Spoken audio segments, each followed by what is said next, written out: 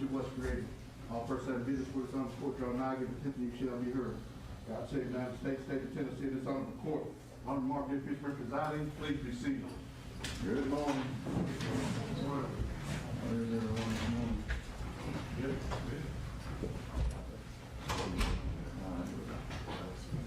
What preliminary matters do we have before we bring the jury in? I think the auditor's ruling on the video was... Yeah. Anything else? Not that I'm aware of.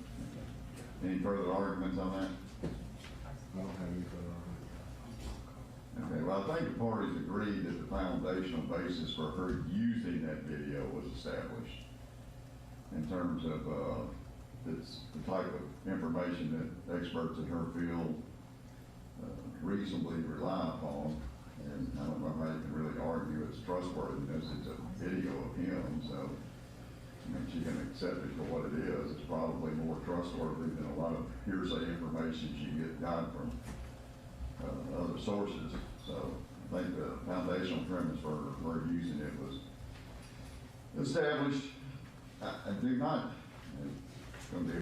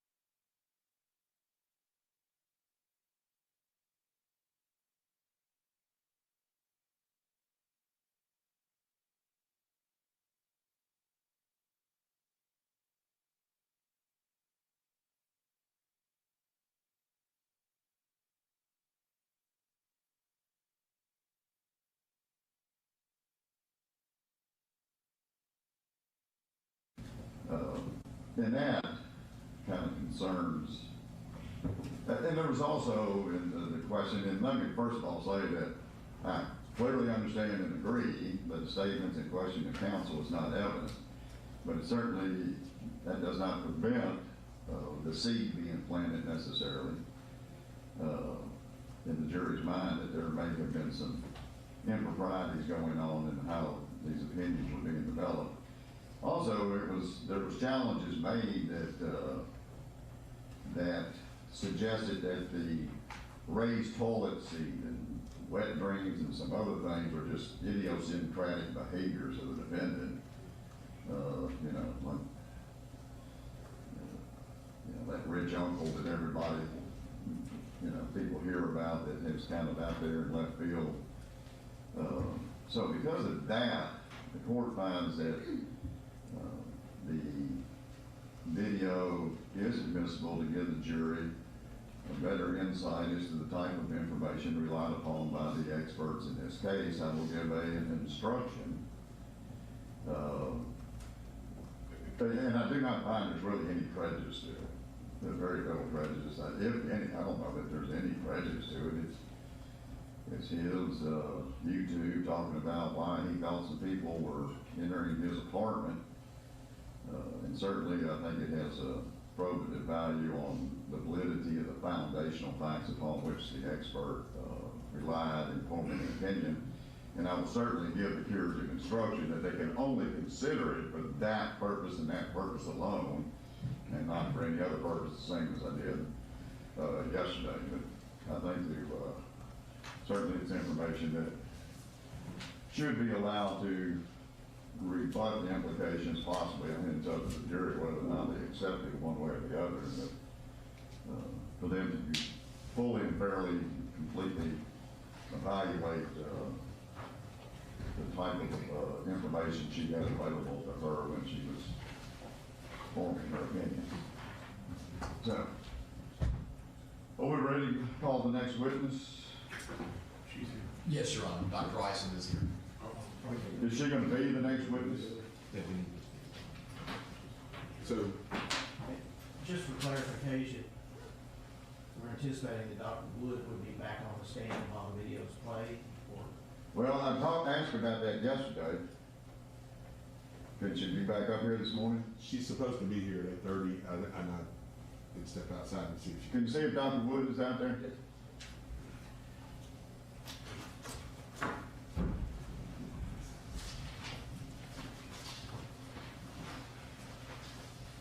and I need, Dr. Wood apparently is not out there at the moment. So, I don't know if someone can attempt to contact her and see if she's nearby or what the situation is. so, we'll just go to Eisen. Yeah, we can go with Eisen, and then, You want to check on Dr. Wood? Because I mean, I assume I can try to the way check with things went yesterday, Dr. Eisen may be on the stand for a while. And I don't know what Dr. Wood's schedule is, but we're thinking 5 or 10 minutes, get her in and get her out, and then we'll pick up Dr. Eisen. If she's going to be a little bit longer, we'll go ahead with Dr. Eisen. you want me to step out in the hallway just a second? Sure. Yeah, there could be traffic problems. It's such a beautiful day out.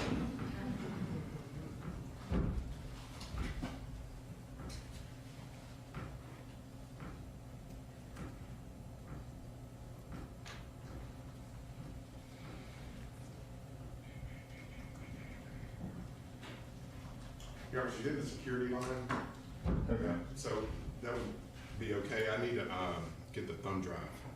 I got it right here. Right here.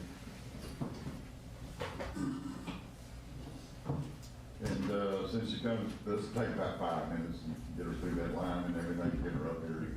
We'll start back up.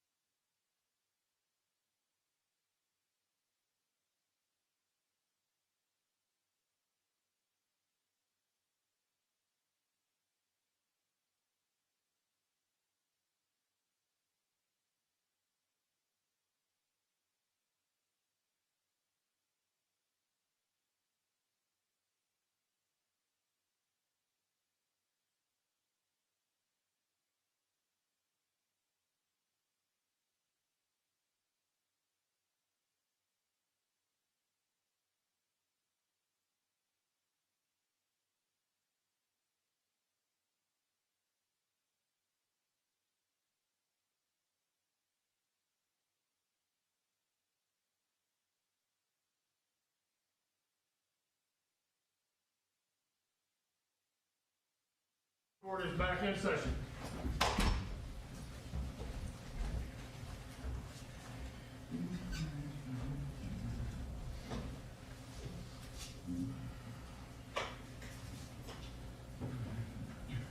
Did you get the message in the orphan again? I am nothing back with a copy of that. They did. Okay. They were arrested for, change that to the Recross-examination. You got, Jurors. Oh, it's what? Crossing that. That's a You know you can get Davidson County in Portland. It's a son of it was his car, he had anything. Anybody who got anything. Oh, okay. Yeah.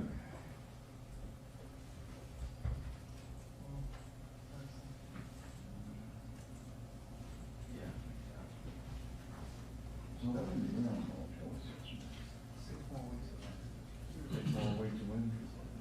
This is what we got to look forward to the next week. Oh, well. Yeah. Oh, yeah.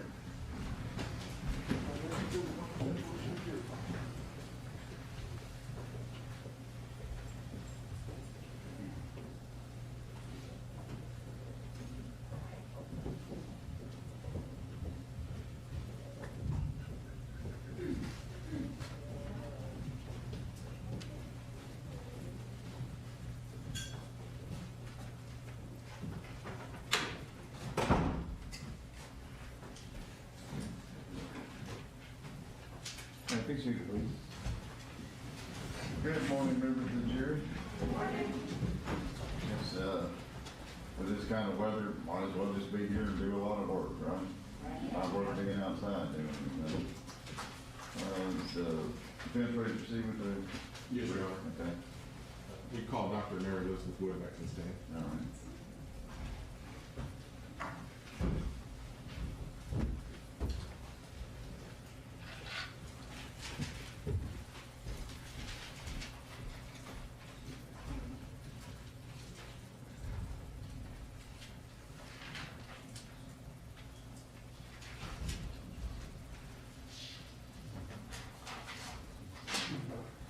You would raise your right hand to be sworn in. You solemnly swear to affirm to tell the truth, the whole truth, and nothing but the truth, so help you God. I do. Are you gonna get the way you stand on step?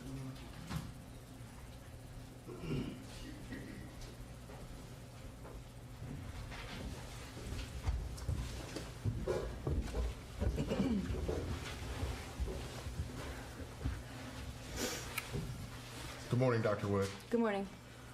Yesterday, when you testified, I believe you referenced that you had been supplied some YouTube videos that you reviewed as part of your evaluation in this case. Is that correct? That's correct. Was one of those YouTube videos entitled "Somebody Broke Into My Apartment"? Yes, And did you review that? I did. Your Honor, at this time, I would like to play that YouTube video. All right. You may.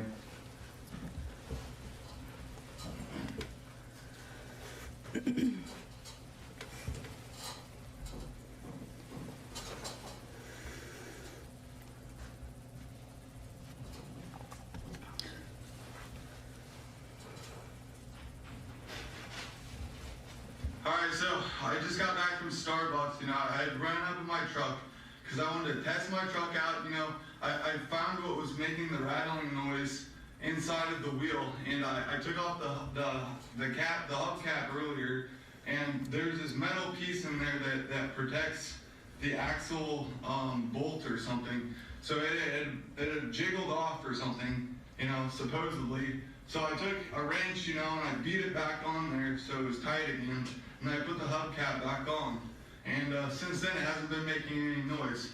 But I went to Starbucks, and I got a Starbucks thing, and I come back to the apartment here. And then that's the thing, is these people just magically show up, and it's an art of deception, they're doing this for some reason, because it hasn't been the first time. So for some reason, my cousin Chris just happens to show up here while I'm outside. You know, the off chance that I'm outside just when he decides to pull up. You know, I'm looking at my truck. You know, I'm trying to decide what I'm going to do to my truck, you know, in the future. I want to black some stuff out on it. I want to change the running boards, you know, black the running boards out. I'm going to get under it, repaint the underbody, you know, put underbody coating on the underside of it. I need to redo the rocker panels and everything like that. And so I'm talking about all the stuff I want to do to my truck. And then Chris pulls up, you know, my cousin Chris, and I had gone down to his place the other day, you know, to see him. And so it's like, well, that's weird, you know, that this guy just happens to show up here, you know, and he said he had been out voting with some people someplace or something like that. So I don't know how he would have known that I went there, you know, or anything like that. But anyway, that's coincidence. I'll just write that off as coincidence. So anyway, I started talking to Chris, you know, and, you know, he asked me how it's going and everything like that. And I said, oh, you know, it's going all right, you know. I mean, there's just some strange things that have been happening. And then I talked to him about my truck and everything, and he asked questions about the truck, and I talked to him about, you know, his life and how's it going, and how it feels to be out of the Marines and everything like that. But then when I started talking to him about, you know, what had been going on, about this internet stuff, you know, and how my parents, like, had me taken to a mental institution for looking for Taylor Swift. Because a long time ago, I was like, I had read some stuff on the internet, and it made me think that she was uptown. So I was like, I'll just go look uptown and see if she's up there, you know? And I asked my mom to go with me, because I was like, I don't want to be bored just, like, playing this game, you know? So I'll have someone go with me, and they can help me, you know, find this person, you know? And so I asked my mom to go, and next thing I know, we're out front of CVS, and the police are pulling up.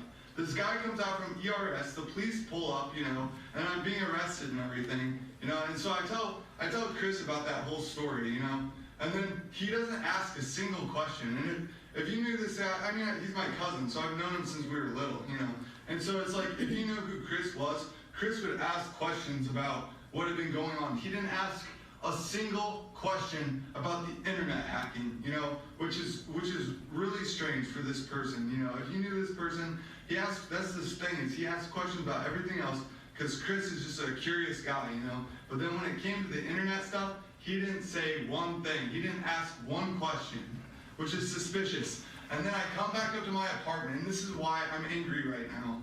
I come back up to my apartment, you know, and this is on my dad's property. My dad owns this property, you know, but this is where I reside. You know, this is where all my stuff is. My stuff's all right here. You know, so this is my living quarters. This is where I live. This is where I reside. No one can come in here. The door is locked. There's nothing saying anyone can come in here. And so, anyway, I come in here. I come into my bathroom, and I notice in my bathroom that the toilet seat is up. The toilet seat is up on my toilet.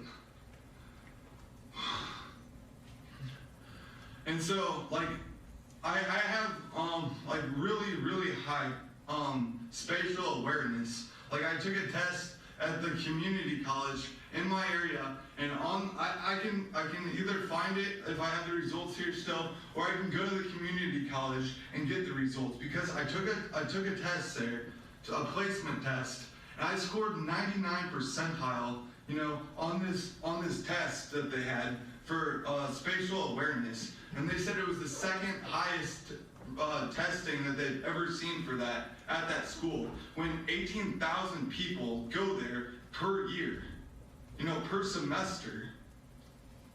And so it's a really high score. And like, I haven't put my toilet seat up. I know for a fact that this toilet seat was down. I know for a fact that the toilet seat was down. I never put my toilet seat up because I don't like it messing up my toilet. If you stand up and you piss into your toilet, water splashes and the stuff goes everywhere, you know, it makes a mess. So I always leave the seat down. I always sit down to pee or do anything. I never lift my toilet seat up. And yet this is what's happened. And then before, you know, I have come in here and the door will be cracked like that. You know, it's not all the way shut, it's not all the way open. I always leave it all the way open, or I leave it all the way shut. I never leave it cracked open. I never do that. And I know for a fact, that I didn't leave it that way. So somebody has been coming in here. And then like I said to my dad the other day, there was fingerprints on the sides of my laptop. There's fingerprints on the sides. I never open the lid that way. When I open the lid of my laptop, I always grab it here and open it, And then if I carry it like this, from the bottom. My fingers are never like that. I always carry it like this. But somebody did, because there's fingerprints, 4 fingerprints across the top of the lid like that. Then I open up, so that's suspicious, I think that's suspicious that I see these fingerprints on there. Then I open the lid of my computer. I type in my passwords and everything because it's password protected. No one can be on this. This is my password stuff. I type in my passwords and everything. And that's the thing, is like I keep long passwords that no one can crack, that I know of. And then I keep them in a file here. So someone would have had to gone to the file, got my passwords, then got my computer, got on my computer, and then I see that there's been files that have been manipulated on my computer. One of the file names had been shortened probably by accident. They probably highlighted some of it and then deleted some of it because it was like half of it was there now. And I didn't do it. I don't think that I did it, because I don't do stuff like that. And if I did, I would have noticed. But then, so then there's these notes. That was in my notes, the notes that I keep, my journals that I keep on my computer. It's labeled under journals. And I keep these notes in there, to keep track of all this stuff that's been happening to me. So I go into these entries, and one of them's been modified, and then I try to find another journal that talks about my dad or something like that, another entry, and the entry's gone. Like I can't find a certain entry that I wrote one time when I was out in Colorado. It just happens to disappear, like it's gone or got deleted or whatever. It's like, why is somebody coming in my apartment and doing this stuff? This is illegal. Why is somebody getting on my private property like that? Why is someone going to my bathroom? And that's the thing, is I know for a fact that I never lift the toilet seat. I never put the toilet seat up. I never do that. It's always down.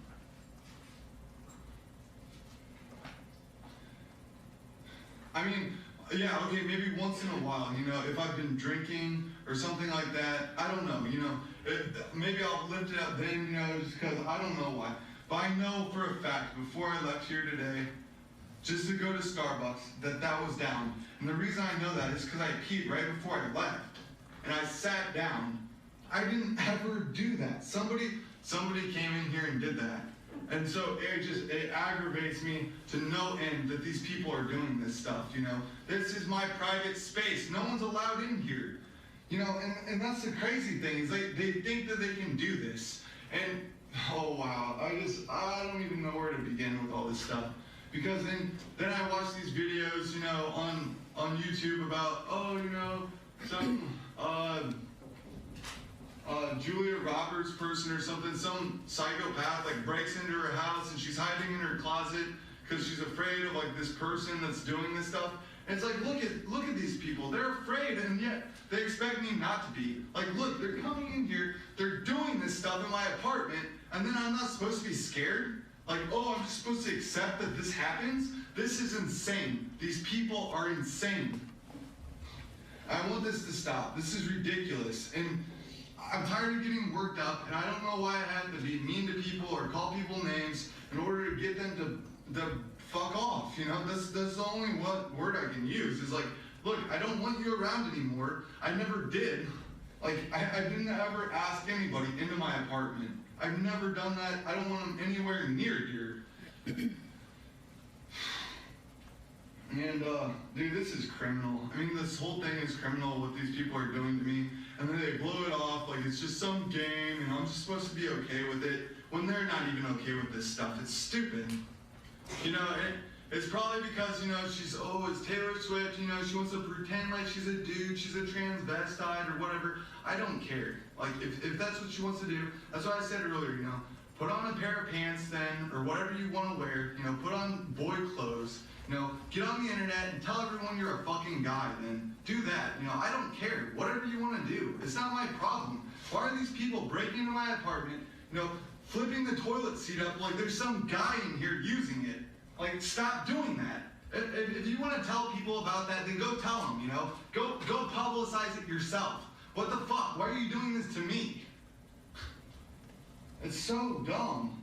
And that's the whole thing, is they keep pushing this stuff on me, like, oh, this gayness or like transsexual stuff, and it's like, what the fuck, you know? None of this makes sense. None of this sticks to me, and they don't see that. Like, no, like, I'm not that, you know, if she's that, that's fine, but stop projecting your garbage onto me. You know, accept what you are. If you want to be a dude, if you want to leave the toilet seat up, then do that, you know? If you want to be a dude and you want to leave the toilet seat up, then do that in your own fucking apartment. Dress like a man or whatever on your own fucking time. Go dress like a guy wherever you fucking go or whatever, you know? And tell people that if you want to tell them that. But don't be doing this shit to me. This shit's fucking crazy. And it's like, okay, yeah, two, that's the thing, is there are these sexist people, you know? I saw this thing the other day when I was going through Pekin, and it was like, silly boys, you know, girls drive big trucks. And it was right after I bought my truck, you know, so is that a coincidence? I don't know. These people just come up with these bumper stickers just to annoy me. You know, like I said, I think part of the community is doing this, so I wouldn't be surprised if someone went out, slapped this bumper sticker on their truck to try to make me feel that way, you know? But like, that's insane. These people are psychopaths, and they're insane. And you know what? Like, trucks aren't just for boys or girls, okay? Silly boys, trucks are for girls. No, they're not. They're for everyone. Trucks are for everyone, retard, okay? This is stupid. This is sexist, and it's wrong to be that way. And secondly, if you want to be a guy, that's fine, okay? You want to be a guy, you want to pretend to be a guy or whatever, then do that. But when you come into my apartment and do this shit, okay, for one, guys aren't criminals. All guys are not criminals, you feminist Nazi. And when you come in here and do this stuff, that just tells me you're a fucking criminal, that you believe guys are criminals, and that's wrong. Like, all guys aren't criminals, you know? And I don't like you because of the way you portray men. You're sick.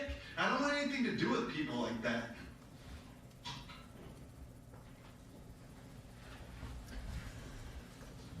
Your Honor, I move the video as evidence. All right. And I'll have to supply a thumb drive with just that single video. That's all I have. Members of the jury, let me explain something to you very clearly. That thumb drive on that video that you just saw was introduced to give you insight and some understanding of the type of information relied upon by Dr. Wood to form her opinions. You can only consider it for that purpose as to whether or not it's the type of information that she, give it what weight you want to in terms of how she utilized it to form her opinions. You cannot independently look at that video and make any substantive decisions as to his mental state, Mr. Reinking's mental state, the truth of what he was talking about, or anything else. It is solely limited as to whether or not it was valid information, or whether or not it was valid information. Give it what weight you want in terms of Dr. Wood's use of it in forming the opinions that she did. All right? All right. You want to ask some questions? Oh, yeah, absolutely. I just wanted to clarify that before we went any further.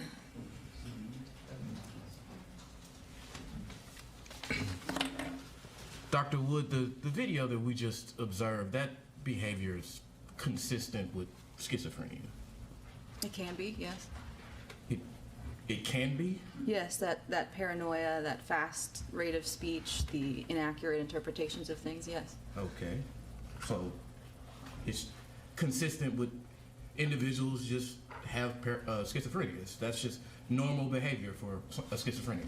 It can be, yes. Okay. And I think we've established that most schizophrenics are not out committing mass murder, right? Yes, I would agree. Okay. And the behavior that we observed, it seemed, according to his own recount, the defendant was saying that those things made him angry. Yes, he did say that. Right. Okay. He didn't say in that video it made him afraid. Just said, I'm angry. I think at one point he did say he was afraid. Maybe I'm misremembering, but... Right. Well, maybe. He talked about, and do you recall when this video was shot?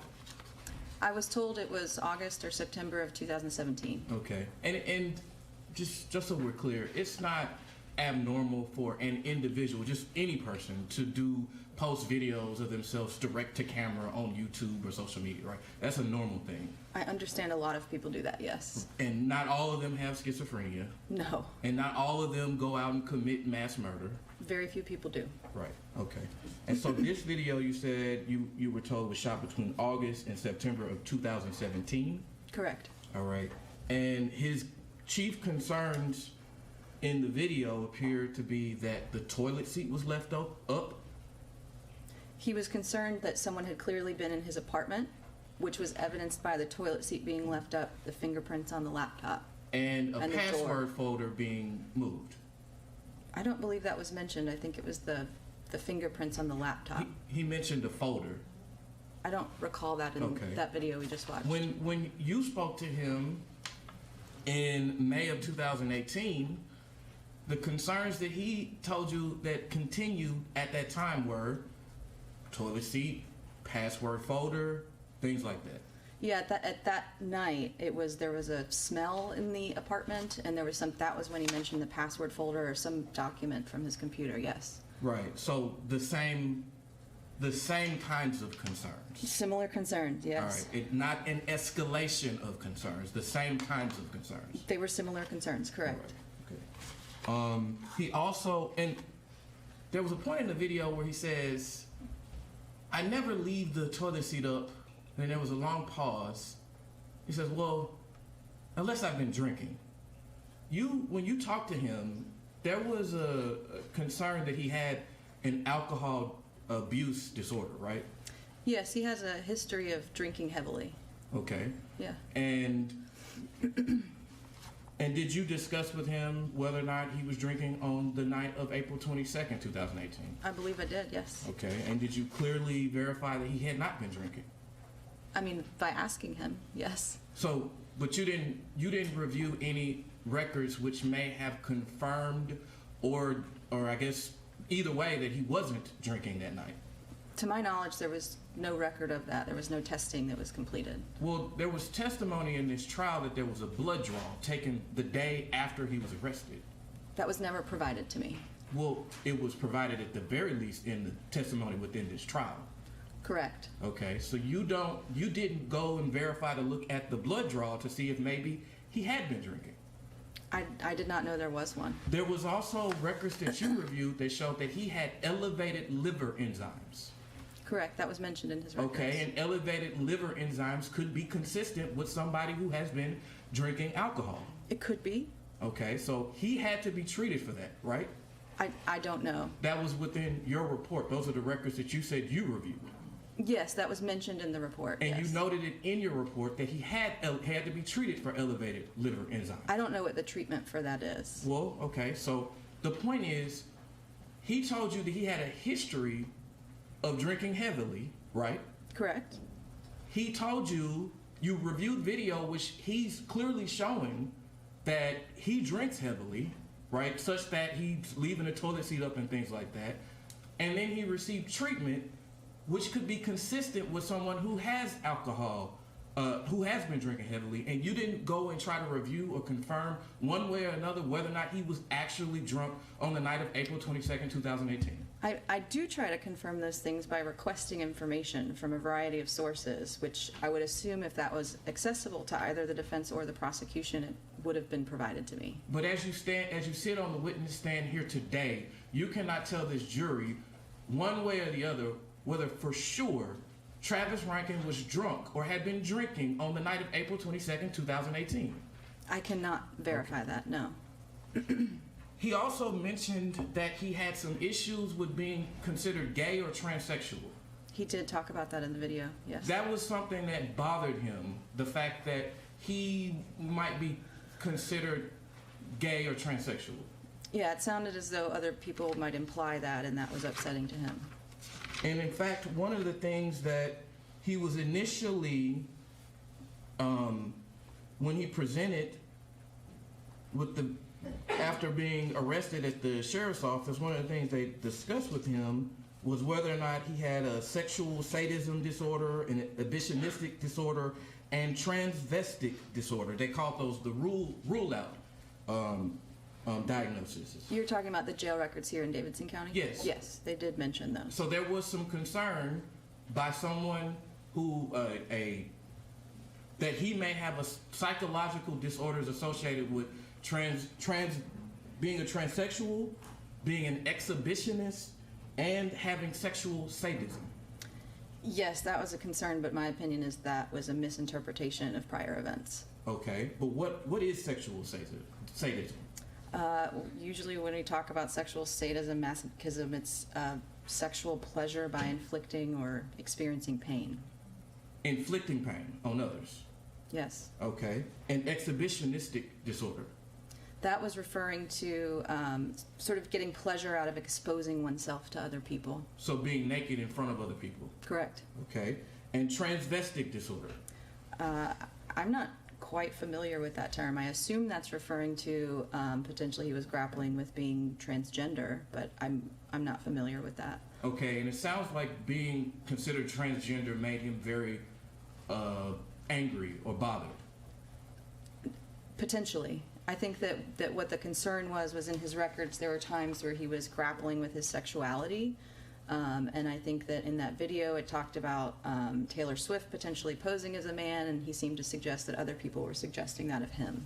Okay, and just to put a complete button on this, you said sexual sadism disorder is one where you derive pleasure from causing pain to others. Correct. April 22nd, Travis Reinking killed 4 people, maimed 2 others, and shot and injured 2 others, right? He caused considerable pain on that day. That is my understanding, yes. All right. And exhibitionistic disorder, which you have testified, is someone who enjoys showing their nude body to others, right? On April 22nd, 2018, he exposed himself to others as he was causing significant pain to them. Is that right? Correct. He was virtually naked at the time of the offense. Those are my questions. Thank you. Dr. Wood, you said earlier, I think just on this question, that the state had opportunity to provide you with whatever they wanted to provide you with, and they did provide you with certain information. Isn't that correct? They did, yes. And you heard earlier, you heard like a question that at some point in this trial there was evidence of a urine screen taken from Mr. Reinking shortly after his arrest. You recall that? He did mention that, yes. Okay. During the past 4 years, at any point in time, has the state ever provided you those test results that would indicate whether or not there was alcohol in the system on around April 22nd, 2018? I have never seen those, no. Anything else? 1 second.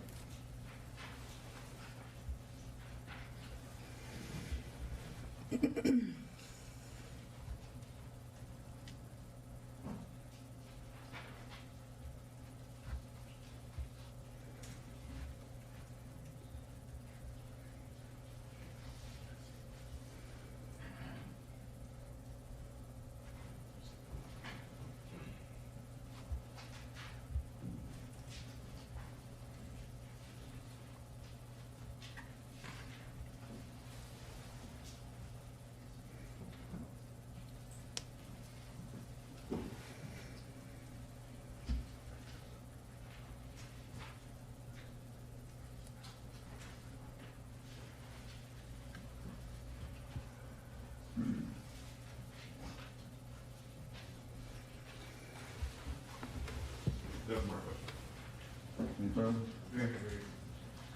And Dr. Wood, you did receive records from the Davidson County Sheriff's Office, which included how he was treated. Your Honor, that's not the screen. Well, The Davidson County Sheriff's Hold Office. on, let me finish the question. Don't answer it until we get the objection. which would include certain records related to his medical treatment while he was in custody. Did you not? We received his, Hold on. The Davidson County. Your Honor, this is testimony. Let's have one attorney at a time and let that attorney finish, and then I'll allow you to say anything you want. I'm not gonna get into an argument. The issue came up about a urine screen that was taken to Mouret Hospital. The question on redirect was, have you ever been provided that urine screen from Mouret Hospital? No.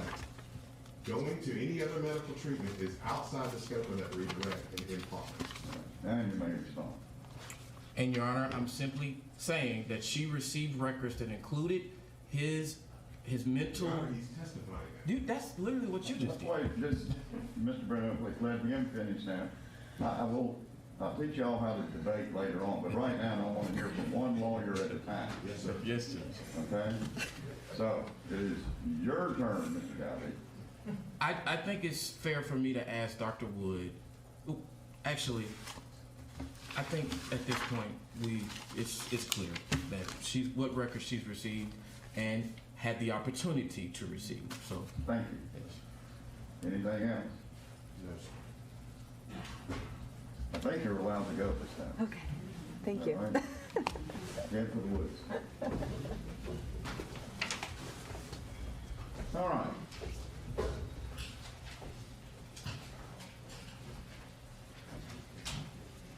Call your next witness. Your Honor, the defense will call Dr. Rena Isen.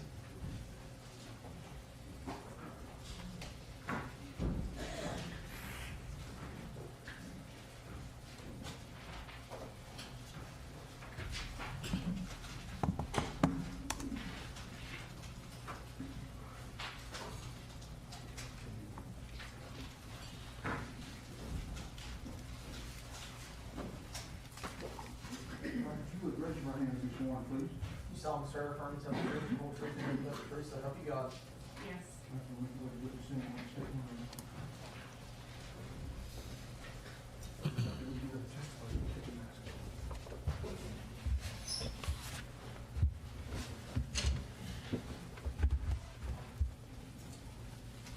Good morning, Dr. Isen. Good morning. If you wouldn't mind, could you state your name and spell it for the court reporter? Rena Isen, RenaIsen. And Dr. Isen, where are you employed? I'm employed at Middle Tennessee Mental Health Institute. And what is that? It is a state ran psychiatric facility, public psychiatric facility. Okay. And what do you do for them? I'm a psychologist there. Okay. And how long have you been in that position? I've been there 6.5 years. Okay.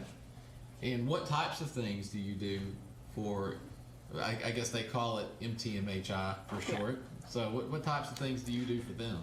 I do forensic evaluations that are ordered by the court. That's most of my work there. I also do a little bit of individual and group therapy. Okay.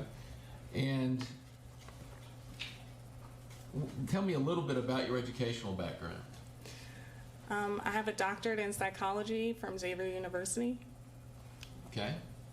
And when did you receive that doctorate? I received it in 2013. Okay. And prior to working for MTMHI, what types of things did you do? I worked in the prison system as a psychologist for 5 years. I also did outpatient therapy in the community mental health centers. That was the bulk of my work. Okay. And do you hold any particular licensure in the state of Tennessee? If you really try to speak into the microphone. Oh, yes, sir. Sorry. Yeah, I'm a licensed psychologist. Okay. And do you hold any particular certifications in the state of Tennessee? Yes, I'm certified as a forensic evaluator. And you said that as part of your jobs at MTMHI, you do court-ordered mental health evaluations. Yes. Has that ever required you to testify before? Yes. About how many times would you say? About 50 times. Okay.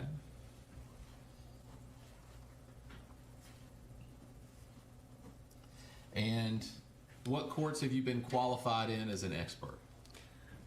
Davidson County Court, I think this court exactly. Shelby County, the court in Franklin County, the one in Murfreesboro, I forget what county that is. That's all I can remember. Your Honor, at this time, I would tender Dr. Eisen as an expert in forensic psychology. Anything from the state? Member of the jury, Dr. Eisen will be declared an expert in the field of forensic psychology, and again, I'll charge you on that later. Dr. Eisen, I want to ask you a little bit about MTMHI. And I would say the full name, but I get tongue-tied every time I try to say it fully. So, but for MTMHI, what type of facility is it? Is it a hospital? What's it? Yeah, it's a psychiatric hospital. Okay. So people with mental illness come there for treatment, and then also for forensic evaluations. Okay. And do they have like an inpatient wing? It's all inpatient. It's all inpatient. Yes. Okay. All right. And so at some point in time, when someone comes in for you to conduct an evaluation, what types of things are you looking for when the court asks you, as in this case, to render an opinion about whether someone could appreciate wrongfulness or whether they suffer from a severe mental illness? What steps do you take? Well, the first step is determine if they actually have a mental illness. So a lot of that is going to come from records, and maybe they had treatment records or different interactions with the police, whatever is available that has an indication that they might have a mental illness prior to the crime occurring. Sometimes that might involve talking to family members or close friends, things of that nature. After we establish that a person does have a mental illness, then we get into the details of the crime that occurred. So we ask them about what they were thinking, what happened. We do some psychological testing as well. I left that part out to kind of indicate what their thinking is like, if they have a mental illness, what their intelligence level is sometimes. And then we look at other available records to kind of figure out what happened at the time of the crime. So that might involve police reports, investigative reports, things of that nature. All right. And do you look at videos sometimes if they're available? Yes, if they're available. Okay. And you talked about meeting with someone you're evaluating. When you do that at MTMHI, are they, during the evaluation, are they inpatient? Yes. When they're court ordered for an evaluation, they come to us for 30 days, up to 30 days, so usually around the 30-day mark. But by the time the 30th day ends, we have to send them back. But they're with us, they stay with us the whole time, and our staff will keep an eye on them the whole time and write notes about what's going on with them while they were there 24 hours a day. And was that the case with Mr. Reinking? During the evaluation, was he being held there inpatient? Yes. Likewise, with your engagement with Mr. Reinking, was that pursuant to a court order? Yes. So you've never been hired by either side to come in and give an opinion in this case, is that correct? Correct. So, do you recall when it was when you were asked to provide an opinion about Mr. Reinking? I don't recall when I got the court order. I know he first arrived to our facility on July 12th, 2018. Okay. And at that point in time, did you have any collateral source documents or information when you first got there? Yes. Okay, and what information did you have in reference to Mr. Reinking at that time? I had affidavits, some records from the mental health cooperative, records from his mental health records from jail. I had the Metro Police Investigative Supplement Report. I believe at that time I also had the police reports that he had when he was in Illinois from contacts with the police. an arrest warrant from the District of Columbia when he was trespassing on White House grounds. His attorney at the time also provided me some notes about his meetings with Mr. Reinking. His attorney at the time was Jonathan Wing. I also, I believe, had some letters that Mr. Reinking had wrote to the court. Those were dated May 9th, 2018 and May 10th, 2018.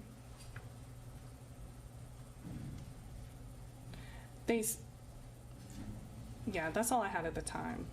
Okay. And with those things, in this instance, did you review those before you started interacting with Mr. Reinking, or is that something you would do during? That's typically something I review right before, if I have time. So typically I would do that before. All right. And so now, just to be clear, that's what you had initially, but at different points during your evaluation, did you receive additional information? Yes. And what was that additional information? I received video surveillance of the shooting at the Waffle House. I also received, right before he left, I received journal entries from his personal journal prior to the shooting.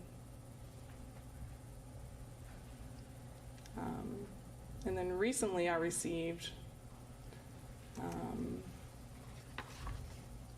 more journal entries. Apparently there was a lack, something happened with communication, because I received an email during the evaluation.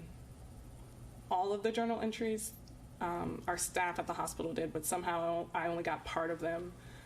So those were resent to me, and I reviewed all of those recently within the last 3 weeks. And I also received YouTube videos that Mr. Reinking created prior to the shooting. I received those earlier this week. And in relation to the videos, did you receive some YouTube videos back at the time? Yes. And so do you remember approximately how many? I believe there were 3. Okay. And then as it related to the ones you said you just recently received, about how many were those? I did not count. There were a lot. It was over 20. I would say between 20 and 30. Okay. So describe for the jury how these interactions with Mr. Reinking would go when you start meeting with him. Like, how are they set up logistically? Logistically. So I met with him at least 2 times a week by myself. So me and him would sit in a room that we have on the unit and talk mostly about what happened around the time of the crime and some about his history. We also once a week meet with him as a group. All of our clinical staff meet with him as a treatment team. So that's in a bigger conference room. We all sit down. So that includes me, the psychiatrist that we had at the time. One nurse always sits in, his social worker, and our treatment team coordinator. So we would do that once a week as well and talk about his treatment while he was there, his treatment goals, and any concerns that he had. The meetings that you had with Mr. Reinking, where it was just you and Mr. Reinking, how many of those were there?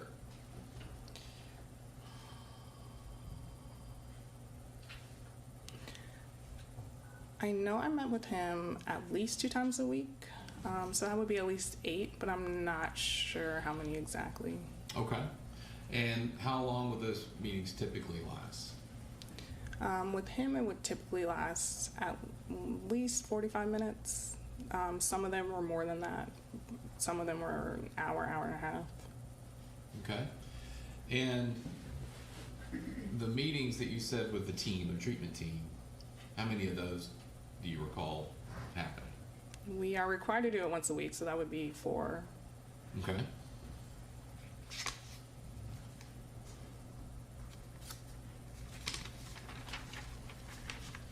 So, did you come to a point after conducting those meetings and reviewing all that information where you formed an opinion as to whether or not Mr. Reinking suffers from a severe mental illness? Yes. What was that opinion?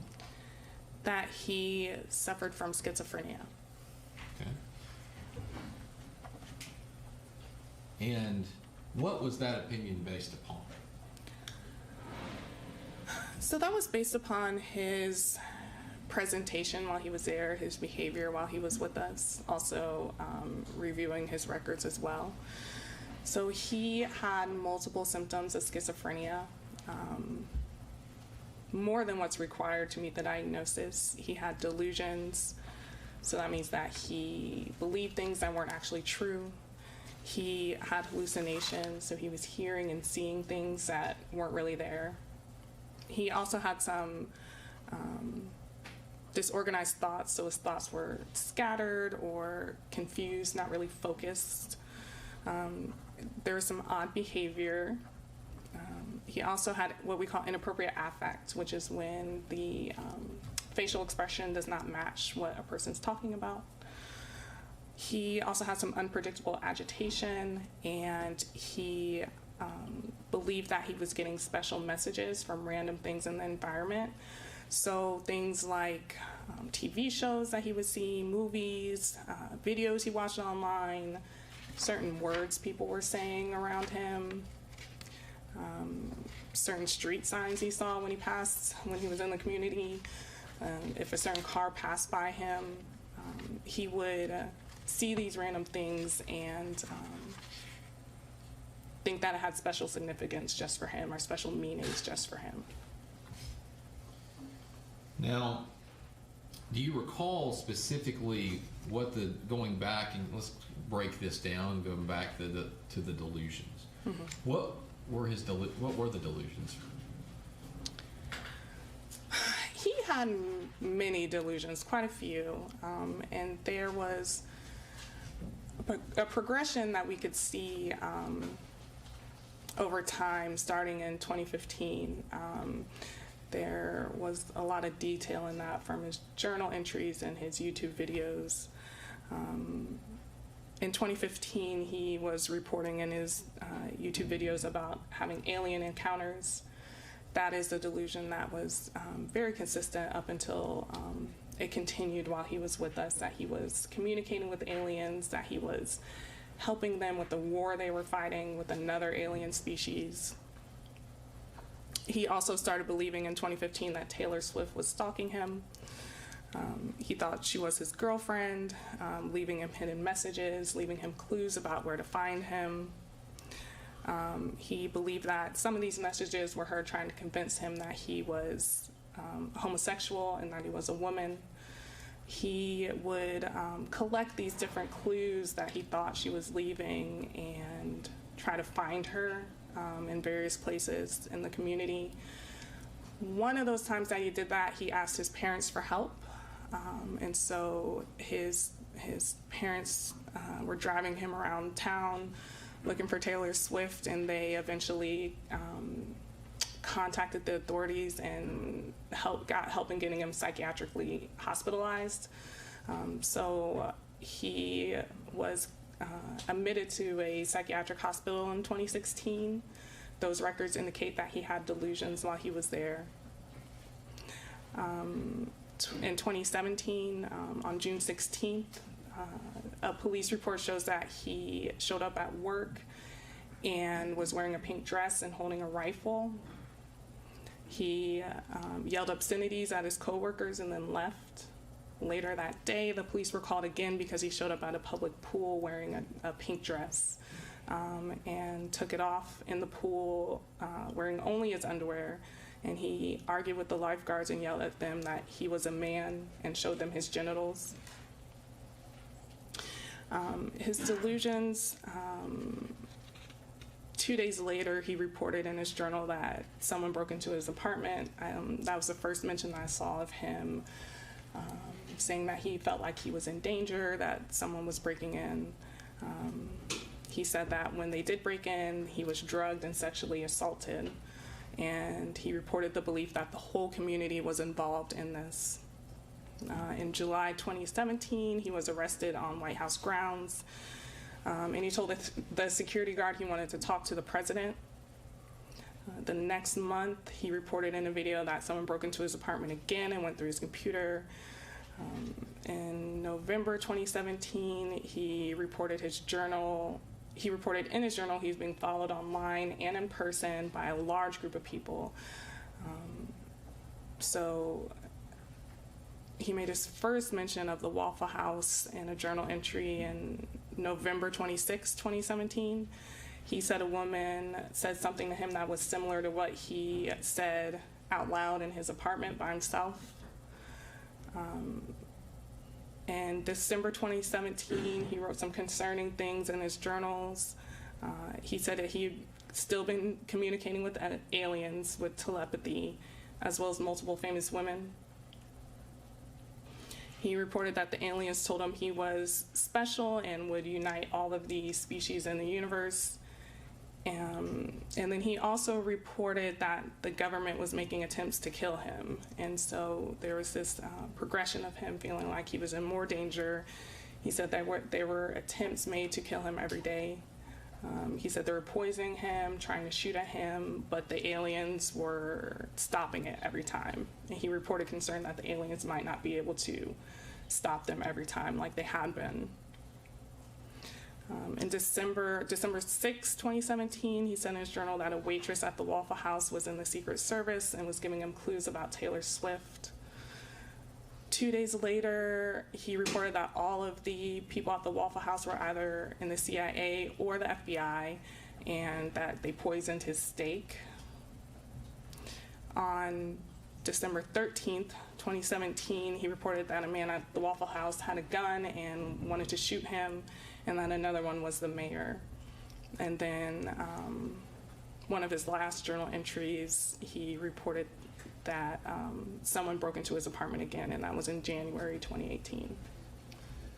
When someone with schizophrenia suffers these delusions, do they believe them wholeheartedly? Yes. And specifically, what's the definition of delusion? Believing something that is not true against available evidence. In the context of schizophrenia, is it something that even if a person's shown contrary proof, that they still wholeheartedly believe their delusion? Yes.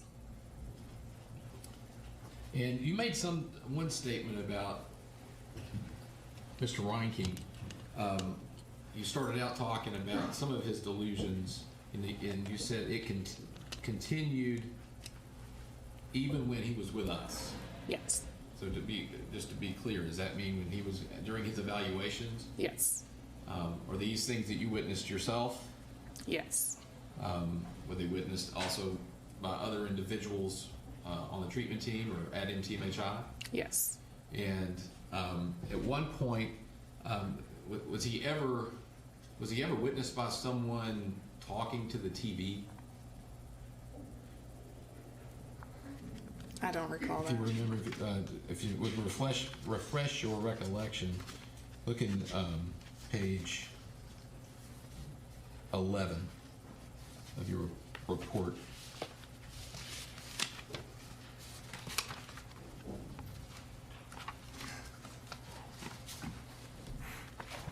Block quote at the top. Yes.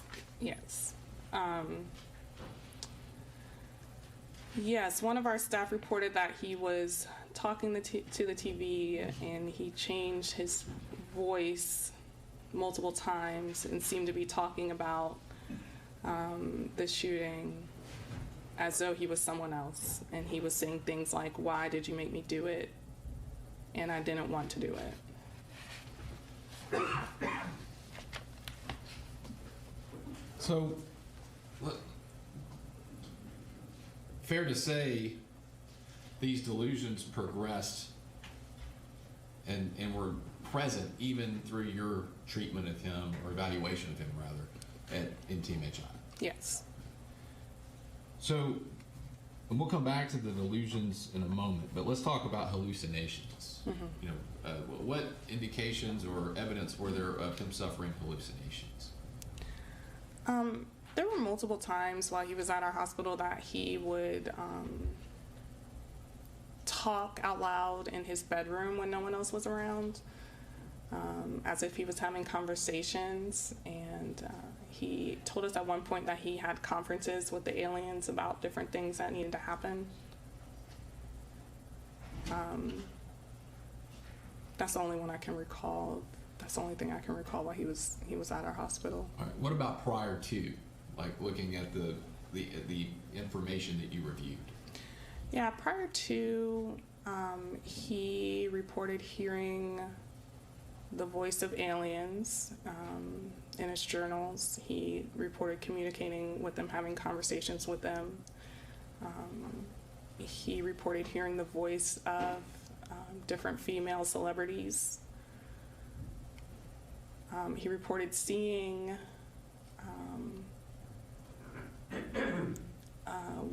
someone he referred to as his wife, that he believed he was married to some kind of supernatural being that was a shapeshifter, and so he reported seeing her at one point, and she looked like Maleficent. That's all I can recall. Okay. And you mentioned disorganized thoughts. Were there any particular ones that stood out to you that you were able to either observe or review from the materials? Yeah, when he was at MTMHI, when he was talking, he tended to kind of jump around and lose focus when he was talking from topic to topic. I can't remember any particular thought. It was pretty consistent that he communicated in that way. Okay. So, and going back to the delusions, were you able to talk to Mr. Reinking about his actions on the evening of April 22nd, 2018? Yes. And based on what you reviewed, what was his thinking on that evening? What happened on that evening? His thinking was that he was in danger. He believed he had been stalked and harassed, and multiple attempts were made to kill him. He believed that it was this unknown entity that was kind of out to get him. He thought he had been drugged, sexually assaulted, his apartment broken into multiple times, like I said, attempts on his life. So he believed that he was acting in self-defense. And was there any event that happened earlier that evening that you recall him mentioning or writing about from what you reviewed that triggered those fears to escalate? Yes. He reported that his apartment was broken into that day. Okay. And what caused him to go when he did? He reported that he got a message from God telling him to carry out the shooting. And do you recall how he said he received the message? He said it was just kind of a thought that was put into his head, like it was a direct kind of implant from God. And you've been able to review the surveillance video from the Waffle House, is that correct? Yes. And you were able to note from that video that what he was wearing. Yes. Based on what information you have about that night for Mr. Reinking, was there any significance to him as to why he was dressed the way he was? Yes, he said that God told him to wear that particular jacket. and he reported embarrassment of going out in public wearing it, but he said that's the direction that he got from God.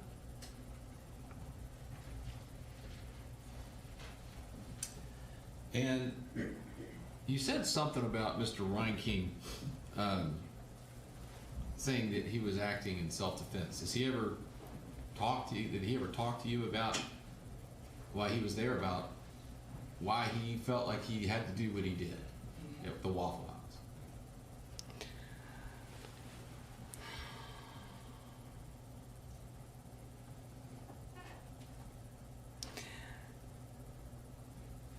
He reported the belief that the people at the Waffle House were involved. He said in his journal entries that they were CIA and FBI agents, and that some of the staff poisoned his food multiple times. Okay.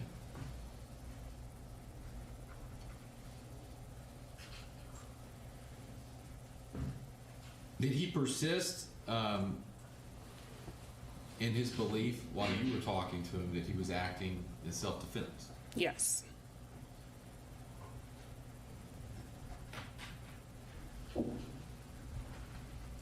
You said he wrote to the court, wrote some different letters at different times while he was in your care, correct? No, not Or while prior he was to. in our care, prior to. Prior to, yes. sorry. Mhm.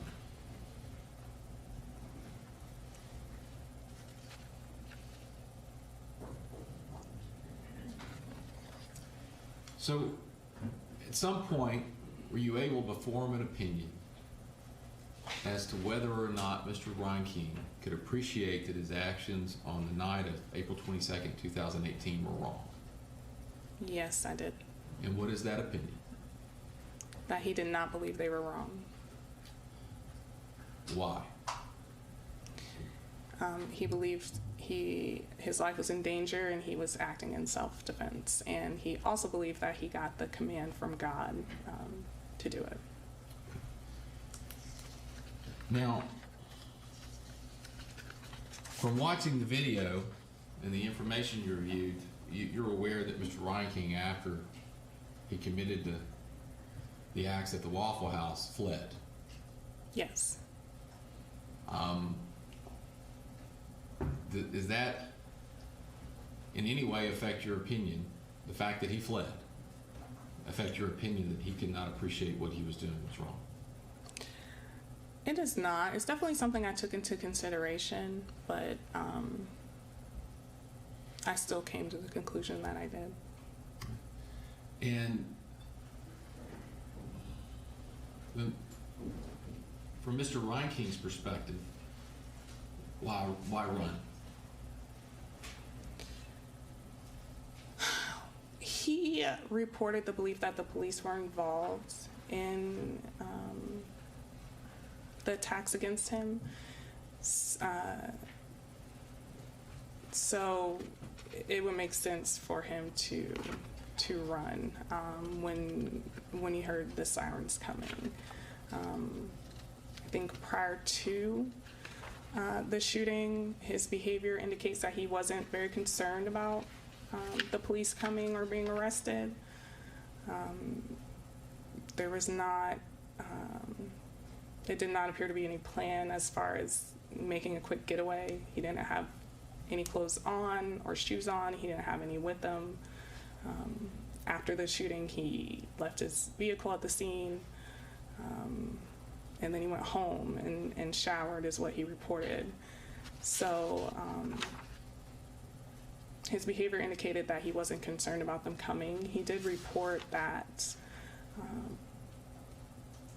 he didn't believe they would care about the shooting. He didn't believe that they would respond, and that was based on his experience with the police before, when he had called the police multiple times to report that people were harassing him and stalking him, and they didn't do anything. So he reported the belief that he did not think they would be concerned about that as well.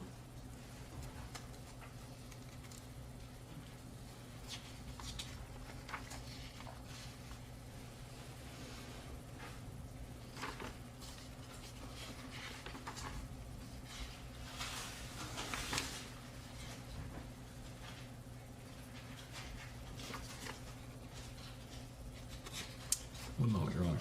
All right. Those are my questions.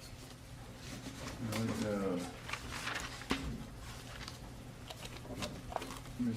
Norman, do you want to go for a little bit and then take a mid-morning break, or would you just like to take it a little early so you don't get interrupted? Because it's 9:45, so either way you want to go, we'll do it. Judge, I can do it either way. I can get started with her and take the break. All right, we'll go ahead and get I started. will probably go past the mid-morning break. So. Pardon? I said I will go past the mid-morning break. I don't want to inconvenience anyone. Do y'all need a break at this point? Any of you? All right, well, let's go until about 10 or so, if we can find a convenient place to stop. And Judge, feel free to stop me if I keep talking past that time. Oh, you know I will. I know you will. I'm not worried about that part. Good morning, Dr. Eisen. How are you doing? I'm doing pretty well, thank you. Okay. I want to go back through a few things. Obviously, you work at MTMHI as a psychologist, and April 2018, how long had you been there? 3 years. 3 years, okay. And how many assessments like this one had you done before at that point?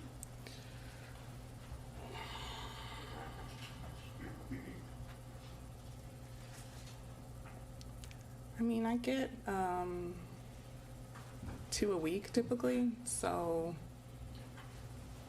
I don't know, probably at least 200. Okay.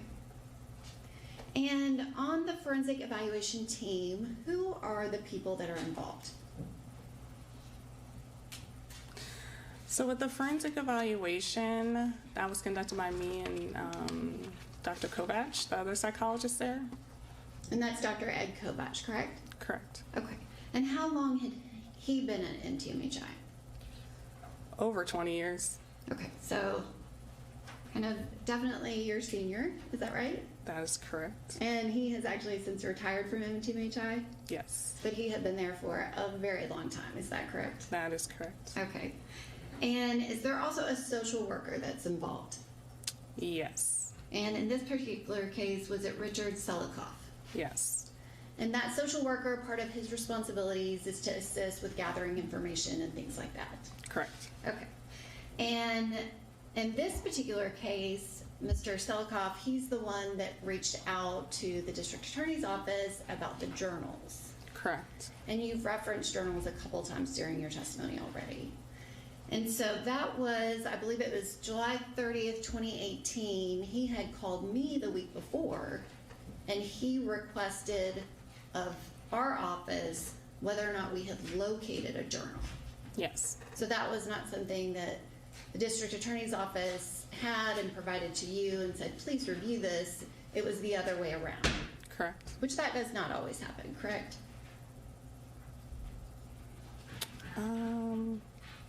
Not always, no.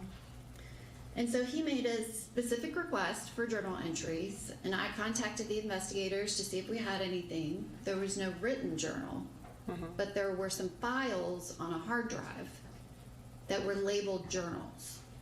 And so those typed journals were provided to MTMHI, Yes, correct? And there were 73 individual files, correct? I did not count.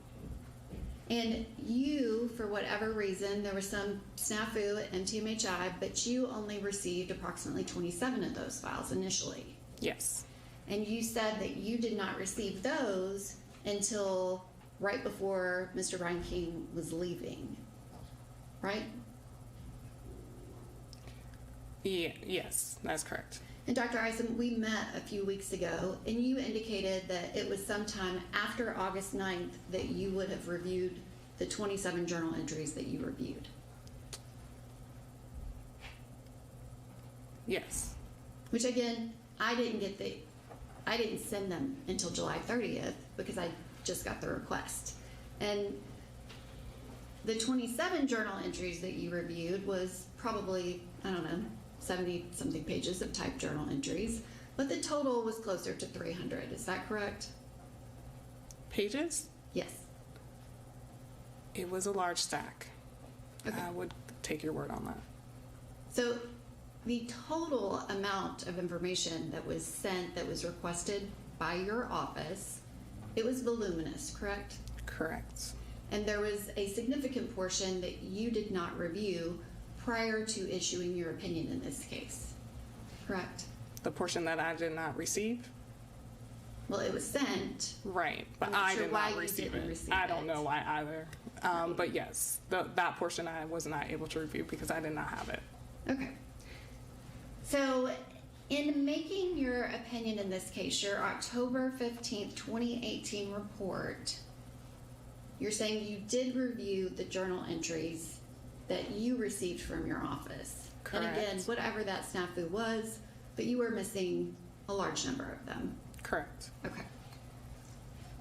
When you made your opinion October 15th, 2018, at that point you said that you had reviewed the video surveillance. Is that right? Yes.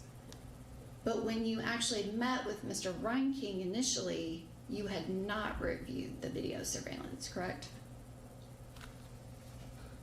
I do not know at what point I reviewed it. I know I didn't have it. It wasn't in the initial materials that I received. So when did you receive the video surveillance? I believe it was sometime during that first 30 days he was there. I believe the outpatient evaluator, Dr. Woods, I believe, sent it to me. Okay, and so you're talking from July 12th to August 12th, Yes, sometime during then. I believe so, yes.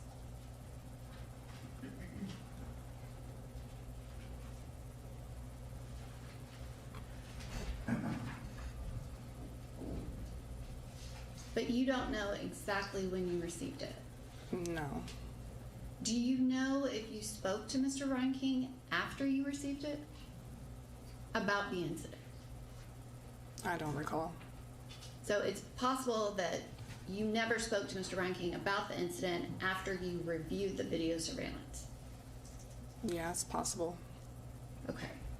And the last time that you spoke with Mr. Reinking about the incident was on August 6th of 2018, correct?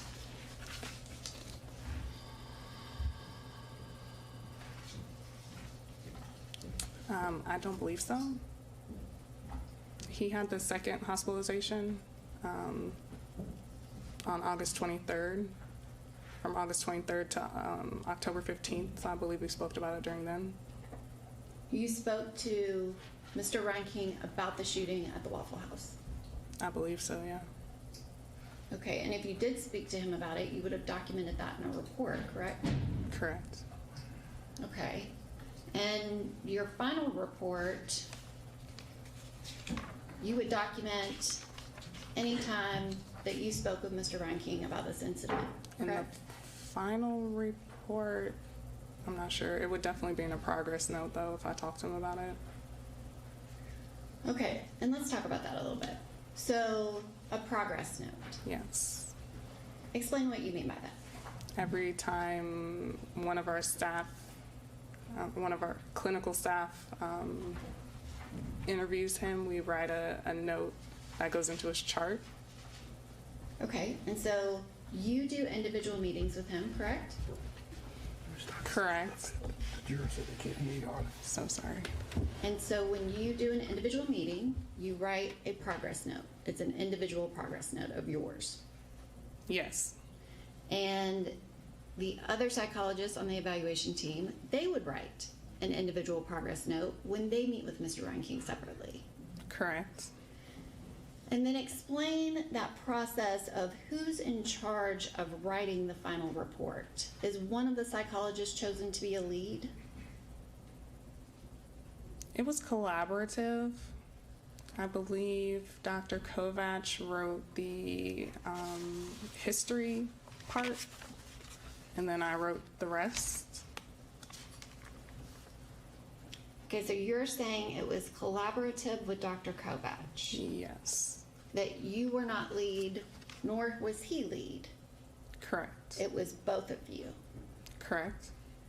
And this final report for October 15th, 2018, Did you draft that report, or did Dr. Kovach draft that report? It was collaborative. Okay, so you're saying that Dr. Kovach was actively involved in creating this report. Yes. And so how did that work? I honestly don't remember that long ago. Well, I mean, is one person typing and the other person sitting next to you telling you what to type? How does that work that you both write something together? We both write parts and then combine them, and we both review it and make edits. Okay. And so which parts of this report did Dr. Kovach write? You're talking about the second report? October 15th, 2018. That's your final report with the opinion that you are here today testifying about. Correct? I mean, I have two final reports. You have But two yes, final reports. I'm testifying about them both.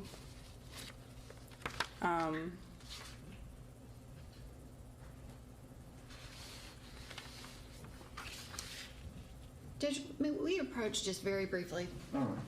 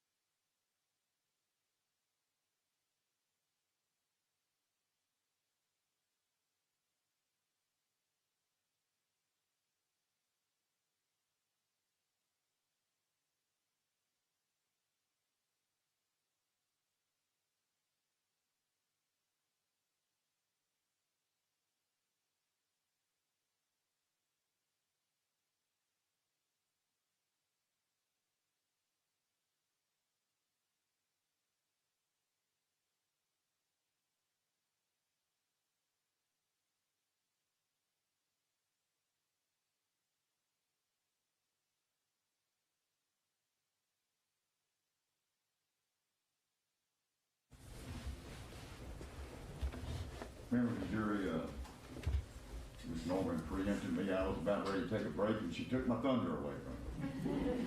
But be that as it may, it is about that time and we're going to do that, and I've got a little matter I want to address with the attorneys and stuff anyway. So just put your notebooks in your chair and go and relax for a few minutes. Please do not discuss anything about what's transpired in this courtroom.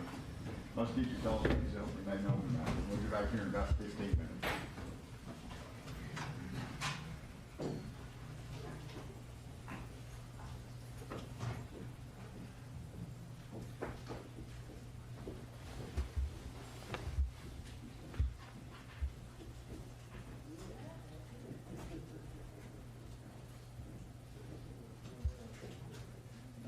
seated for a minute. Dr. Isen, just out of an abundance of caution, I know that defense counsel has spoken with you about this. My understanding, you gave 2 reports, one in August and one in October. And one of them primarily focused on competency and the other one on insanity. Or did they both? They both focus on insanity. Okay. During your testimony, although you got 2 reports and I'm sure that some of the information you may have relied upon in forming your opinions, both as to competency and insanity were used, right? I mean, some information bled over to both opinions. Right. The important thing I want to reiterate, and I'm sure it's already been advised, that was reinforced to you this morning, is there is to be no reference to or consideration of competency in your testimony here today. So to the extent that either or both of these reports reference competency, you were to ignore your opinions as a competency or any of your working with Mr. Reinking as it related to competency training, whatever it may have been. Okay? Any information that is mutual to both you can rely upon, but you only address it as it relates to the sanity issue. Okay. Just as far as this jury is concerned, there is no competency questions, all right? Okay. Is that? And Judge, if I may, so I can clarify that line of questioning that I was asking. Okay. May I ask Dr. Eisen Yeah, another question? yeah. Dr. Eisen, so I was asking you questions, and I was referring to the October 15th, 2018 report. Okay. And I realized that as I was asking you those questions, you were considering 2 separate reports, and Judge had already made a ruling about the prior report, which is why I stopped so we could clarify this. Did Dr. Kovach write any of the October 15th, 2018 report, or were you referring to the August 9th, 2018 report? I was referring to the August 9th. Okay, and so you said the history, which my question, like I said, I was referring to the final report, which I considered to be October 15th, 2018, because that's the one that gives your opinion regarding insanity. Okay. And I was not referring to the August 9th. So Dr. Kovach did not write any of the October 15th, 2018. I don't think so. I don't think so. Okay. And I will clarify Just that. clarify the date of the report. Yes, I will refer to it as the October 15th, 2018 report only.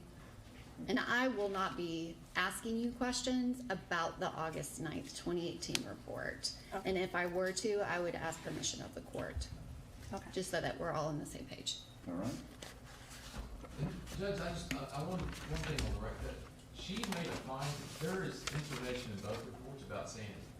So if the state asks her a question that requires her to answer from one report or the other, as long as it doesn't touch on competency, she should be allowed to answer that question. She shouldn't be given some instruction from the state, because the court has not ruled that one report can't come in and one can, and that's a misinterpretation. I don't think the court's ruled that either report comes in.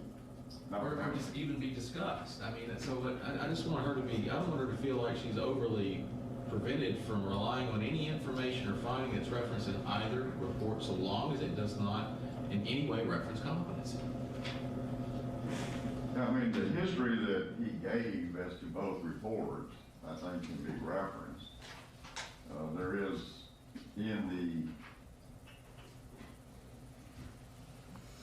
the August 9th report addresses both insanity defense, although I haven't read it in detail, and there's a section addressing competency. But yes, I mean, in terms of her ultimate conclusions or opinions as it relates to the issue of on sanity, she would be allowed to consider the history of anything that she obtained, just as well as all the other historical information she got from other sources. But again, it's limited to its relation to the sanity issue, nothing to deal with competence. Correct. So I haven't read the details of the report. I don't know if there's independent things that she considered only for the competency, and to the extent that that is so, it's not to be addressed. That's what I'm trying to say. Yes, sir.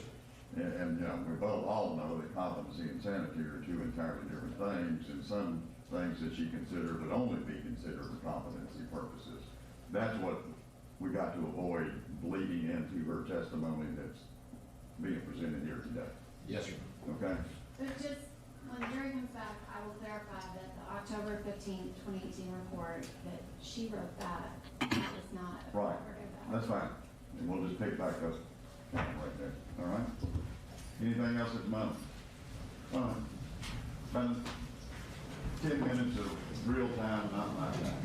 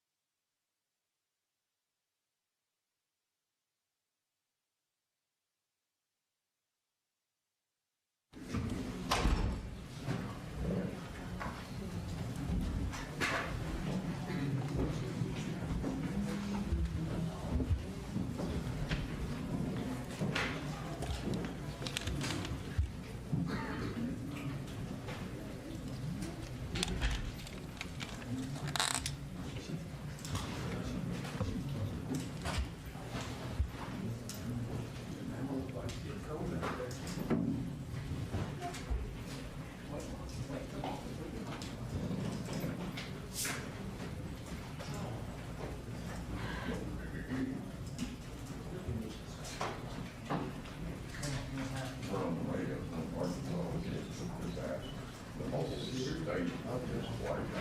You know, that's one big speed line.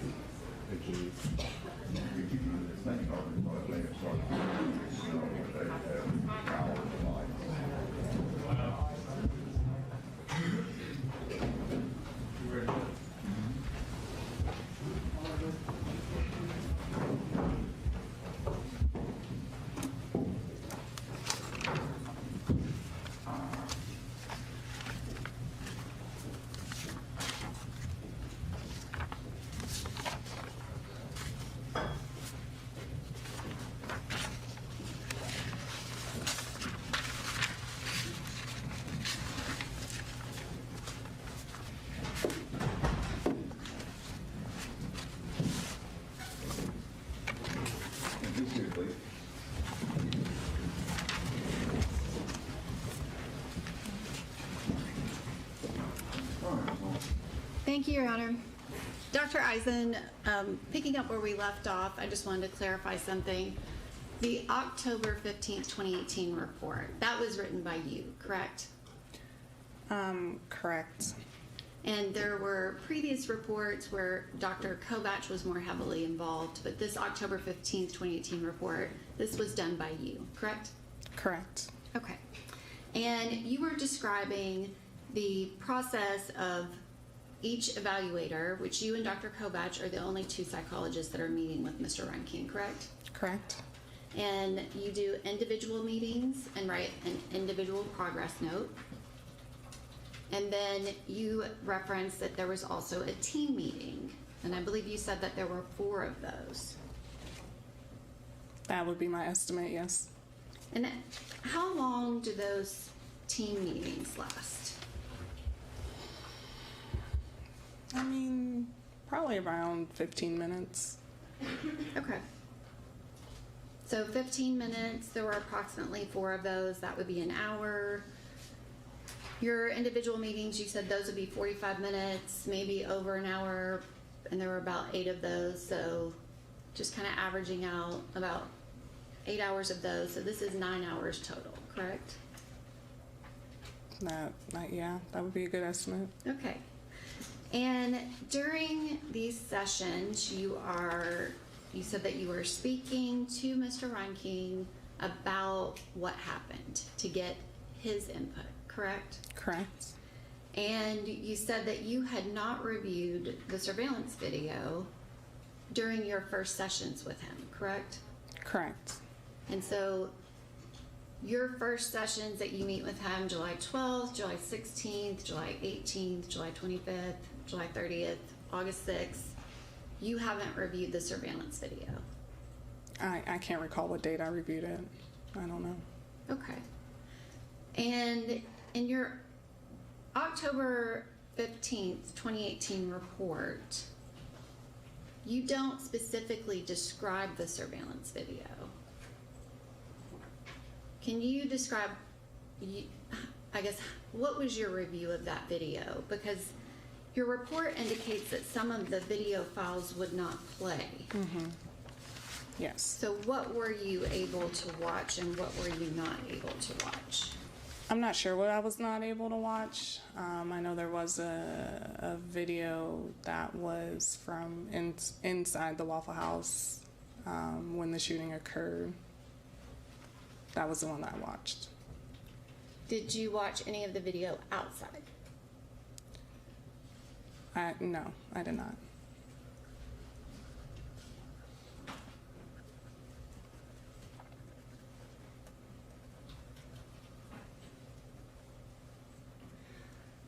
Okay, so Dr. Eisen, you were provided with the surveillance video, which it had multiple cameras inside, multiple cameras outside, correct? I don't know what the ones I could not watch. I don't know what was on there. Okay, but you're saying you saw no video cameras outside. That's your testimony. Correct. So you would have only watched what happened inside. Correct.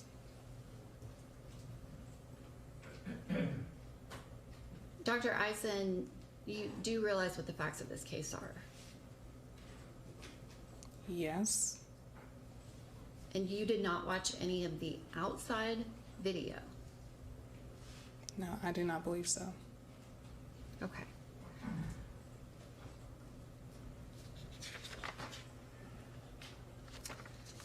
I do want to reference the journal entries and the little snafu that occurred, because there were very specific journal entries that you reviewed and there were specific entries that you did not review. Is that right? Yes. And we sent emails to clarify that all up in the last couple of weeks, correct? Correct. Which ultimately you reviewed basically everything from 2018. It was the 2017 that was really the issue. Correct. And so there was, I think, a time frame from, you reviewed from March 15th to May 17th, 2017. But you didn't review anything after May 17th, 2017. So everything from May 17th, 2017 to the end of 2017, you did not review initially, right? Correct. Yes. Okay. I have 2 emails. The initial email sent that has all of the journal entries from 2017, and then I have your and my email where we confirmed which ones you had. Okay. So if I can hand those to you so that you can verify that those are the emails, just so that we can make a record of which journal entries you reviewed prior to Mr. Reinking leaving NTMHI. Do you recognize those emails? I do. Your Honor, I would ask that those emails be introduced as an exhibit.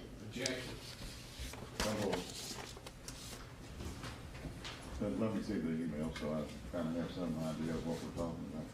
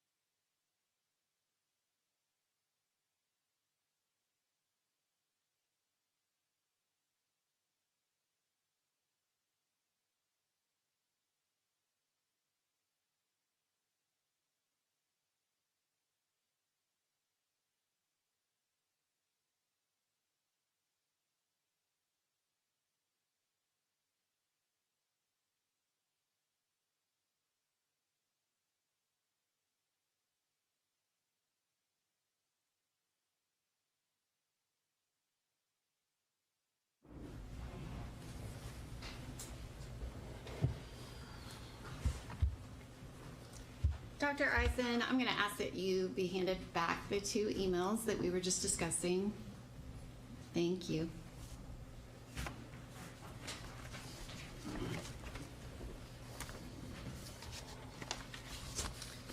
Dr. Eisen, if you can look at that first email that's dated July 30th of 2018, and if you compare it to the email that we had on January 20th, 2022, could you verify that you received the journal entries, the first one being dated, well, it's labeled, the file name is labeled 1/05/2017, but that's actually the date on that journal entry is 5/1/2017.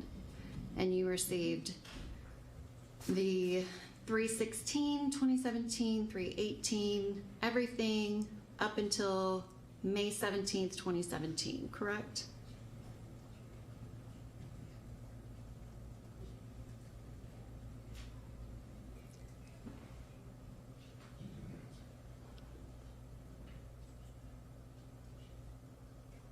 Yes, that's correct.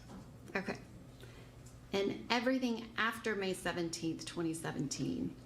So May 17th, May 20th, May 24th, 26th, 27th, 28th, 29th, 30th, June 1st, everything through December 15th, 2017 that's listed in that first email, you did not review until just recently, correct? Correct. Okay. Thank you. And if I can have the emails marked for identification. 17. Dr. Eisen, in completing the evaluation for any person, is it important that you have as much information about what happened as close in time to the crime itself? When you are trying to make a determination of someone's mental state, or I guess not really a determination, you're trying to have your opinion about their mental state at the time a crime occurred, correct? I'm sorry, can you repeat that? Your whole evaluation is evaluating someone's mental state at the time they committed a crime. Correct. It's not a year before, 2 years before, 3 years before. It's supposed to be at the moment that they commit that criminal act. Correct. And so in this case with Mr. Reinking, it's at the moment that he shoots and kills and almost kills multiple people. April 22nd, 2018 at 3:23 and 50 seconds a.m. That's the moment. Correct. Okay. So you would want to have as much information as you could from people that observed him at that time, right? Right. Now, the state did not provide you with witness statements, correct? You didn't receive any audio recordings of witness statements? No. Okay. And that's not something that was specifically requested? No. Now, have you been watching the trial testimony this week? Because as an expert witness, you absolutely would be allowed to. No, I have not. So you haven't seen any of the living victims testify? No. You haven't seen any of the witnesses testify? No. And you've never heard a statement from a single person that was there at the time of the shooting? No, I have not. And that was not something that you requested? At the time of the evaluation, our office requested all discovery materials. So that's what we were given. We weren't given any witness statements. Okay. Well, and that request is kind of a pro forma request. It's a form letter, goes out on every single one. Sometimes you receive significant documents, sometimes you don't. But in a quadruple homicide case, this is less than 3 months after it occurred. Your expectation would not be to receive the full discovery because it's not ready yet. Correct. Okay. So that's in that instance, if there were additional things that you needed, you can always make a request to our office, correct? Correct. Okay. So you don't have any information from anyone that saw Mr. Reinking at the incident, during the incident, even though there were multiple people that were there. And you didn't have any information about anyone that saw him in the 34 hours in which he was evading the police, correct? Correct. And you don't have any information about anyone that saw him in the days before. Is that right? That's right. So the information that you're provided with, it's historical. It's not close in time to this event, correct? Yes, some of it is, yes. And so this particular evaluation, it is based on Mr. Reinking's self-reporting about what happened. That's part of it, yes. And you only observed the surveillance video from inside the Waffle House. Correct. So we have Mr. Reinking's statement and only the interior video.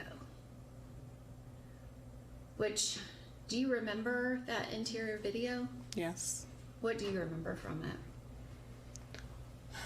I remember seeing him enter. I remember seeing flashes as if he was shooting outside before he entered. He entered in the green jacket and appeared to be shooting. Then I saw James Shaw come out from behind the door, and they had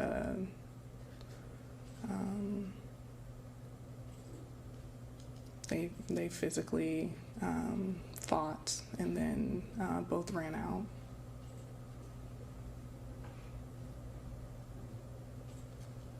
How much of the video did you watch? All of it. Okay, because the video keeps going and you see kind of the aftermath. Did you watch all of it? Yes. Okay. So you saw Kayla Shaw run over to where Tia and Akila were. You saw her slip and fall. Yes. You remember that? Yes, I remember that. Okay, and so you saw the first responders that responded. I don't recall. You don't remember that part? I don't recall. I don't recall that part. Okay. So I want to talk a little bit about the testing that you referenced earlier. So again, you said that you were not lead in this case, correct? But you did write the October 15th, 2018 report, right? We didn't have a lead. Okay, so you guys are doing this together, you and Dr. Kovach. And there were a series of tests that you determined should be administered to Mr. Reinking during the evaluation process, correct? Correct. And there were 4 of them. What were those 4 tests?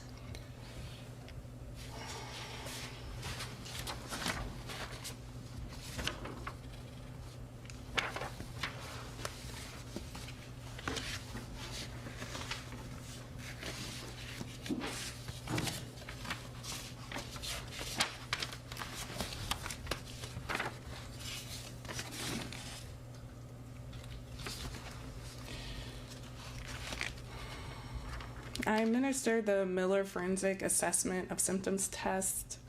I attempted to administer the Structured Inventory of Malingered Symptomatology, the Spectra, and the Mini Mental State Examination, 2nd edition. Okay, and you said that you administered one of those, is that correct? Correct. And that was the Miller Forensic Assessment Test. Correct. And could you explain what that test is?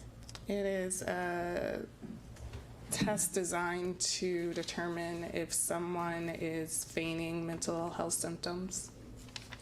And so is that feigning the diagnosis, or is that just feigning the reporting to you?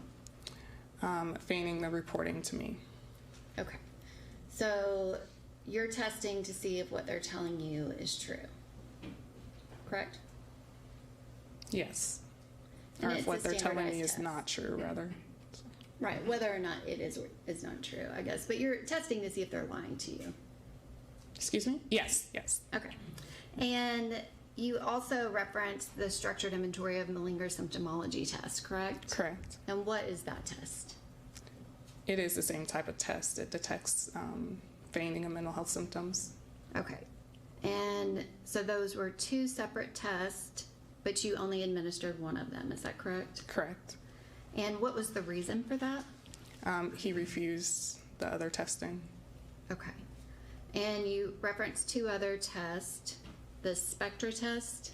Can you Yes. describe what that is?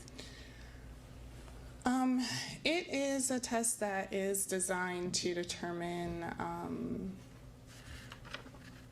mental health symptoms, kind of an overall symptom picture that would match a diagnosis. And the fourth test. Yes. Can you Min- just, what was that test? Mini mental state examination. And what does that test for? It determines if there's any cognitive deficits. Okay. And were you able to administer either of those tests? No, And why was that? he refused. Okay. So when you have this protocol that you established to administer standardized tests to a patient, are those attempted every time you meet with him? Not every time, no. And would it be you attempting to administer them, Dr. Kovac, both of you? How does that work? It would be both of us. So both of you separately would attempt to administer them until they're administered. Yes. And so the first time you meet with them, if they don't take the test, does that indicate that they had refused it? Yes. Wait, what? So I'm if sorry. the first time you meet with them, you have 4 tests they're supposed to take. If they take all 4, obviously those tests are done, and that task is complete off your list of things to do. If they refuse to take them,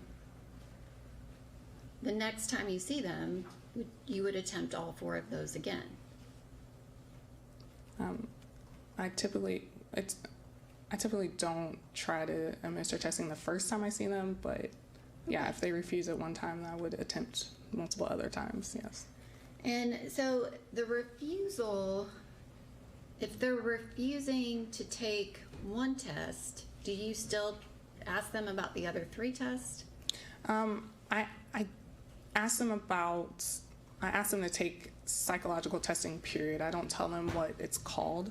So if I ask them to, will you answer this list of questions for me that I have right here, and they refuse, then I don't attempt other ones that time. That makes sense. Or if I say, will you answer my, that list of questions, and they don't, then I consider that a refusal. If they do consent to any of them, then I continue to try for the other ones. Okay, so the one time he consented to one test, you would have asked him to take another one, and because he's only ever taken one test, that means he would have refused. Yes. Okay. And those refusals of participating in the process, that would be fairly important for people to know, correct? Correct. I mean, this October 15th, 2018 report, this is a report that you are going to submit to the court. Correct. And it is submitted to the court and to the Davidson County District Attorney's Office, and it is for the purpose of determining how we assess the prosecution of any criminal offense. Correct? Objection. The report is not for the state to get to determine how to assess the criminal offense. It's for the court to be informed. Retard. Dr. Eisen, the report that you're creating, you know that it is going to the court and it will be provided to the District Attorney's Office, correct? You know that we are reviewing it. The judge is reviewing it. The DA's office is reviewing it. Yeah, I believe I know that's a possibility, yes. You know that's a possibility. Yes. So when you submit the report, I mean, it has the judge's name and the court on it. It was done pursuant to a court order. Correct. So you do know that you're returning it to Judge Fishburne, correct?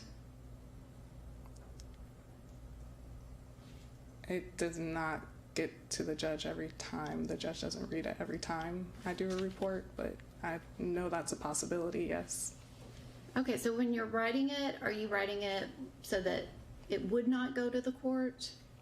Do you change the way that you write it for that purpose? No.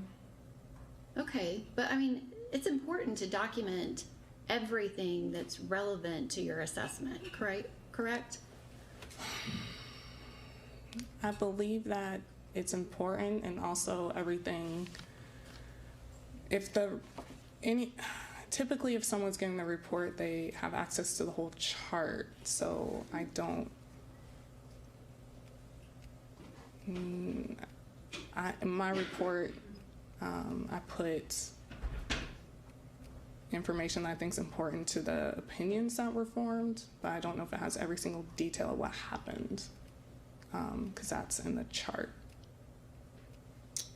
So you're saying that you don't document things in your final report because you're expecting the parties to review your entire chart? I don't expect them to review it, but the information is there if they want it. Yes. Dr. Eisen, it's a final report because it is supposed to summarize the assessment, correct? Yes. And so anything critical that happened during the assessment, you would want to document that in your final report. Yes. Because if it's hidden within thousands of pages of an entire record, it would be hard for someone to know that's a critical piece of information that should be evaluated and assessed, right? It might be difficult, yes. It might be difficult. So it sounds like you're not very confident that every critical piece of information is in your final report. Is that correct? I don't know necessarily what you might consider critical. Well, refusing to take tests, would that be critical, important piece of information? Yeah, that's why I included it in the report. Okay, and so you included all of the refusals in your October 15th, 2018 report. I didn't include the dates, but I included that he refused it, yes. Okay, so your report says that you gave the Miller Forensic Assessment of Symptoms test. He refused all other testing. Your report does not indicate that you attempted the testing multiple times and he refused the testing multiple times and then only took the one. That's not listed in your report. No, it is not. Okay. So let's talk about your report. You began July 12th, 2018, correct? Yes, that's correct. You have reviewed your report prior to testifying today, is that right? Excuse me? You've reviewed your report prior to testifying today? Yes. Okay. And so the first time that you meet with Mr. Reinking is on July 12th of 2018. Yes. And he is giving you a report, correct? Correct. And Mr. Reinking said to you that the employees at the Waffle House by his home, they would say things that were in his journal on his personal computer. Yes. And that is one thing that Mr. Reinking has said that has been consistent. Is that right? Yes. The issue with the employees at the Waffle House by his house is that they would say things that were on his journal on his personal computer. Yes, that is what he told me. He then told you that they, and you put in quotes, that's what he said, broke into his apartment and stole a binder with all of the passwords with the sites I went to. Yes. And that is one thing that Mr. Reinking has been consistent about, correct? That is something he has said before. Correct. He said that in his handwritten journal that he provided to Dr. Wood. Correct? I don't recall. You don't recall that? No. Okay. Did you review the handwritten journal that he wrote while he was in custody and provided to Dr. Wood? No, but I did review her report. I do not believe I reviewed the handwritten journal, but I believe that's why we asked for a copy of the journal. So you did not review the handwritten journal that was dated May 21st of 2018?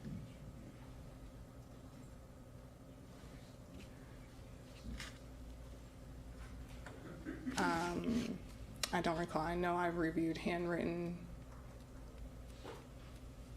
I know I reviewed something that was handwritten. I don't recall the date. Dr. Eisen, you either recall that you reviewed the handwritten journal or you do not. Are you saying you do not remember reviewing a handwritten journal that Travis Reinking wrote on May 21st, 2018? If you showed it to me, I could tell you. I can't tell you right now. I don't remember. So you prepared to testify today as an expert witness in a quadruple homicide trial, a quadruple attempted homicide trial, and you have no recollection as to whether or not you reviewed the 5/21/2018 handwritten journal. I reviewed many journals with many dates. If you could show me it, I would be able to tell you. Are you talking about the typed journals that you just received and just reviewed the last 3 weeks? No, I'm referring to, yes, I'm referring to that in the journals I reviewed prior to making my decision. There were many journals with many dates. Yes. Typed, correct? There were some handwritten pages. Okay. But you don't recall a May 21st, 2018, 21-page handwritten journal? I don't recall the date, no. Okay. So you would not know if that statement about they broke into his apartment and stole a binder with all the passwords of the sites that I went to, if that was consistent or not. You would not know if he wrote that in a handwritten journal, correct? I don't recall at this moment, no. Okay. He did tell you, when describing the harassment, that random things would be taken from his home to cause him inconvenience. Yes. That is what he reported to you. Yes. He also reported to you that he tried to take punitive action by repossessing a BMW. Yes. And he said that to you, punitive action. Yes. And Dr. Eisen, you would agree that when someone does something and says it's a punishment, that is an indicator that the person understands wrongfulness, correct? And right or wrong, discipline, if you're going to punish someone, they did something wrong, and so you're going to have a negative consequence to that. yes, the general concept, it does indicate that he understands that. Okay. So we agree that when you do something to punish, that is an indicator that the person understands wrongfulness.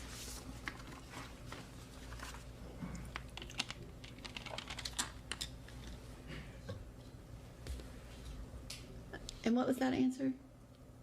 Yes. Yes. Punitive equals wrongfulness, understanding of wrongfulness. Now, in your next session with Mr. Reinking, that would be July 16th of 2018, correct? Yes. And that is when you administered the Miller Forensic Assessment of Symptoms test, is that correct? That's correct. So that second meeting You administered the one test, he refused all the others. Yes. And in this meeting with him, which is only your second meeting, he is not explaining to you anything about a command from God, a number 3, anything of that nature. He reported to you that he believed that the CIA were using the feds to harass him so that they could bait him into shooting the victims of his current offenses. Correct? Yes. This is entirely inconsistent, a new story on your second meeting, correct? It's new details. I wouldn't say it was entirely inconsistent, but it is new details that he gave me. Dr. Eisen, the lack of a command from God, that would be inconsistent. If Mr. Reinking is saying he received a command from God, that is why he did this,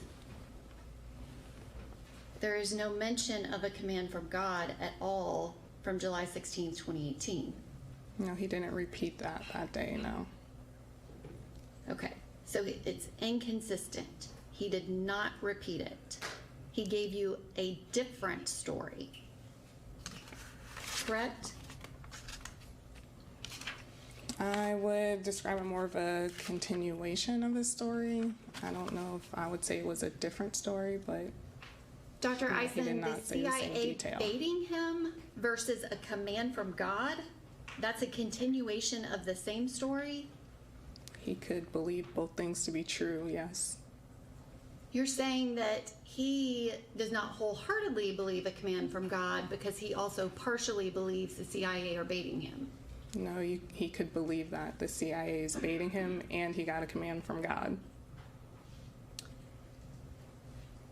Dr. Eisen, he said that the CIA were using the feds to harass him so they could bait him into shooting the victims of his current offenses. That means Mr. Reinking would choose that, but he thinks that they would be tricking him into it. Correct? Objection, not a question. She threw correct at the end. Over with. I'm sorry, can you repeat it? Dr. Eisen, his statement to you was the CIA were using the feds to bait him into shooting these victims: Joe Perez Jr., Torian Sonderland, D'Ebony Groves, Aquila Da Silva. The CIA were using the feds to bait him. That means Mr. Reinking chose to kill them, and he's just saying they tricked him into it. Correct? He's saying that they baited him. I don't know if he said that. That's why he did it. Exclusive of the command from God. But he does not mention a command from God to you at all in that July 16th, 2018 meeting. No, he did not. Which, in that meeting, when he told you this new story that did not include a command from God, he actually said to you, "You seem upset." And you asked him why you would be upset, and he responded, "Because you believe me." Yes. So he told you a brand new story that did not include a command from God, and that seemed to upset you.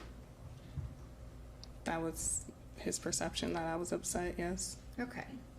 And this did not come up on direct for whatever reason, but during your meetings with Mr. Reinking, he actually kind of developed some type of fondness with you. Is that right? Yes. And you've kind of, your interactions with him, he was always calm with you. Is that right? Yes. Quiet? Yes. Very soft-spoken with you? He talked a lot, but he did not get loud. No. Very soft-spoken. Yes. Very calm. I wouldn't, not calm all the time, but he didn't get like aggressive with me, no.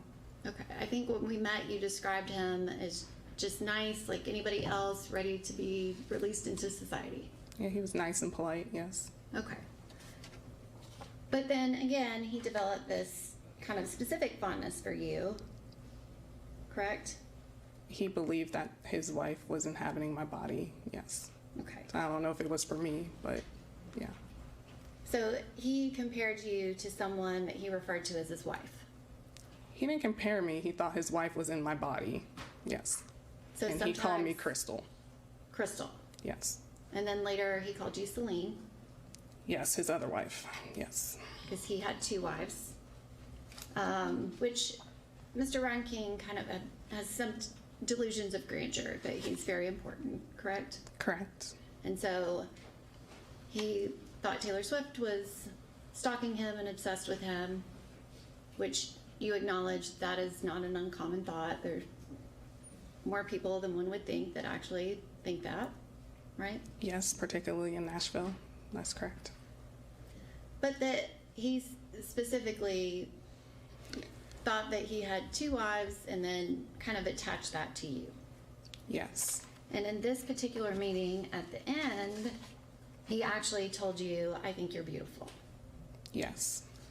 And this was something that kind of continued throughout your meetings. Is that right? It stopped at some point, but it was over across multiple meetings, yes. Okay, and especially those initial meetings. Correct. Now, you did not reference any of that portion where he was comparing you to his wife and saying that you're beautiful. You didn't reference that in your report for that date, but you did mention it later. Yeah, are you saying the final report or the progress note? The October 15th, 2018 report, in which you are referencing your July 16th, 2018 second session with him. You didn't reference anything about him saying that you're beautiful or referring to you as his wife. I'm sorry, can you repeat that? Dr. Eisen, you did not put in your report that he told you that you were beautiful. I believe I did. Do you need a copy of your October 15th, 2018 report? Do you have one with you? I'm sorry, the October 15th report. I have one with me. I believe I referenced it in an earlier report, but I might not have done it in the October one. Okay. Moving on to your July 18th, 2018 report. You spoke to him about the incident, correct? Correct. And again, you said that you had not reviewed the surveillance video at that point, correct? Correct. And even then, you never reviewed the surveillance video from outside.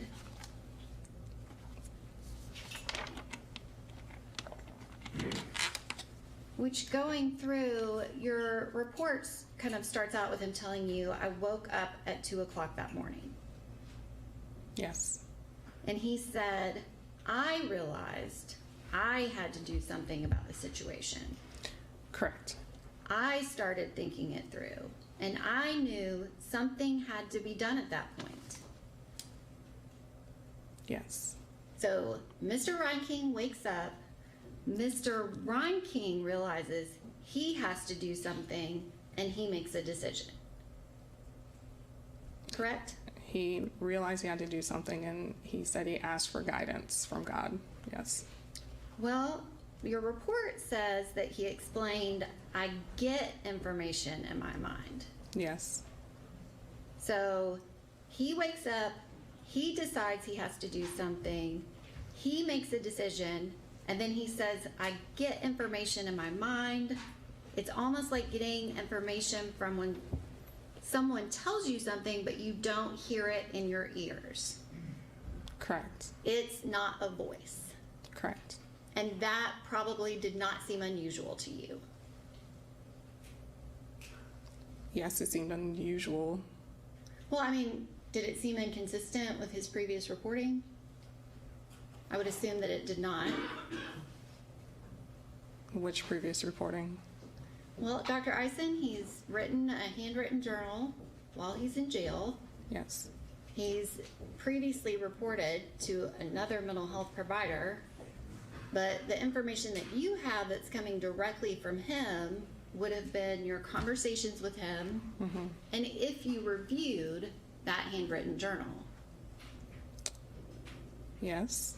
So if that statement was completely inconsistent with something he said before, you would have documented that in this report, correct? I know it was different than what he reported to the outpatient evaluator, yes. And what was that? That he heard Morgan Freeman's voice. Okay, so you do know about the Morgan Freeman's voice. Correct. So that did seem unusual to you. That was inconsistent. Yes, I believe that's why I questioned him about it. So you know that his reporting of any message from God has been inconsistent. And what he's telling you right now is inconsistent, correct? Yes.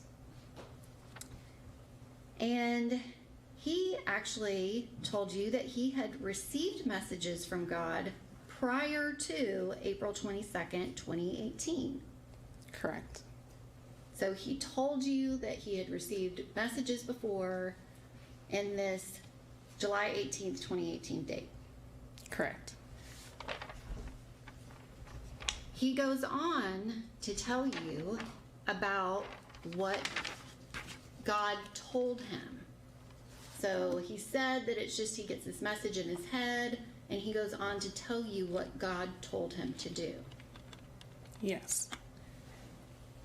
And he said that God told him that he was supposed to, you get your gun and go to the Waffle House tonight. He said you only have to shoot 3 people. Correct. And Mr. Reinking's response was, I don't know. Yes. This seems like a direct order. Correct. So that is not someone who is understanding a command from God, correct? He was unsure, yes. He's questioning. He's unsure. So he's weighing, is this right or wrong, correct? Correct. When asked how he received the message, because again, you know that he has previously reported it was a voice because it was Morgan Freeman's voice. So it has to be somewhat audible to identify it to Morgan Freeman. And he told you, it just came to my mind. Yes. He does not report that it is Morgan Freeman. Correct. He said, wear your jacket only. Yes. Mr. Reinking said, I'm guessing because of the way they were treating me. He expressed to you that he did not know why he would be doing this, that he was guessing. Yeah, he did not know why he would wear just the jacket, yes.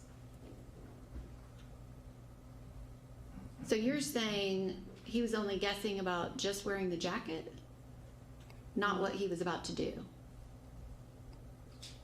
Yes, he reported he did not know why God instructed him to wear just the jacket. And he thinks it's because of the way they had been treating him that God would tell him that? Yes. Okay. And then God goes on apparently to say, he said, take 2 magazines with you. Correct. And he says, I put on my jacket, then I took my pants off, got my gun, and headed outside. Yes. Okay. Now, I think that's the first time that he has mentioned that he actually purposely undressed, correct? Correct. Now, Dr. Eisen, this command from God, it did not tell Mr. Reinking which firearm to take, correct? It just said take a gun. Yes. And you know that Mr. Reinking has multiple guns, correct? Correct. And so there was nothing specific about that. No. He did not tell me anything about that, no. And so Mr. Reinking would have chosen that weapon. That was his choice. From the information I have, yes. Yes. Then, the next thing he says, which again, you included this in your report, he says, this is really weird because I feel like I'm giving a deposition to my wife. Yes. Because again, he has this fondness for you. And you reminded him that you were a psychologist and not his wife. And then he says that he sat in his truck for a little bit because I was like, I'm a little scared. Because it seemed like the right thing to do, but it was still nerve-wracking. So I asked God to show me a sign if this was the right thing to do. Which again, Dr. Eisen, you would agree that Mr. Reinking is weighing his decision. Yes. He is making a decision and he is weighing, is this right, is this wrong? Yes. And he even says this is still nerve-wracking, so I asked God to show me a sign that this was the right thing to do, because again, you've said he's very unsure. Maybe 10 minutes went by. A car pulled up with the hazard light flashing and he pops the trunk. He was looking for something. I could see it in my rear view mirror. He ends up getting a hat out of his car. And then he was walking by my trunk and I saw the number 3 on his hat and I was like, what are the chances of that? So he said, what are the chances? Yes. Like it was happenstance. Yes. Okay. And then you questioned him about the significance of the hat because he's saying that it held some significance somehow because he's unsure of why he's there and whether or not he should do this. And he responded and said it was just like a Chance the Rapper kind of thing. Yes. Now, are you familiar with Chance the Rapper? I am. And Chance the Rapper has a very specific fashion statement where he has a hat that has a large number 3 on the front of his hat that he regularly wears. Yes. Is that right? That is right. Now, this is very inconsistent, as this is the first time that Chance the Rapper has come up in this, correct? It's the first time it came up, yes. And so when he is explaining this to you, and again, this is your 3rd meeting, the 2nd meeting, no command from God whatsoever, and the 3rd meeting, he again has added something new that no one has ever heard before, and he has changed something that's pretty significant, correct? He added something new, yes. The meaning of the number 3 might be a fashion statement related to Chance the Rapper. Yes. Okay. He goes on to say he likes the number 3. It's a beautiful number. There's 3 of us. And he explained he was referring to me, Celine, and Crystal, or me, Celine, and you. Correct. Referring to you. Correct. So that would be me, Celine, like Celine, Crystal, and you. He's adding you to his group, correct? No, it was him, Celine, and Crystal who was me. Okay. Yes. No God involved, correct? Excuse me? I said God's not one of the people involved, correct? No, not in what he was saying then, no. Okay. So you again correct him as to who he is, and he goes on and he does make a reference to that 3 also is significance because of the Holy Trinity, and Nikola Tesla liked the number 3, and he talks about the starburst. He goes on to say, I already knew these people up here, and you put in parentheses at the Waffle House, that's what he was referring to. Every time I came here, they're repeating everything I say in my private journal. They hacked in, they would cross-communicate and act just like they were talking about work. Yes. And that is something that's consistent, that the employees at the Waffle House said things from his journal. Correct. He said he also went to another Waffle House in the South where I'm pretty sure they put manure in my food. Yes. Not the Waffle House by his house. He's talking about another Waffle House. Correct. Now, did he specify if he's talking about the one in Caryville, Tennessee, or did you even ask? I don't recall.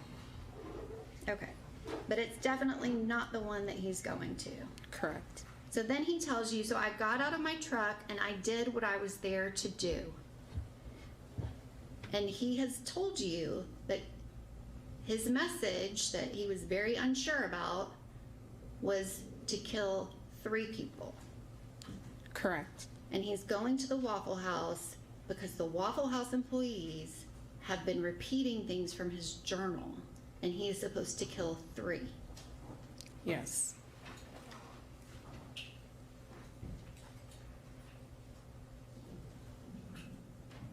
He then reported that he shot at the man with the number 3 hat. I think I missed it first, and then I had to fire again the second time. That one hit him, and he fell to the ground. Then I remember just feeling like I was going to throw up because I was like, this is something that God told me to do, but it seems evil. It seems foreboding. That was what he reported to you. Yes. Dr. Eisen, you would agree that the fact that he felt nauseous by his own actions indicates he understood the wrongfulness of them, correct? No. Feeling nauseous over what you've just done because it seems evil? You're saying that is not an indicator of wrongfulness. It's an indicator, yeah, that he... Yes, it's an indicator that he did not like what he was doing, yes. He did not like what he was doing. Yeah. He knew it was wrong. He said he was evil. What he is doing is evil. He understands that what he's doing is wrong, correct? No, he believed that it wasn't wrong because of the command from God. Dr. Eisen, these are Mr. Reinking's words that he said he remembered a feeling of he was going to throw up because despite, he says, because I was like, this is something God told me to do, but it seems evil. It seems foreboding. That is Mr. Reinking expressing his own feelings. He knows it's evil. He is expressing his understanding of wrongfulness. Correct? Dr. Eisen. Judge. Give her a chance to answer. I think she was trying to formulate or absorb the entire question.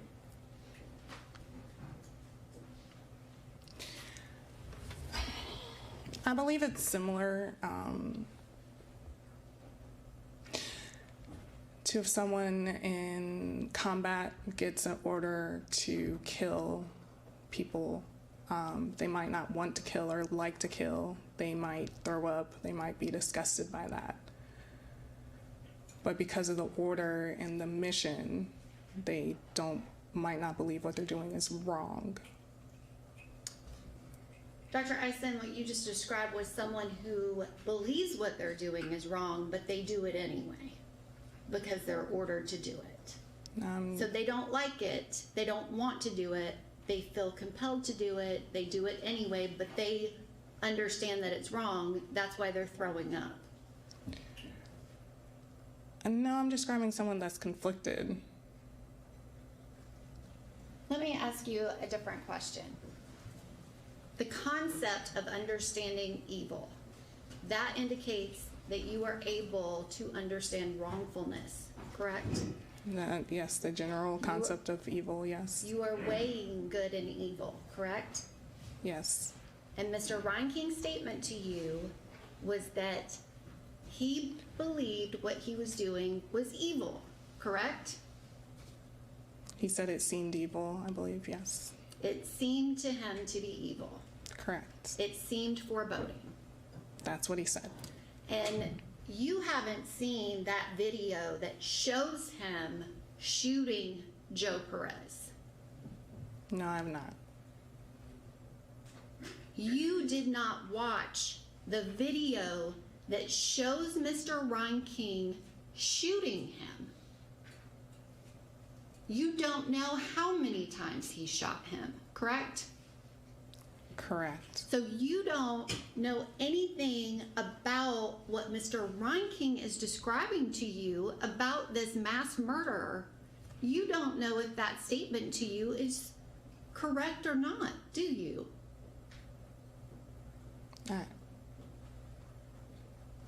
Would it concern you? Judge, again, she's starting to answer. She's asking Let her a answer. completely different question.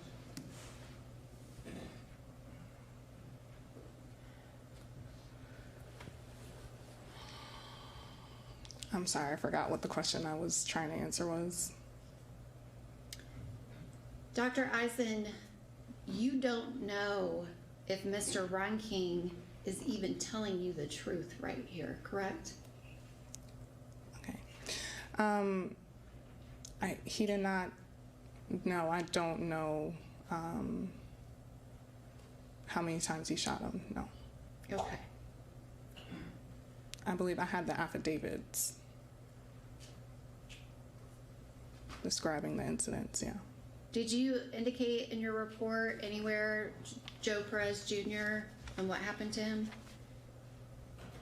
I had a summary of all the affidavits in my report. Okay, but your October 15th, 2018 report doesn't mention Joe Perez Jr. No, I don't. I never mention victims by names in my reports. Okay. It doesn't mention that he was shot 4 times. No. Okay. Now, you know that Joe Perez Jr. was not a Waffle House employee, correct? Correct. So you know that Travis Reinking went to the Waffle House allegedly with a message from God that he was unsure of, and that message was to kill 3, actually, the message was to shoot 3 employees of the Waffle House. Objection was approved. Overruled. I believe he said to shoot 3 people. I don't think he said employees. Well, Dr. Eisen, we just went through it, that the whole reason he's going up there is because the Waffle House employees are saying things from his personal journal. Those are the employees. Yes, he said that, and then also prior to the shooting, he reported that the customers and the employees were all involved, as well as everyone in the community. Okay, but prior to the shooting, Yes. you didn't speak to him prior to the shooting. No.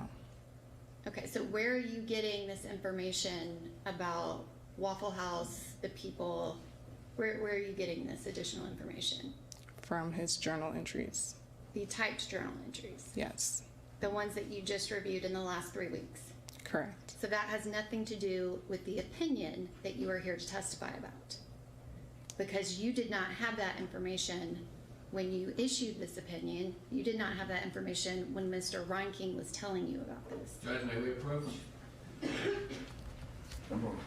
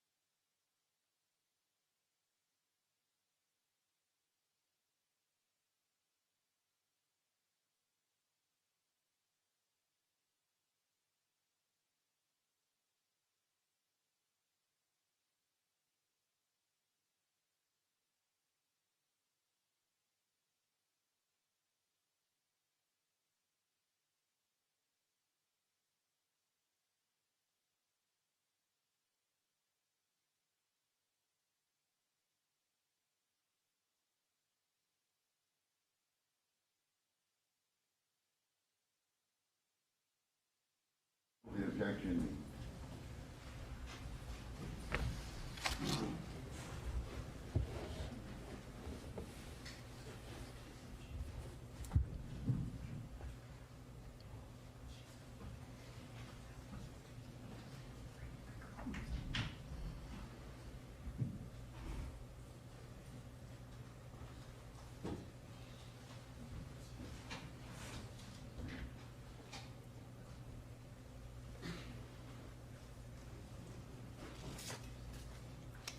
Dr. Eisen, again, I am trying to focus you just on the July 18th, 2018 session with Mr. Reinking, where Mr. Reinking is providing you information about this actual shooting. Okay. So on that date, he reported that he was going to the Waffle House because, and the message is, you are to get your gun, go to the Waffle House tonight, and he said you only have to shoot 3 people. Yes. And Mr. Reinking has said during this session that the people are the employees. The people up here at the Waffle House, they're repeating everything I say in my private journal. They hacked in, they would cross-communicate and act like they were just talking about work. That is the employees. Yes, that's what he described during that session. Yes. Mr. Reinking goes to the Waffle House and he shoots someone who doesn't work there first. Correct. So his very first act that he chooses is in complete contradiction to this alleged message from God, correct? I don't think it's a contradiction because the message said 3 people. The message didn't say employees. But He explained to you that he knew these people up here at the Waffle House. He doesn't ever tell you anything about God telling him to shoot customers. correct. Correct? Yes. In a previous writing, he references he was hoping there would be no customers. He's going there to shoot the employees. That was his alleged command, correct? No, the command said 3 people. 3 people. Yes. But you just said that you understood it was 3 employees. No, I did not say that. I said the command didn't mention customers. It also didn't mention employees. He had mentioned employees previously, but the command was not specific. Okay, From so what he you're now reported to me. saying that the command is non-specific. He's just supposed to shoot 3 people. Yeah, the command said 3 people. Would you agree? That's what he reported to me. That the 3 people, it's just 3?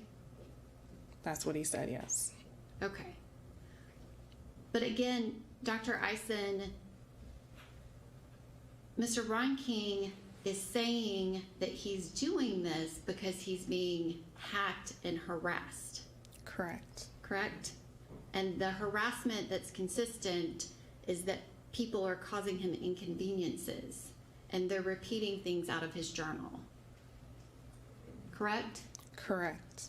So he is going there for the purpose of punishing people that are causing him inconveniences and repeating things out of his journal.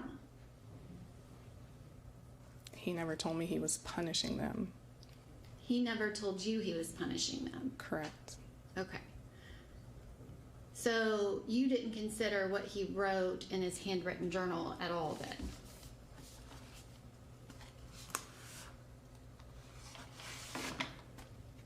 I don't recall. You don't recall the handwritten journal? I don't recall the details of it, no. You don't recall that Mr. Reinking said that he was going to punish them and take something that they couldn't take back, their lives? You don't remember that? Yes, I do remember that. Okay, you do remember that? Yes. So you remember that he said he was going to punish them by taking something they couldn't take back, their lives. Yes. And that is something that Mr. Reinking said, and he said that before any reference to any message from God. That was his statement, his choice, correct? That was his statement, yes. So he is going up there to take lives. He has alleged that there are 3. After he kills Joe Perez Jr., which you don't see him take that 5th shot at Joe Perez Jr., as he's clearly already deceased on the ground, because again, you didn't watch the video. He says there are 2 guys outside, and the guy outside yelled something. Now this is on page 5 of 10 of your report. Can you say what Mr. Reinking said at that point? Oh shit, that nigger's dead.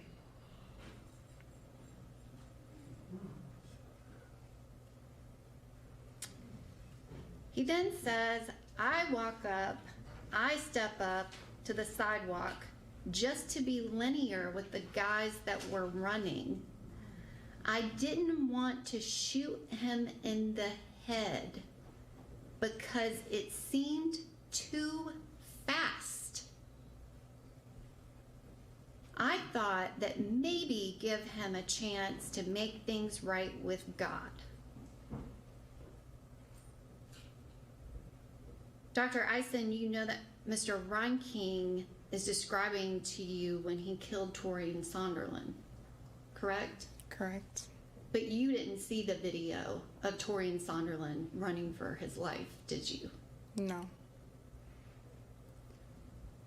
You will agree that someone who wants to give someone a chance to get right with God before they shoot them in the head, that person understands the nature of their conduct, correct? Yes. They understand they are firing a weapon, it is shooting bullets, that person is going to die. Correct. And Mr. Reinking's understanding of, I am purposely not going to shoot this man in the head immediately, I'm going to wait to do that one so that he might be able to ask God for salvation. That is definitely showing an understanding of the nature of his conduct, correct? Correct. It is also an understanding of the wrongfulness of his conduct, correct? I don't believe so. You don't believe that someone giving someone the chance to ask for salvation from their God is an understanding of what they are doing is right or wrong?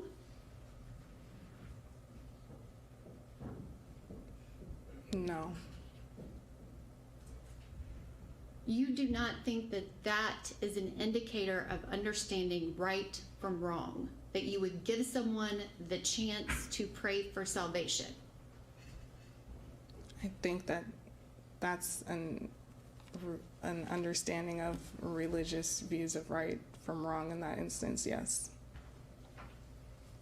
So you do agree that giving someone the chance to get right with God before they are murdered is an indicator the person understands wrongfulness, correct? Yeah, the general concept, yes, that's correct. Mr. Reinking's next statement is, then I went inside and there were 2 more in there. I figured they were the personnel who ran the place. And these people were the people who kept saying those things. Now, Dr. Eisen, Mr. Reinking's statements to you are that he's targeting the employees. Do you agree that that statement indicates that's what he was intending to do? Yes. He clarified that they were the individuals who were repeating things from his journal. Correct? Correct. Now, you saw the video from the inside of the Waffle House. Yes. You saw Mr. Reinking when he entered. He did not go left, did he? I can't recall what direction he went in. You've seen the video of him gunning down all of those people and you don't remember it? I remember the video. That detail I do not remember, no. Well, Dr. Eisen, if you go in this Waffle House, if you walk left, that's how you would get to the kitchen. That's how you would get to where the employees were. If you go right, that's where the bathrooms are. That's customer area only. Mr. Reinking shoots to the left. He doesn't walk that way. And you clearly see Aquila De Silva. You clearly see Shantia Wagner scrambling on the ground trying to get away from him as he's shooting at them. There is no question they are not Waffle House employees. Everybody in that place had hit the deck, but they are scrambling away from him. And you saw him shooting at them, right? Yes. And then he turns right and he shoots at Sharita Henderson and Ebony Groves, two girls that are under a booth. They're not Waffle House employees. Now, Dr. Eisen, I realize that you haven't listened to anyone's statement and you haven't watched any of the testimony in this trial, but Sharita Henderson said that he looked her in the eye before he shot her.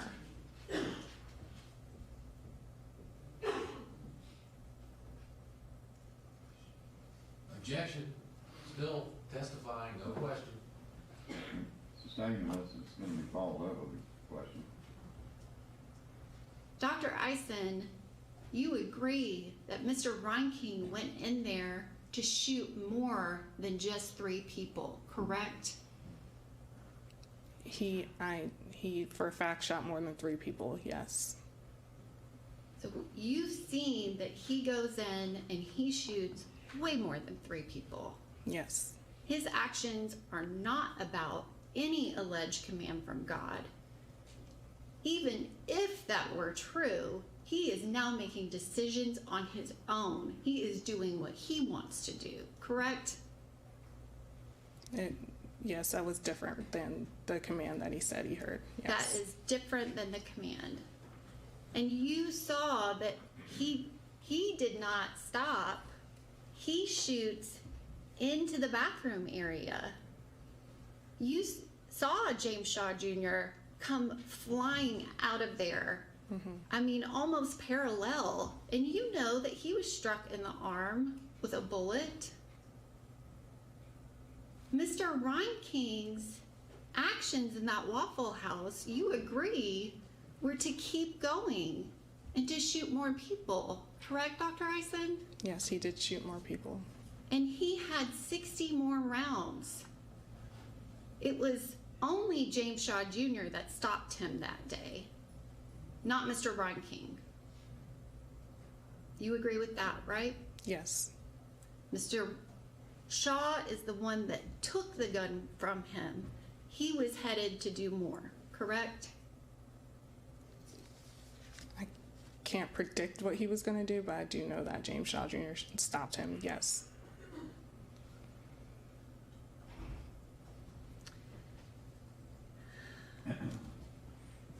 Mr. Reinking goes on to tell you about his interaction with Mr. Shaw. And he says that he ran out, he kept running. I took off running toward my apartment. I threw my jacket in the ditch because I didn't need it anymore. It was torn anyway. So I ended up running down the street.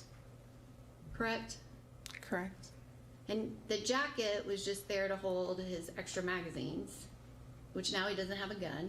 So he told you he didn't need that jacket anymore, correct? Yes, that's what he told me. It also just so happens to be the only identifiable piece of clothing he had on at the moment, correct? Correct. And then he like, the next thing he tells you is that, again, we're back to God's alleged direction, that God told him to drive his truck to the Waffle House, leave it there, and walk back to his apartment. Did that strike you as odd, Dr. Eisen? Yes. Because I guess one would expect that Mr. Reinking might get back in his truck and leave the scene, correct? Yes. And obviously, what he's already described, this is not the original plan, because James Shaw Jr. was not in the plan. Correct? Correct. So the thing that makes him run on foot, again, he told you that God told him to do it that way, but you agree that's inconsistent, right? No. No. No. Now, he doesn't tell you originally when he gets the message that he is supposed to go to the Waffle House tonight, you only have to shoot 3 people. He doesn't tell you then that he's supposed to drive his truck, leave it there, and walk back to his apartment. He only tells you after he's describing the event and what happened, and then he says that was somehow connected to a message from God. Correct. Okay. And then he says that he ran to his apartment and he took a shower. Yes. Now, you would agree that Mr. Reinking, he disguised his appearance by not wearing any clothes, correct? Yes, his appearance was different. I mean, there's no description that's going to go out on a bolo. There's no hoodie, jeans, hat, colored clothes. We're not getting any of that stuff. The only description is naked man. Yes. Okay. So he took an effort to conceal what would be detected about him. Correct? I don't know. If someone tries to disguise themselves, that would indicate that they understand that what they're about to do is wrong. You would agree with that? Yes, that would be an indicator. So I put a mask on to go rob a bank. The fact that I put the mask on would indicate I knew that what I was about to do could get me caught, and I understood it was wrong. Yes. Okay. So he then reports to you that he heard sirens. And I was like, great. They never did anything when I called them before. That's when I put on some shoes, and I thought, I gotta get out of here now, because now they're gonna come and try to convict me after it escalated to this. Mr. Reinking is expressing, I thought I gotta get out of here now because they're gonna come and try to convict me.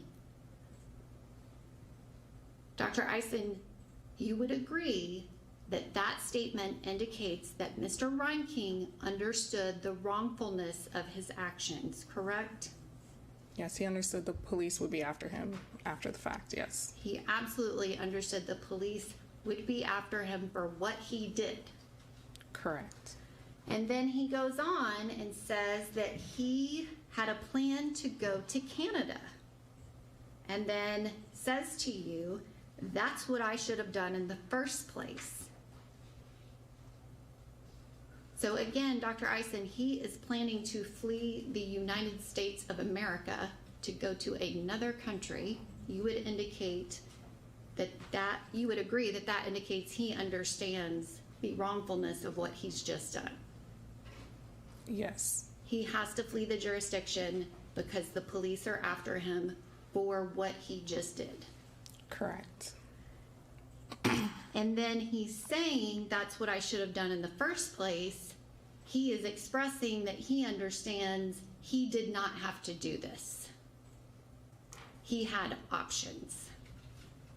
Correct? He did say that that was an option, and he also said that they would continue to do the same thing in Canada if he went there. Yes. That's what he says at that moment. He said, but it said online they would follow me there. That's what he says at that very moment. He said he left his apartment with a backpack full of stuff, including a handgun, a flashlight, and a bottle of water. He said he also put some silver in the backpack, saying, "I had some silver in my house, some valuable metal." He then goes on to describe to you, "I probably only got a mile from my house. I swam through this lake. I put mud on me and everything to try to avoid the smell for dogs." He said he crawled under a house and hid for about 3 days. Dr. Eisen, you would agree that someone that packs a go bag that includes a gun, that they understand they are going on the run from the police, correct? Correct. And his efforts that he's saying he swam through a lake, trying to put mud on him to avoid a canine dog from finding him, like a canine track. That he's indicating he understands the police are coming to arrest him for what he did. Yes. So he said he hid under the house for about 3 days. He describes it as being cold, like about 40 degrees. Then he reported he left that hiding spot after he heard the residents of the house talking, and one of them said, "I think there's a dog down there in the crawl space. I think I should go check that out, maybe tomorrow." Mr. Reinking stated, "So I thought it would be a good idea to leave there." Which again, Mr. Reinking is expressing his understanding that the police are after him for what he did, correct? Yes. He goes on and he says to you that he had a plan to go to a business where he previously worked, and he was going to hotwire one of their trucks. You would agree that someone that is going to hotwire a truck is planning to steal it, correct? Correct. And he used that term hotwire, which indicates he understood he was going to steal it, correct? Correct. And he says so he could drive to Canada. He stated he was 3 to 4 miles away from the business when I just ran into one officer in the woods, and that's how I got caught. He understood he was caught. That is an indicator that he understands they are after him for what he did at the Waffle House, correct? Correct. Okay. Now, in between your 7/18 meeting with Mr. Reinking and your next meeting with Mr. Reinking on July 25th of 2018, he met with Dr. Kovach on July 23rd, 2018. Now, that was a separate meeting apart from you. Is that correct? Correct. Okay, so you were not present for that July 23rd, 2018 meeting with Dr. Kovach. Is that, I do want to clarify that if you could. And please. You said July 23rd?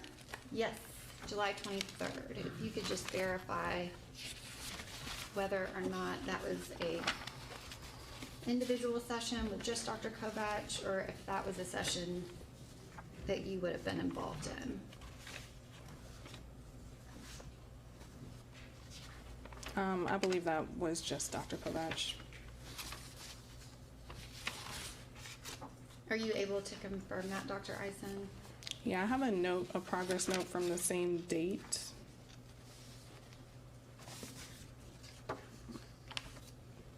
But from the way it's written, it appears that I met with him individually by myself.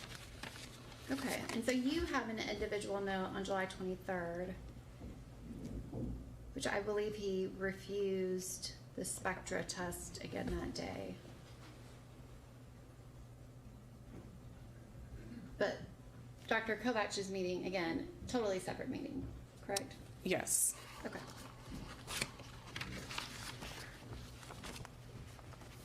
Judge, I am moving on to the July 25th meeting. It is approximately the same Getting length. close. And I suspect that you would go well over 12 o'clock noon on the question about July 25th, if I'm not looking at the narrative as being an indication of. Yes, I have 3 more. All right, we'll go ahead and recess for lunch, let them get settled in for a little bit. We will recess for lunch at this time, and we'll get back in here about an hour or so. Please keep in mind, you cannot discuss anything about what has transpired in this courtroom. Keep your dogs to yourself. We'll get back in here.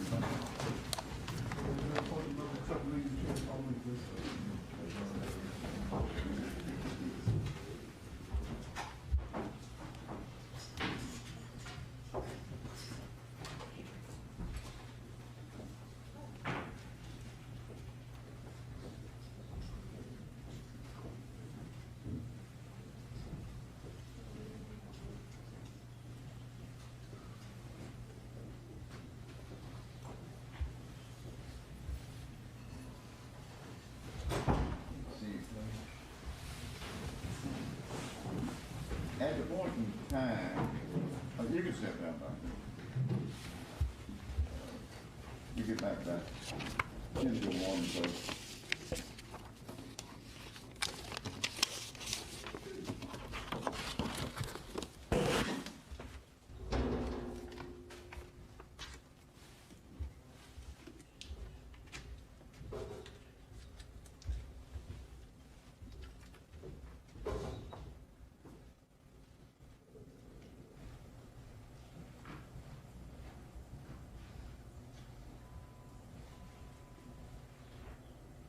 Whenever the testimony of Dr. Eisen concludes, she has referenced other materials that she has reviewed, but she's also at length been questioned on his direct statements, which are substantive evidence.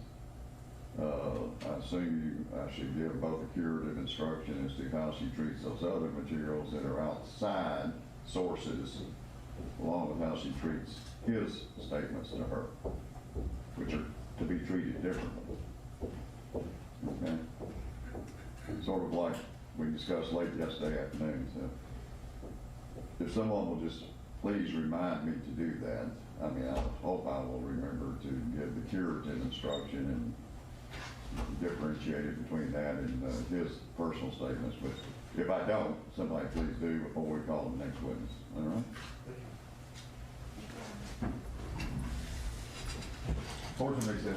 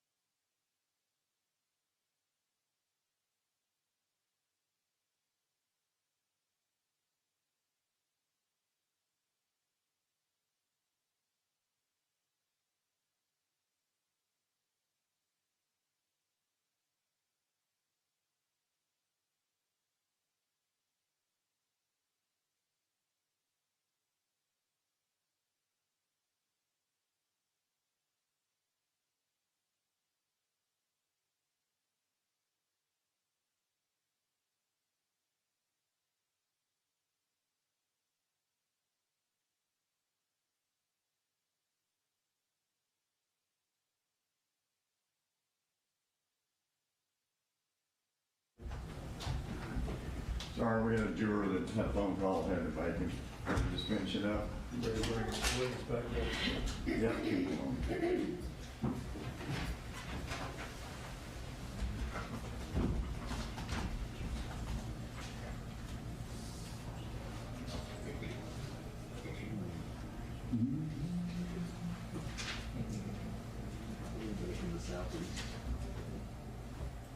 And for the record, the phone call was made on loudspeaker in the presence of one of my staff members.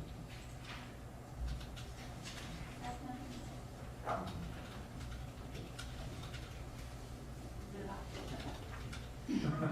don't want to know what it's about. I've heard there's weather. There's some weather moving in, y'all might as well just get a room downtown. Doctor, remember, you're still under oath, okay? All right, bring them on in. Yes, sir.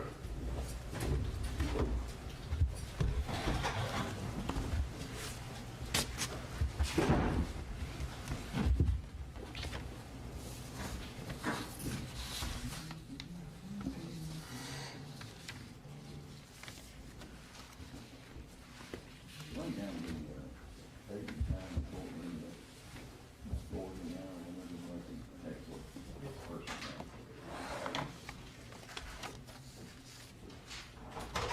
Coming down the hall, sir. Come to the door.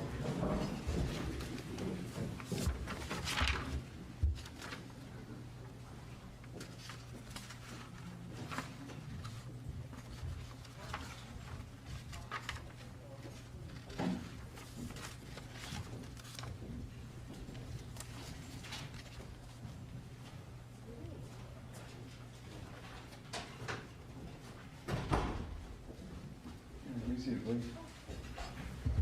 How many times did y'all go on the 8-mile run last night? Yeah. Well, we'll try to make up for it and double it tonight. All right, you ready to proceed? This one? Yes, Your Honor. Dr. Eisen, the last entry that we were talking about of your visit with Mr. Reinking was the July 18th, 2018. And in between those dates, Dr. Kovach did an individual session on the 23rd. And then your next session with Mr. Reinking was on July 25th of 2018. Is that correct? It's definitely the next session that you noted in your report. Yes, that's correct. Okay. And in that session, you attempted to administer the Spectre test, but he again refused. Is that right? Yes. And that session, you don't talk about the actual shooting itself, but you do kind of talk to him about the harassment that he's described. Is that right? Yes. And Mr. Reinking began by stating that these people were hacking into my computer, so that was against federal law, and they were breaking into my apartment. So I didn't know what was happening next, so I feared for my life. Which then you questioned him about why he would fear for his life. And he replied that he received death threats on the internet through messages, and he said one of those messages was a video that appeared on his YouTube recommended list and had a Navy SEAL who said, "I'd probably just sneak into your apartment in the middle of the night and slit your throat or something." Now that is the first time he's mentioned death threats, correct? Correct. And so that was on your 4th session, and he referenced it and that it was a YouTube video, correct? Correct. And no mention of Waffle House connected to that in any way, correct? Correct. And he goes on, and you kind of ask him about the harassment, and he tells you that they also made attempts to poison him at a Waffle House in Caryville, Tennessee. Mr. Reinking stated the food tasted a little different. The cook was acting shady with the way he was taking the food out, and he explained he watched the cook take his hash browns out of a different refrigerator than the one where he got the hash browns for all the other customers. And so that is his explanation about Waffle House attempting to poison him. Is that right? Yes. And so the sum total of that was that the food tasted a little different, correct? Yes, that's what he reported on that day. And so then you questioned him of why would he keep going back to the Waffle House if he was having these issues, which is a logical question. And he responded to you that he thought the Waffle House in Nashville would be different. And then you asked him why he continued to go to the Waffle House in Nashville after he believed he was being targeted by the staff, which again, I guess that goes back to the repeating things that were from his journal on his personal computer. Is that right? Yes. And he responded that it was practical to go there. How is that freedom when you have to avoid certain places just because you're being stalked? And that is what Mr. Reinking expressed about how he felt about going to that Waffle House in Nashville. Is that correct? Yes. And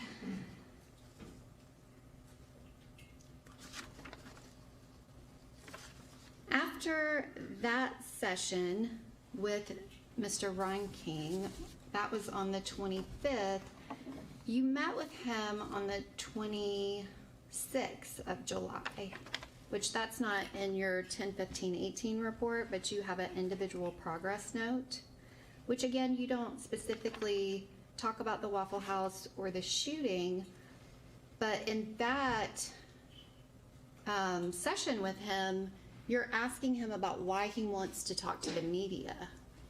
Do you recall that? Yes. And specifically, Mr. Reinking had called Nick Barris with Channel 5 News, and that's what you were asking him about. Is that right? Yes.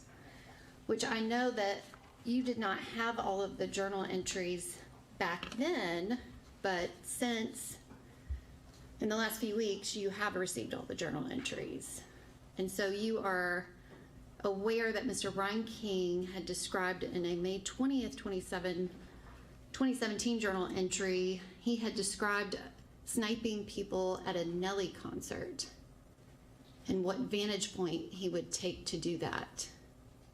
And he described his 30-06 sniper rifle that he was going to pick people off. Do you remember reading that journal entry? I do.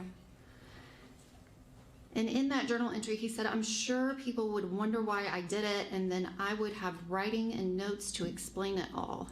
I would have people that I called out for help when no one did a damn thing.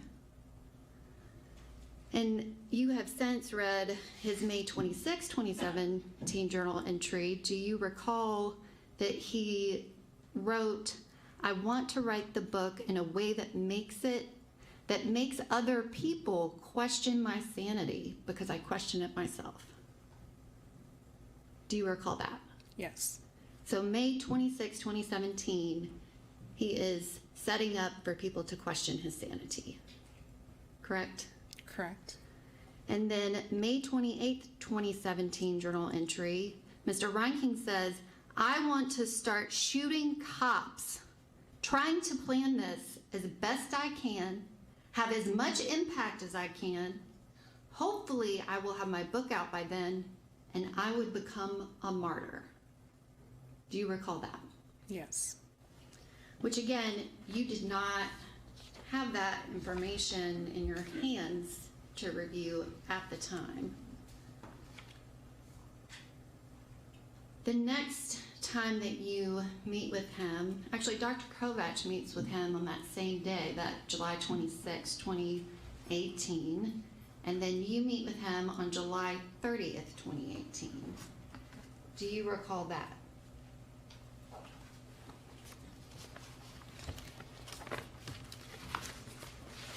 Yes, I recall that.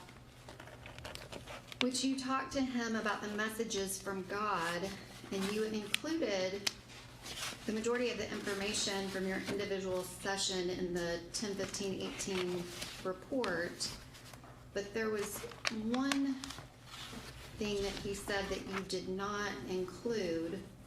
It's in your individual note, that Mr. Reinking reported that there have been a lot of times when he received instructions from God but did not comply.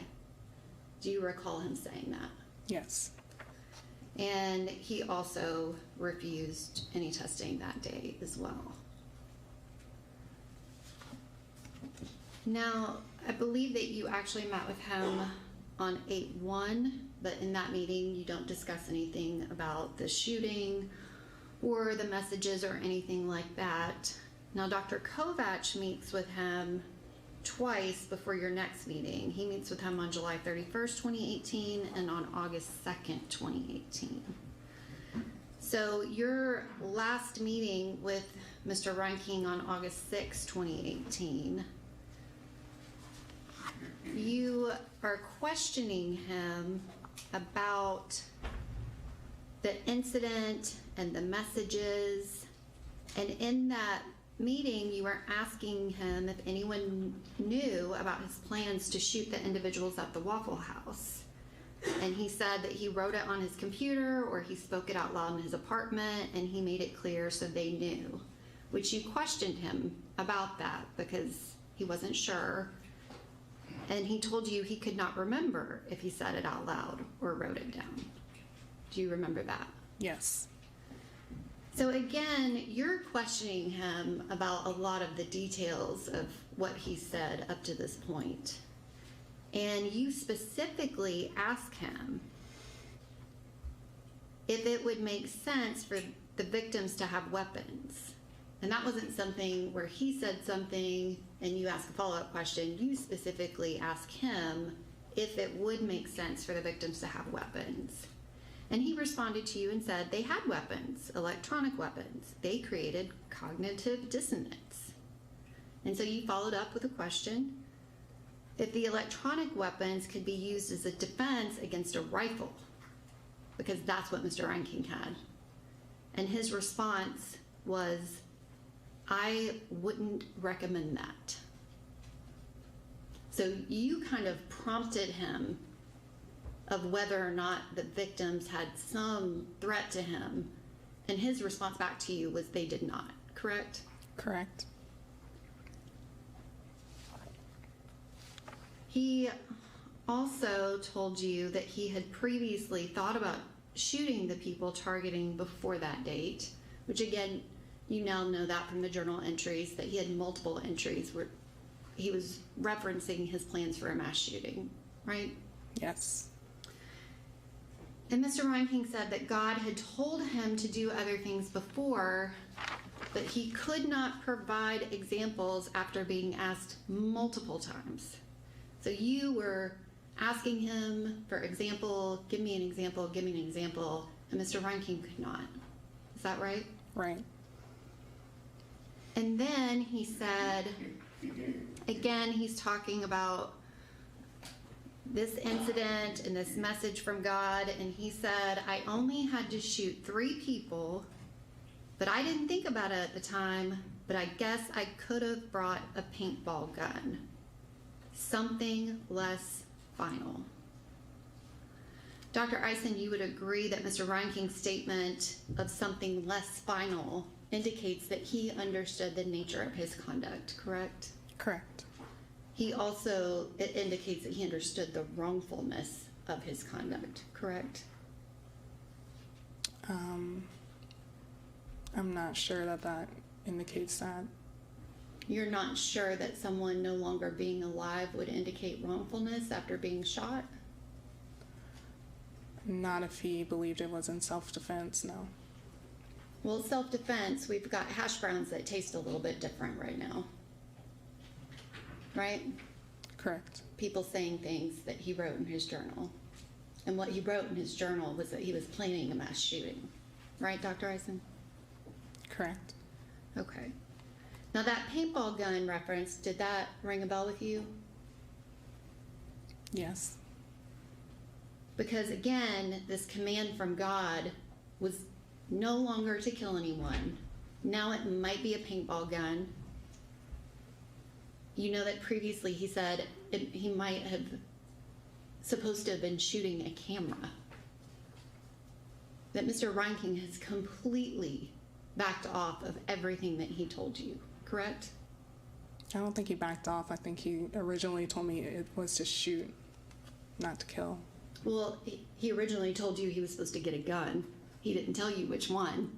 Correct. And he chose a Bushmaster's XM15 and took 90 rounds of ammunition with him, right? Right. Okay.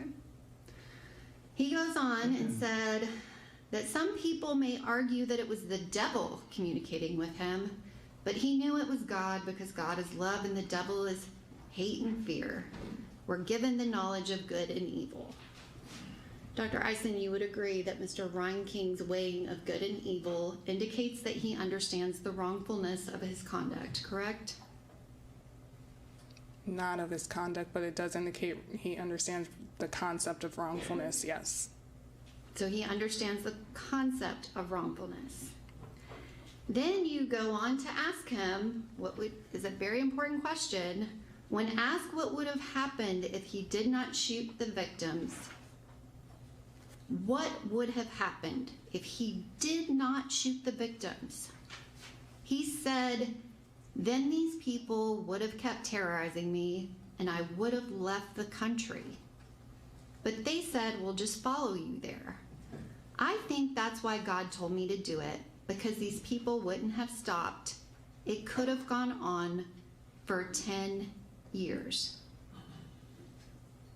So the bad tasting hash browns, the people repeating things he said in his journal, the toilet seat being up, the bathroom door being open or closed, that could have gone on for maybe 10 years until he's 39.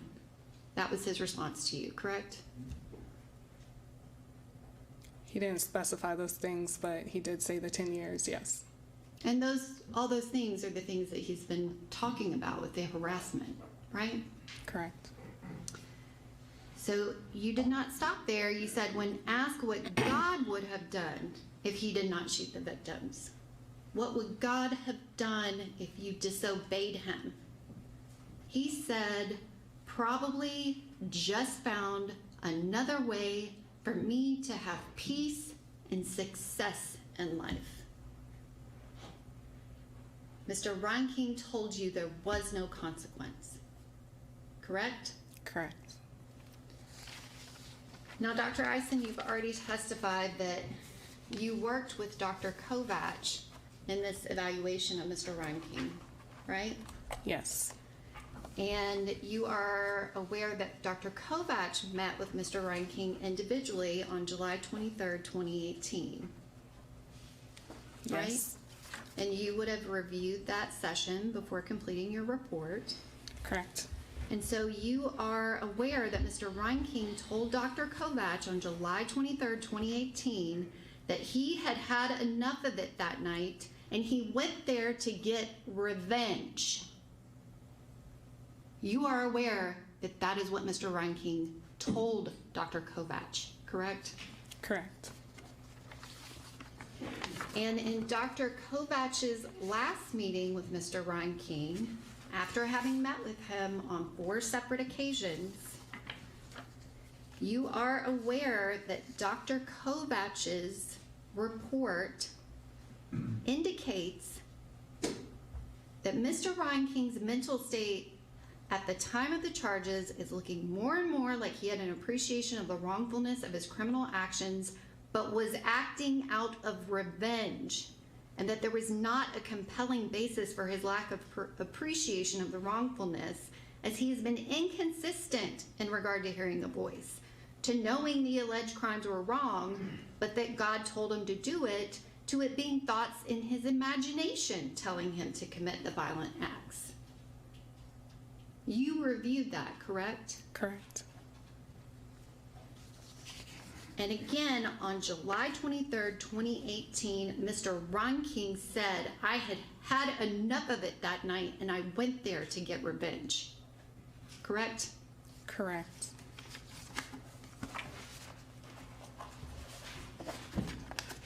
I don't have any other questions. Redirect.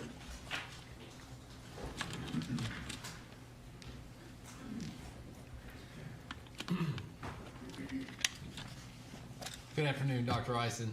Hello again. So you were just asked about Dr. Kovacs. So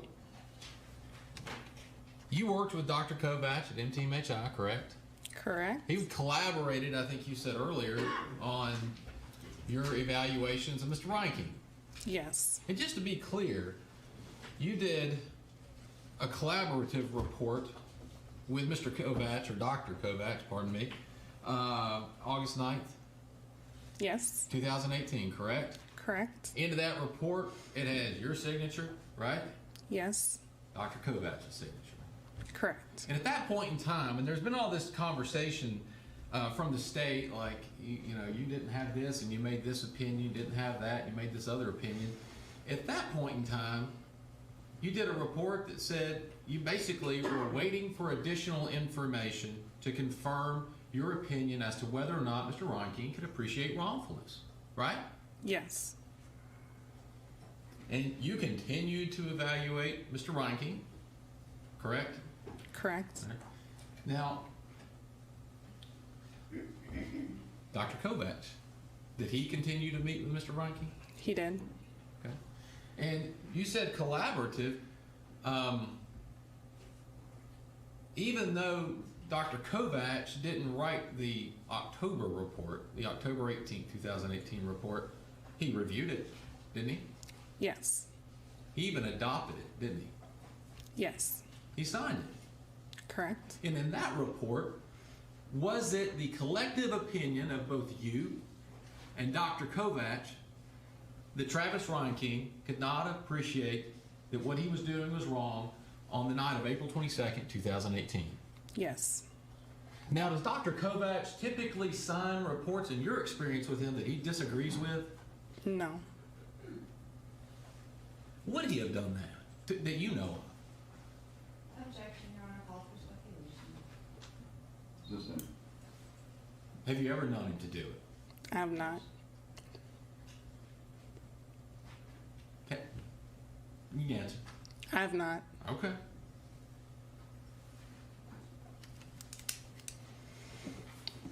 And y'all had discussions about the final, did y'all meet and talk about the ultimate opinion that you have? Yes. Did you in this particular instance meet with Dr. Kovach? Yes. Now, you guys are not the head folks over at MTMHI, I would assume, right? You have Correct. a supervisor, correct? Yes. Who's that? Joe Mount. Okay. And is there somebody there named Dr. Fights? Yes, he's in our central office. Okay. And was he consulted on the opinion? Yes. Did he concur in the opinion as well? He did.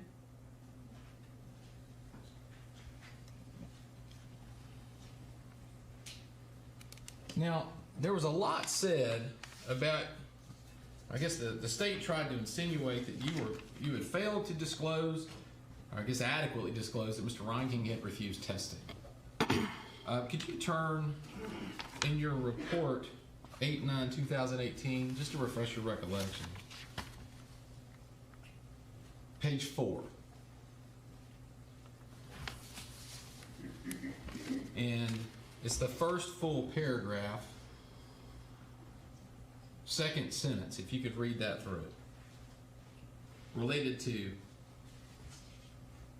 testing. You said page 4? Yes, of your August 9th, 2018 report. Are you talking about toward the bottom? No, first full paragraph at the top. First Is full there, paragraph at the top. Okay. did you Oh. state that although he refused psychological testing, he was cooperative and talkative during clinical interviews? Yes. Or excuse me, although he refused most psychological testing. Right. All right, so that's in your report. Yes. Okay.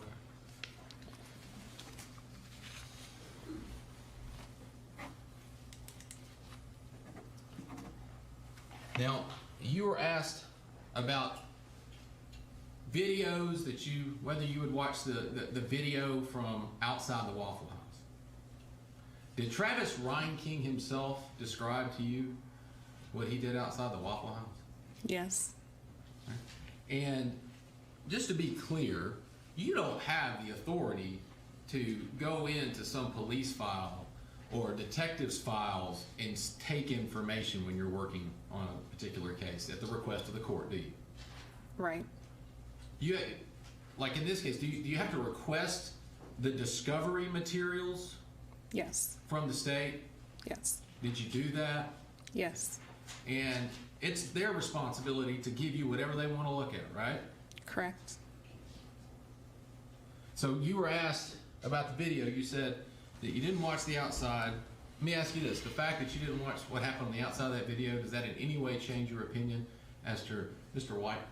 Reinking's ability to appreciate wrongfulness on April 22nd, 2018?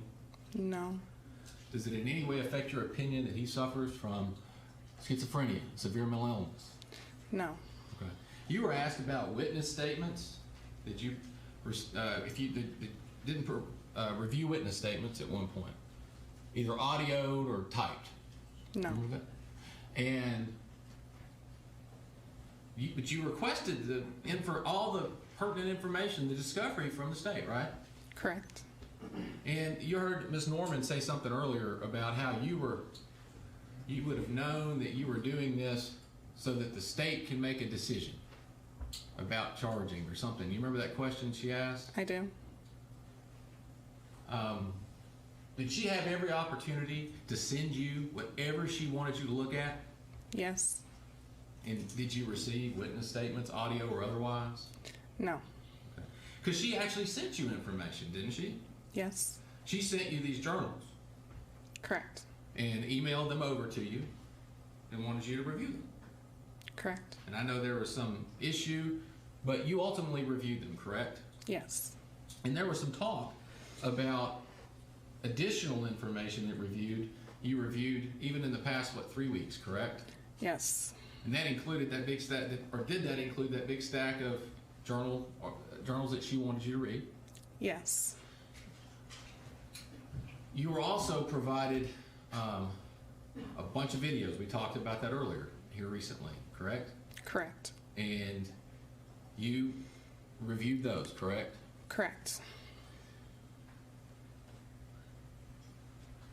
After reviewing what the state asked you to review, after reviewing the additional materials provided you by the video and the videos that were provided by the defense, did that change your opinion about whether or not Mr. Reinking appreciated that what he was doing was wrong on April 22nd, 2018? It did not. Did it have an effect on your opinion? Did it strengthen it? I believe there was information in there to strengthen it, yes. In both the information that the state gave you and the videos, correct? Correct.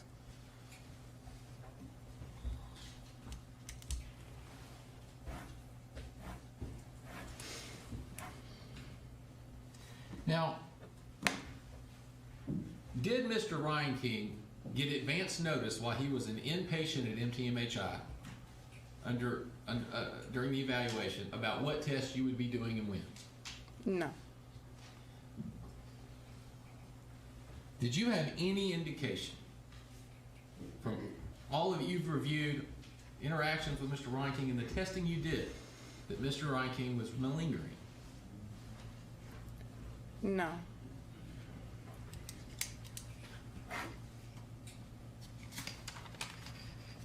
Now,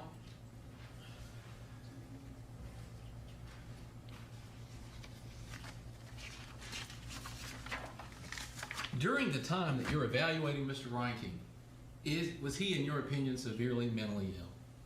Yes. Was he, at that time, experiencing hallucinations? Yes. Delusions? Yes. Disorganized thinking? Yes. And could you see that other than just the self-report of Mr. Reinking by your own observations? Yes.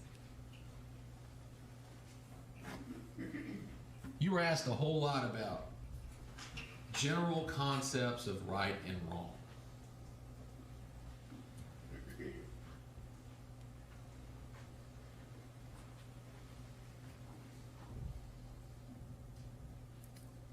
Regardless of general concepts of right and wrong, I want to ask you specifically as to Mr. Reinking. On the night of April 22nd, 2018, could he appreciate that what he was doing in going into that Waffle House and opening fire, could he appreciate that that was wrong? I don't believe so. Did he believe what he was doing was self-defense? Yes, I believe so.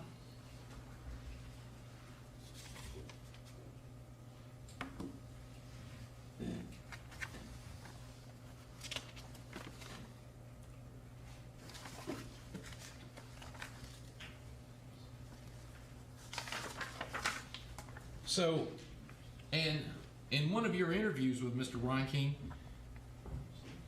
regarding his belief of self-defense, didn't he in fact say that any logical person would see that what I did was self-defense? Yes.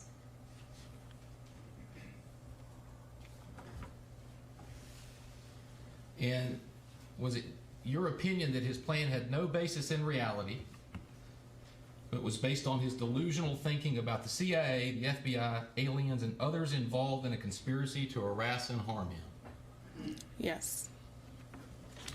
And that's a statement, that's not a statement made, that particular one was made to you during an interview with Mr. Reinking, correct? Correct. Now, these meetings with Mr. Reinking, are they intended to be interrogations? No. So you were asked, well, did he say this in this meeting, but he didn't say it in that meeting? How are these conducted? What's the point? The point is to get as much information from him about what he was thinking during and prior to and after, immediately following the crimes.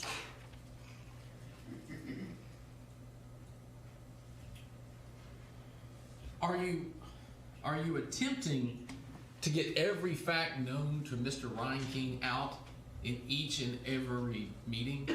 No.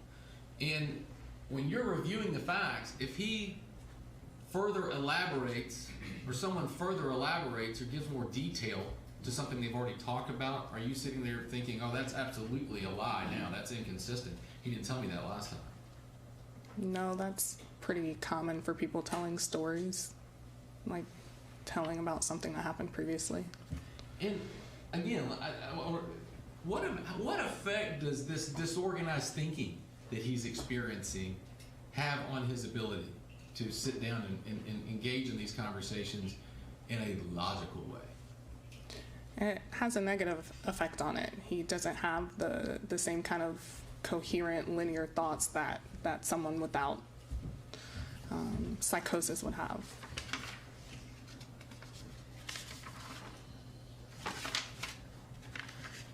Now, the prosecutor asked you some questions about, well, the toilet seat and moving things around. But even in your 7/25/2018 meeting with Mr. Reinking, did he in fact say, I feared for my life? Yes. Now, from your meetings with Mr. Reinking, did he perceive this as just someone like someone lives in the house with you leaving the toilet seat up? No. What was his perception of what was happening? He indicated his perception was that someone was breaking in to mess with him and might cause harm to him.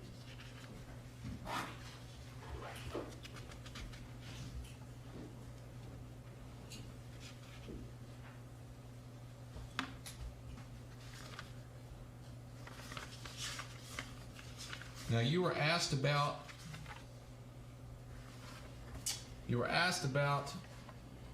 flight. This idea that Mr. Reinking, after the shooting, left. Now you opined about that specifically in your report. Correct. And just to refresh your recollection, go to page 10 of 10 of your 10/15/2018 report.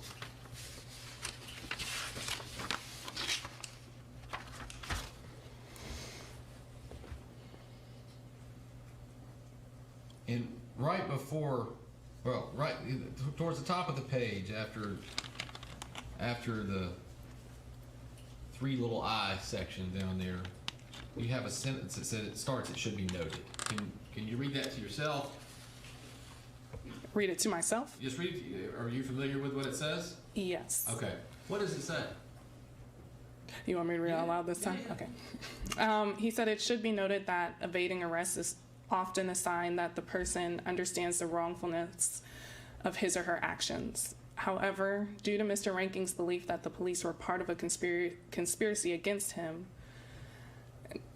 parentheses, corroborated by the recording of his phone call to a dispatcher, it is logical that he would run from the police.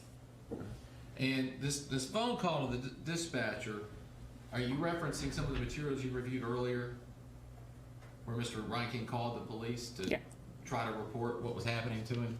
Yes. And in that phone call, does he indicate he believes they're in on it? Yes.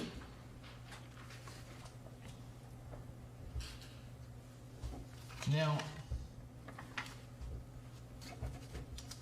I want to go back to your interview with Mr. Reinking from 7/30 of 2018.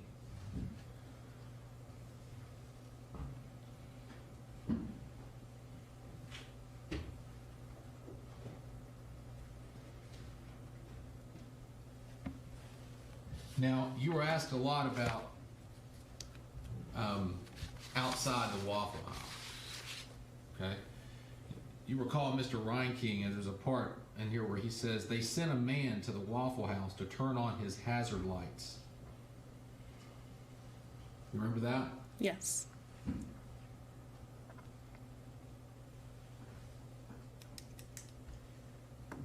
And do you recall, and if you need to look, that's fine too, but do you recall what was significant for Mr. Reinking about the gentleman with the hazard lights?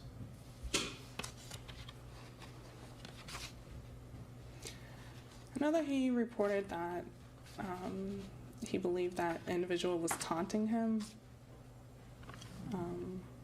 Was there something else you were referring to? Right.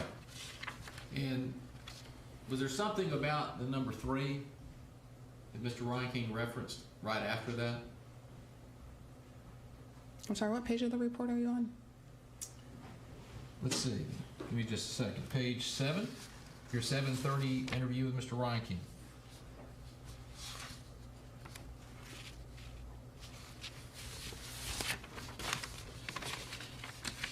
So would this be in the August report? No. In the October report.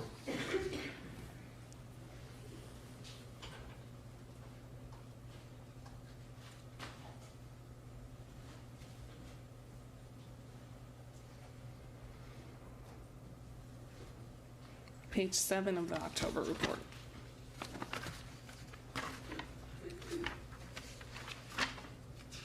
Oh, pardon me. And the judge was accurate. I went to a different report. Page 7 of the 8/6/18 report. I apologize. Glad to restore my reputation. Yes.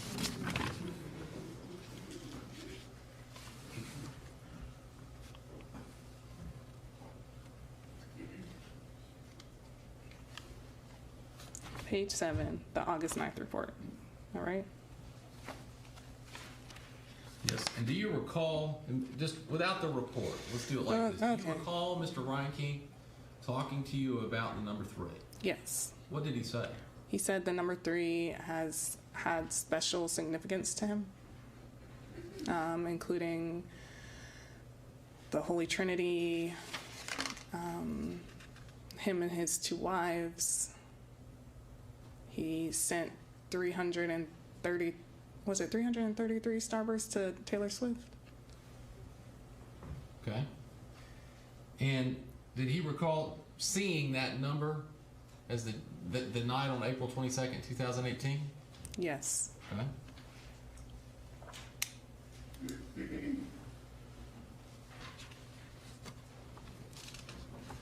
Now, the district attorney asked you some questions about, in the August 6, 2018 interview with Mr. Reinking, about his statements about having previously thought about shooting the people targeting him before the date of the offense.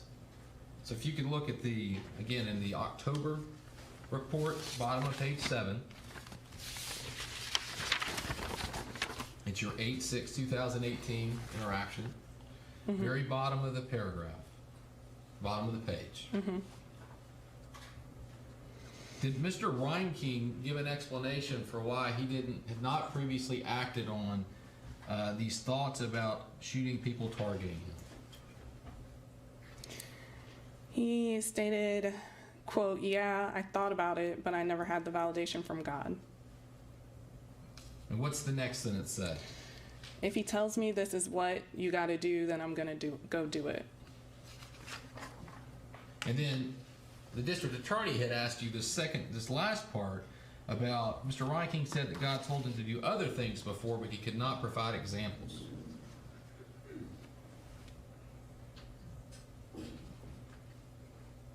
Now,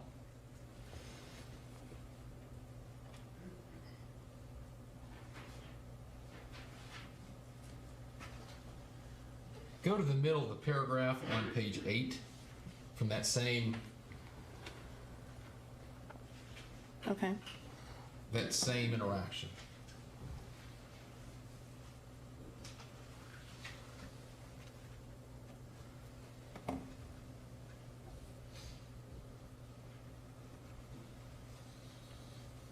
All right.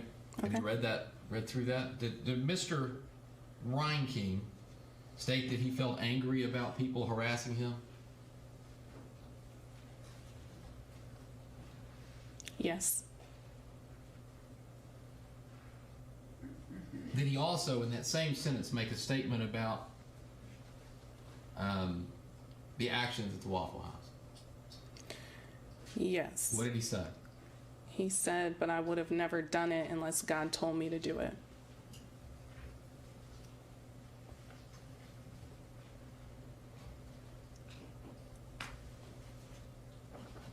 Now, that same paragraph down at the bottom, again, the district attorneys characterized this in toilet seats and moving of files. But how did Mr. Reinking perceive it? In his words, if he hadn't have followed God's direction on April 22nd, 2018, in his own mind, they would have kept doing what to him? He said terrorizing him. From your interactions with Mr. Reinking, did he perceive what was happening to him in some small way, or did it appear to be terrifying him? It appeared to be terrifying him. You've watched these videos, 30 plus videos, I think you said, right? Yeah. And in those videos, are you able to, is it Mr. Reinking and a lot of them just talking into the camera? Yes. And from the videos that you watched, is it the case that Mr. Reinking started doing that to document what he perceived was happening to him to hope to get help? Yes, that's what he reported in the videos.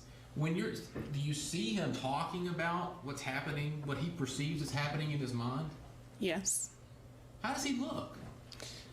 He looks very agitated. He looks scared at a lot of points.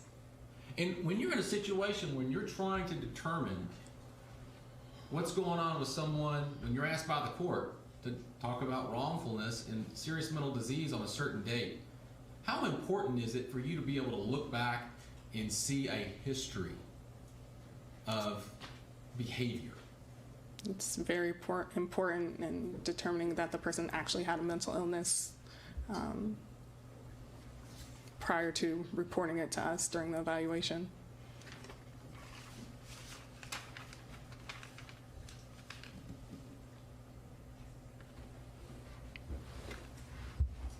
Isn't it true that Mr. Reinking is repeatedly, regardless of whether it's been all in the same interaction, insisted that he was justified in what he did because he was defending himself? Yes.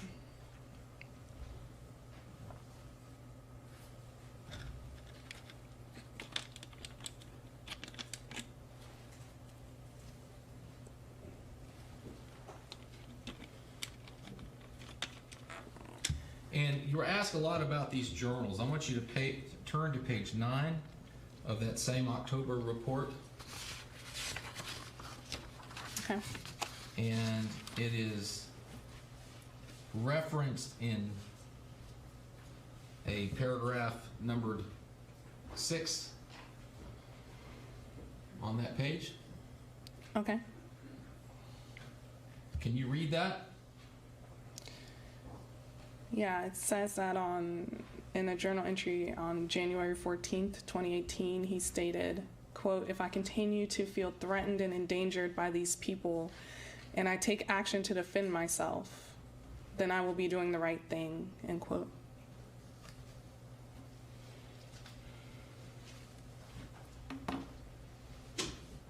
And that was from those same journals that the state was having you reference in walkthrough, correct? Correct.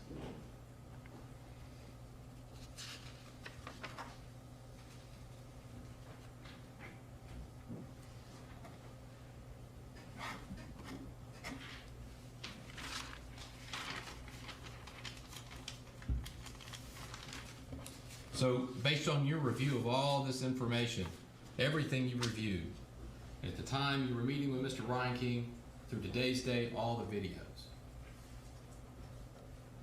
regardless of any general concepts of right and wrong, could Travis Reinking, did he understand that what he did on April 22nd, 2018 was wrong? It is my opinion that he did not. One moment.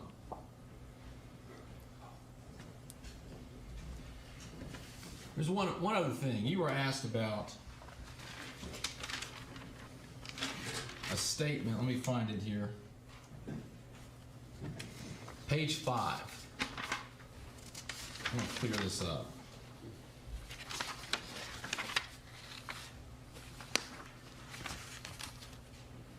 You were asked about a statement that was in your interview with Mr. Reinking on July 18th, 2018. And specifically, there was language that was read in earlier. It says, then I remember just feeling like I was going to throw up because I was like, this is something that God told me to do, but it seems evil. You remember that? Yes. And there was a point at which with the prosecutor, and I'm not going to repeat the word, but read the N-word, right? I read it. That is an inaccurate statement. It's- Same read. Well,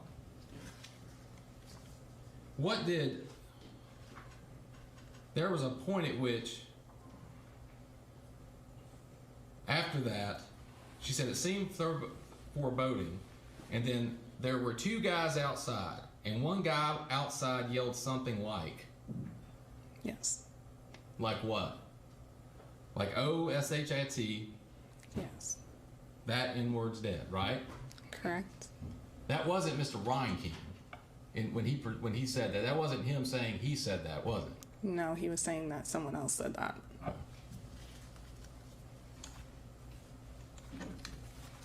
Those are my questions. Recross? Yes, Your Honor. Which, Dr. Eisen, that was Mr. Reinking speaking that phrase to you. That wasn't anyone else, correct? Yes, he was. He said that word. Yes, he was repeating what he said. He heard someone else say. Yes. Okay. And you just testified that you said seeing the video of Mr. Reinking gunning down Joe Perez Jr. and Torian Sonderland would have no effect on your opinion. I don't think that's what I said. So it would have an effect on your opinion. I can't say that if I've never seen it. He said. Exactly. You haven't seen that video. Judge, she needs to let her respond. She's cutting her off. I thought she did, but go ahead. Just be careful about cutting in before the answer's complete. You haven't seen that video, Dr. Eisen, correct? Correct. So if you just testified on redirect that it would not affect your opinion, that is not a true statement, is it? I did not say that. Okay, because you cannot say that. Correct. I can't say that for sure. Surveillance video was provided by our office. You were not able to play all of the files. It was not provided by your office. It was provided by Dr. Woods.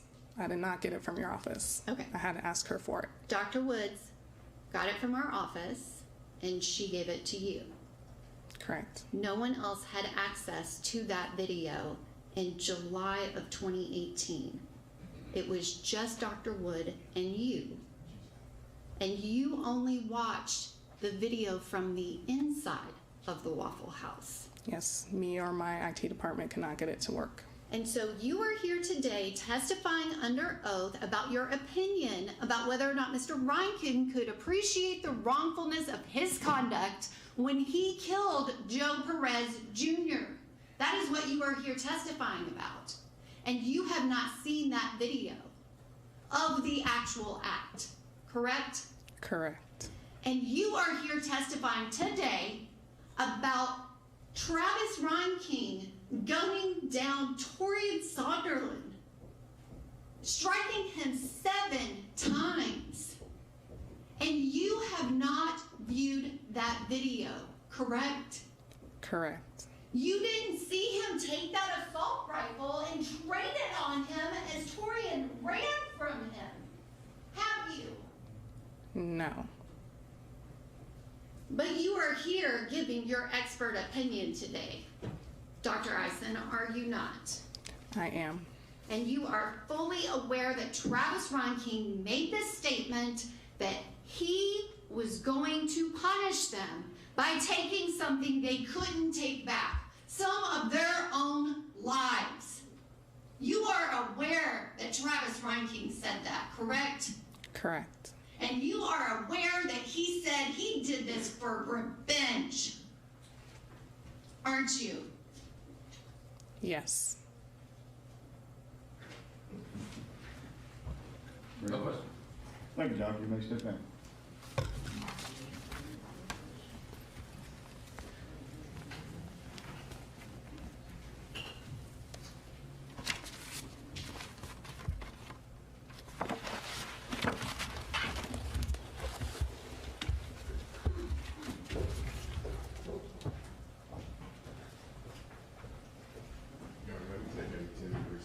Pardon? Maybe take a 10-minute recess. All right. Madam Jury, we're going to take a short recess, please. Do not discuss anything about the case. Keep your thoughts to yourself and remain open-minded. Please, in closing note, what's up, leave the chair to call me, please.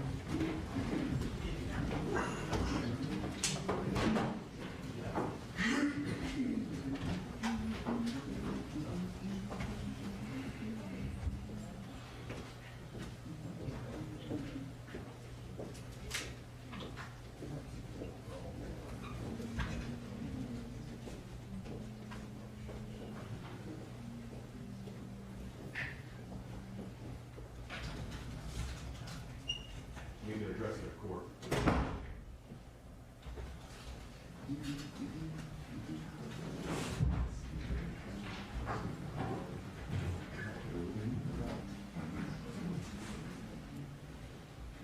Your Honor, I want to ask for a recess because that's going to conclude our proof, and we are going to, we are prepared to do. Moment hearing. Yeah, we're prepared to do that hearing. We have a signed waiver, and so I thought the court might want to do that before we stand up and say that we rest. Yeah, definitely.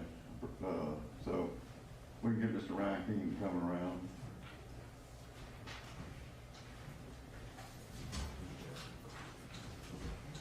Did you raise your right hand, sir? You solemnly swear or affirm to tell the truth, the whole truth, and nothing but the truth, so help you God? I do. All right, come around, Mr. Reinking. They're not going to ask you anything about the case itself. They're just going to ask you about some decisions that you may or may have made as it relates to whether or not you're testifying. Mr. Reinking, have we discussed your right to testify at this trial if you want to? Yes. Okay. Do you understand that you have the right not to testify, and that if you choose not to testify, the jury may not draw any inference from your failure to testify? Do you understand that? Yes. All right. And do you understand that you have the right to testify, and that if you wish to exercise that right, no one can stop you from testifying. Do you understand that? I understand. Okay. And have you consulted with your lawyers in making the decision as to whether or not you want to testify? I have. Okay. And have your lawyers advised you of the advantages and disadvantages of testifying? Yes. And after considering your rights and asking any questions that you had regarding those rights, do you voluntarily and personally choose to waive your right to testify? I do. Okay. And then you recall we signed on a piece of paper earlier going over all that with you. Do you recall that? I recall. Okay. All right, that's it. Thank you, Mr. Reinking. You may step down.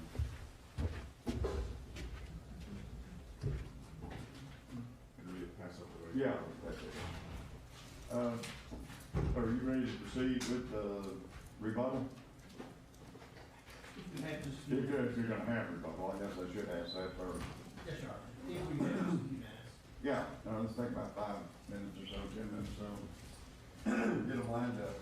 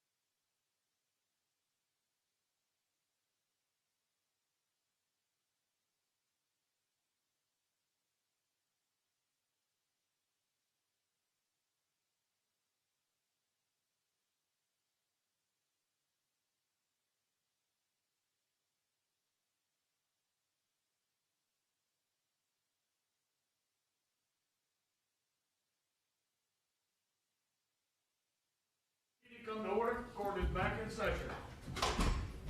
Ready, Judge? Aye. What? We are, wait a minute. So Judge, at this point, I'll refer to the court's guidance on it, but I know the state intends to call some rebuttal proof. It may be something that's better suited to initially take up outside the presence of the jury, because if they're calling things that we're gonna object to as not proper rebuttal. Okay. Have him go sit down for a minute. Yes, sir. What is it that you submit as being, going to be addressed on rebuttal and it's not admissible? Well, Judge, we're not aware of every rebuttal witness they intend to call. There's been some discussions about a deposition that was taken earlier for proof of her name's Miss, I think it's Jacobsen, who was the car dealer at the BMW dealership. I believe that to be proper rebuttal. If they wanted to prove what happened at the BMW dealership, they had every right to put it on in their case in chief. They did not elect to do that. At this point, it's not in contest. The expert reviewed her audio statement, said this is what happened. There wasn't even any cross of her to suggest that wasn't accurate about how Mr. Reinking reacted. They asked her if Mr. Reinking got aggressive, or would you agree that was aggressive, or he made an aggressive move, something like that. The expert said, yep. So that would be one, I don't think that's proper rebuttal. Judge, the state would disagree with that. She didn't simply concede that it occurred in the way that it actually did. She did say she reviewed the audio of it in making her determination, but Dr. Wood did not concede that he wasn't as aggressive in the way that Jena Jacobsen has already testified on the oath that he was. And additionally, she did not testify about the nature to which he fled from the police. She didn't simply concede that either.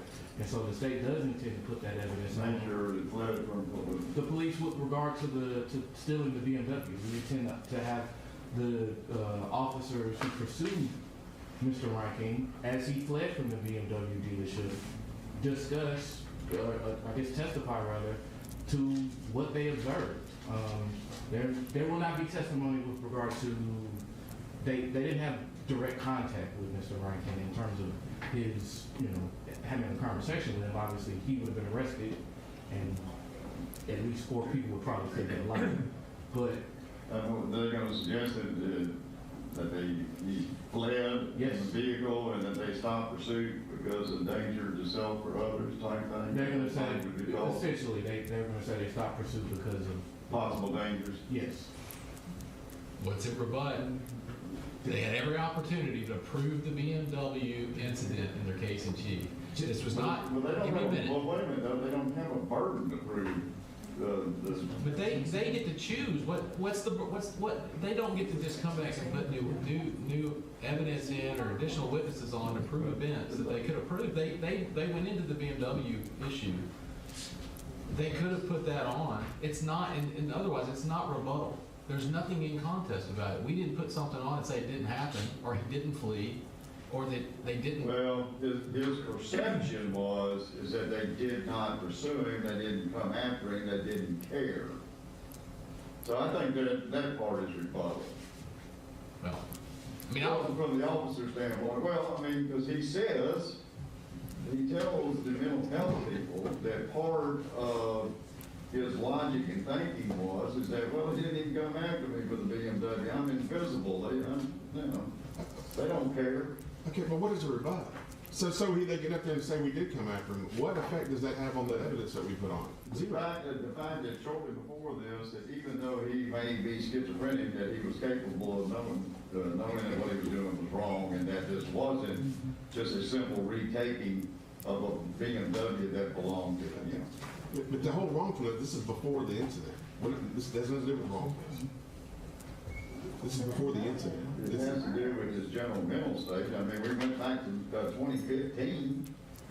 Are they rebutting it? This is what I don't understand. If they can say specifically what that evidence rebuts based on what we put on in our defense. That's the question. I don't know what her testimony is, because I haven't read that, although if it's admitted, that last part will, the yellow part will be taken out. What this other person that she apparently knew, who was schizophrenic and had a good job, has nothing relevancy on this, and certainly is probative of zero. The only thing I know for sure is that his perceptions that he wasn't being pursued, that the police didn't care and he had to take matters into his own hands, is rebutted by the fact that he knew the police were chasing him and he took off running and they had to stop. That part I think is rebuttal. Then at best, that's an officer.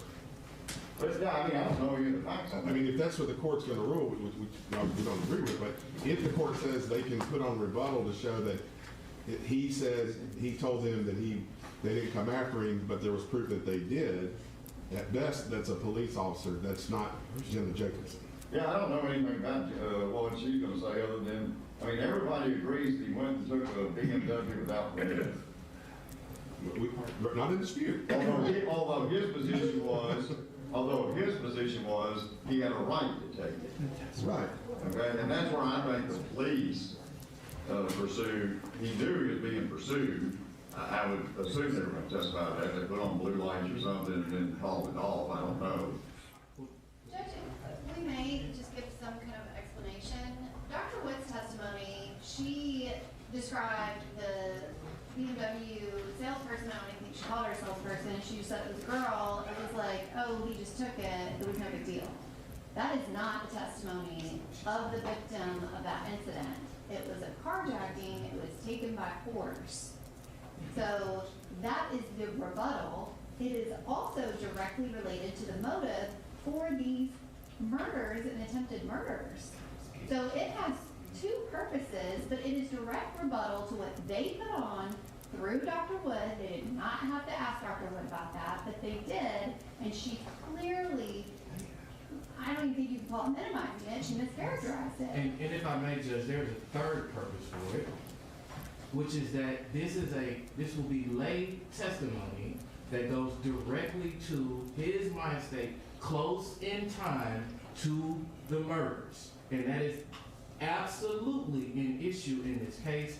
That is what these expert witnesses that the defense called came to testify about. They tell us that he only acted in self-defense, and the state is submitting, we've tried to argue, bringing out through the cross-examination, that the reason that he did it was because he stole this BMW, and then the police came and recovered it. It wasn't self-defense, it was anger, it was revenge. That goes directly to the issues that are at the heart of the defense case, for which we do not have a burden. So we have the right to present rebuttal proof in order to argue against or challenge their argument that he was insane. So that's what this proof will go towards.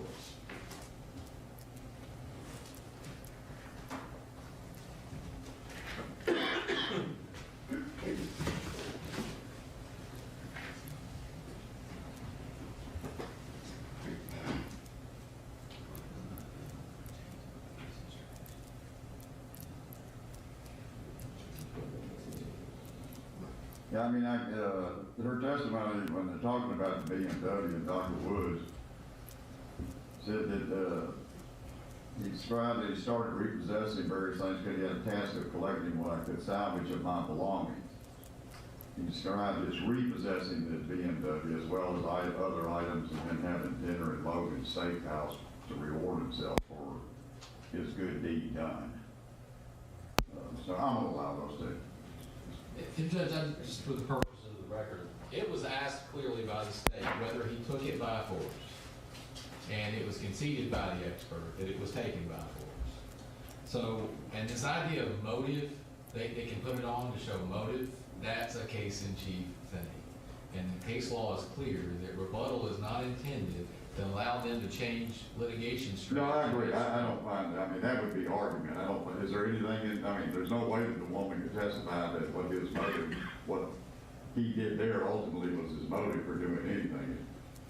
Yes, sir. I mean, if they want to argue that, they can, but I don't think there's any evidence to support that this BMW incident was motivated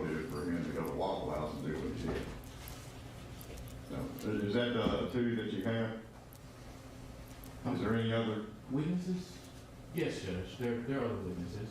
We have an individual who will testify with regard to the defendant establishing his plan to go and carry out this murder. You want me to give you a proffer as to what his testimony was? Well, I mean, is there other things that? Well, I mean, We don't know what else is coming to know if it's revoked. That's the whole point. They don't have to lay it out. I mean, you just object when it comes up. And to be clear, no witness we're calling. Everyone that we're calling has been previously provided to defense counsel in discovery. So we're not throwing out some. All right, let's get them in here and get started. Yes, sir.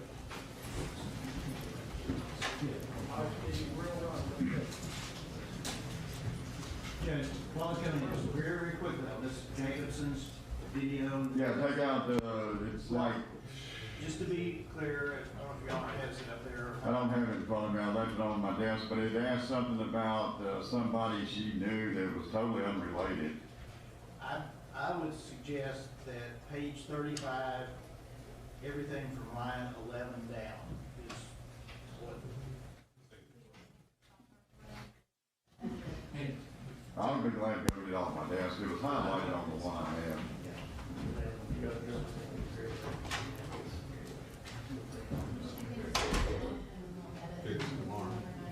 Yeah, that's right. We're in agreement. Okay. So we will stop it at that point and provide a redacted copy. Transcript tomorrow, along with the evidence. And the transcript was by certified court reporter? Yes, sir. So it's gonna be submitted as an exhibit? A collective exhibit with the video, Okay, well, subject to me. And we'll need some time to redact the video. So we'll have it tomorrow. but you'll be ready to shut it off today? Yes, Judge. General Norman is going to be right there on the spot. As always. Yeah. Finger.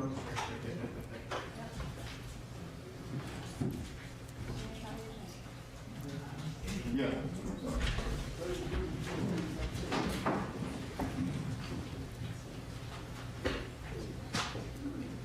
Just for the record, line 11 was forward and it's highlighted on line there, brother. Yes, sir.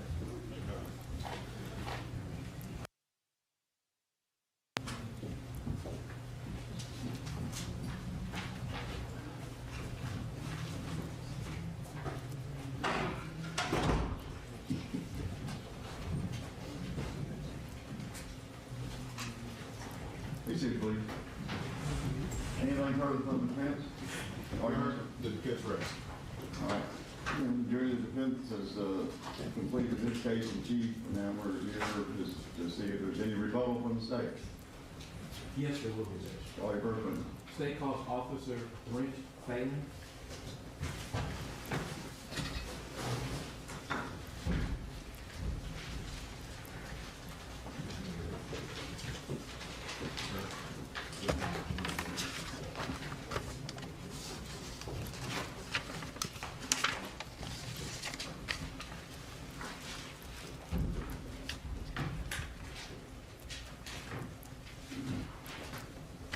Sir, if you would raise your right hand and be sworn, please.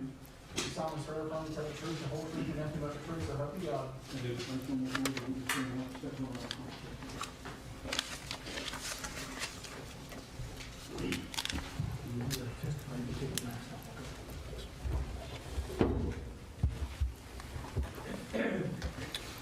Good afternoon, officer. Would you please state your name and spell it?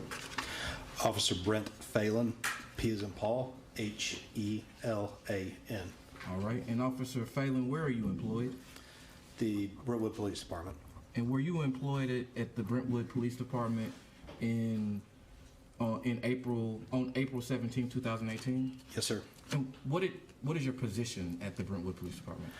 At that time and currently I'm a member of the department's directed enforcement team, which is primarily responsible for traffic enforcement, crash, and traffic homicide investigations. Okay. On April 17, 2018, did you receive a call to respond to a potential stolen vehicle involving the BMW dealership? Yes. And is the BMW dealership located at 1568 Mallory Lane? Yes. Is that, and what did you do once you received the call? So it had been put out that the vehicle that was stolen from the BMW dealership had been followed by a third party to the area of Concord Road and Jones Parkway, which was where I was at the time on routine patrol. I was traveling westbound and observed a vehicle matching the description, which was given was a gray BMW X6 SUV. I observed a vehicle matching that description traveling eastbound on Concord Road, at which time I made a U-turn and entered traffic behind the vehicle. I had to maneuver around another citizen vehicle, uninvolved, to get directly behind the BMW. At the time I did that, I observed that the vehicle was not displaying a license plate, which was also consistent with the description provided by BMW. At that time, due to being in an unmarked unit, I stayed behind the vehicle to wait for other officers to respond to the area.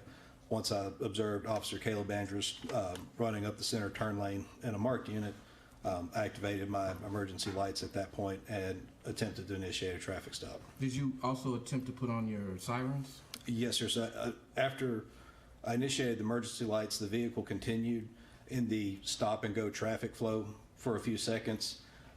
After that, I initiated my siren, and at the time that I activated my siren is when the X6 entered the center turn lane and began actively fleeing by overtaking traffic. Was the center turn lane a lane in which a person would normally travel during in the flow of traffic like that?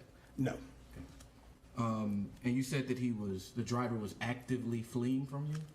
Correct. At this time, my lights and siren were activated. There was another Brentwood police vehicle behind me with lights and siren activated. As soon as we had cleared an initial block of traffic congestion, per department policy, at that point I yielded primary pursuit position to the marked unit that was behind me, and at which point the marked unit took over the primary position, which is directly behind the suspect vehicle, and then I followed as secondary unit to call the pursuit. Okay. And did the marked unit have on its lights and sirens? Yes. Okay. And about how long did you travel behind the driver of this BMW X6? The pursuit was initiated, if I remember, it was 5:51 p.m. and was terminated at 5:53 p.m. The distance traveled, pursuit was initiated in the area of Concord Road and Haverhill Drive and was terminated by the on-duty patrol supervisor in the area of Edmondson Pike. And why was the pursuit terminated? My understanding was that was because BMW was aware that we were made aware that the vehicle had active GPS tracking, and there was no longer a need to risk public safety by tracking the vehicle visually when it could be tracked passively. And why was there concern for public safety? Because of the time of day and traffic congestion and rush hour. Were there a number of cars on the road? There was moderate to heavy traffic on the stretch of road.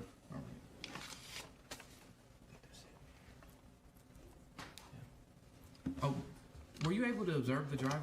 I did not observe the driver at the time I turned around.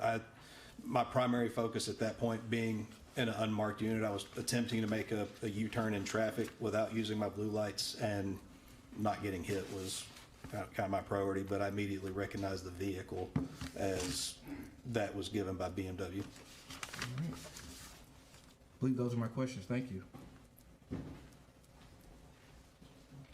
Good afternoon, Officer Phelan. Just a few questions. You said that you followed Mr. Reinking for 2 minutes, correct? The pursuit actually lasted 2 minutes. It was at 5:48 p.m. was when the call was dispatched, or dispatch advised that he was in the area, and then the pursuit was initiated at 5:51 p.m.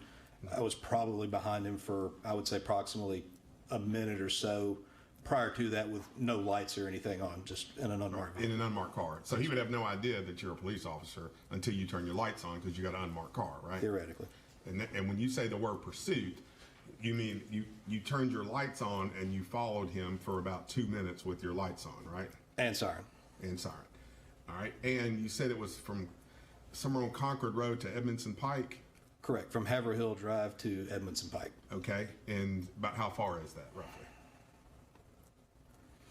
Say approximately 1.5 miles, 2 miles. Okay, and I think in your report you noted that you when you follow behind him with your lights and everything on, y'all were going approximately 40 miles an hour, right? The speed for the pursuit ranged between 40 and 50 miles an hour. They did not exceed 50. For 2 minutes for about 1.5 miles, but Correct. 40 to 50 miles an hour. Okay. That's all. No rewrite now. Thank you, Officer. The state now calls Caleb Andrist.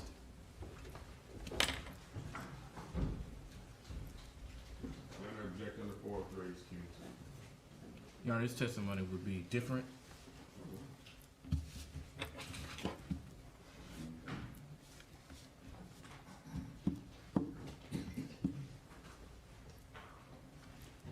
So if you would raise your right hand, each one, please. You solemnly swear to affirm to tell the truth, the whole truth, and nothing but the truth, so help you God. I do. Mr. Witness, witness, stand up. What was the name? Caleb Andrist.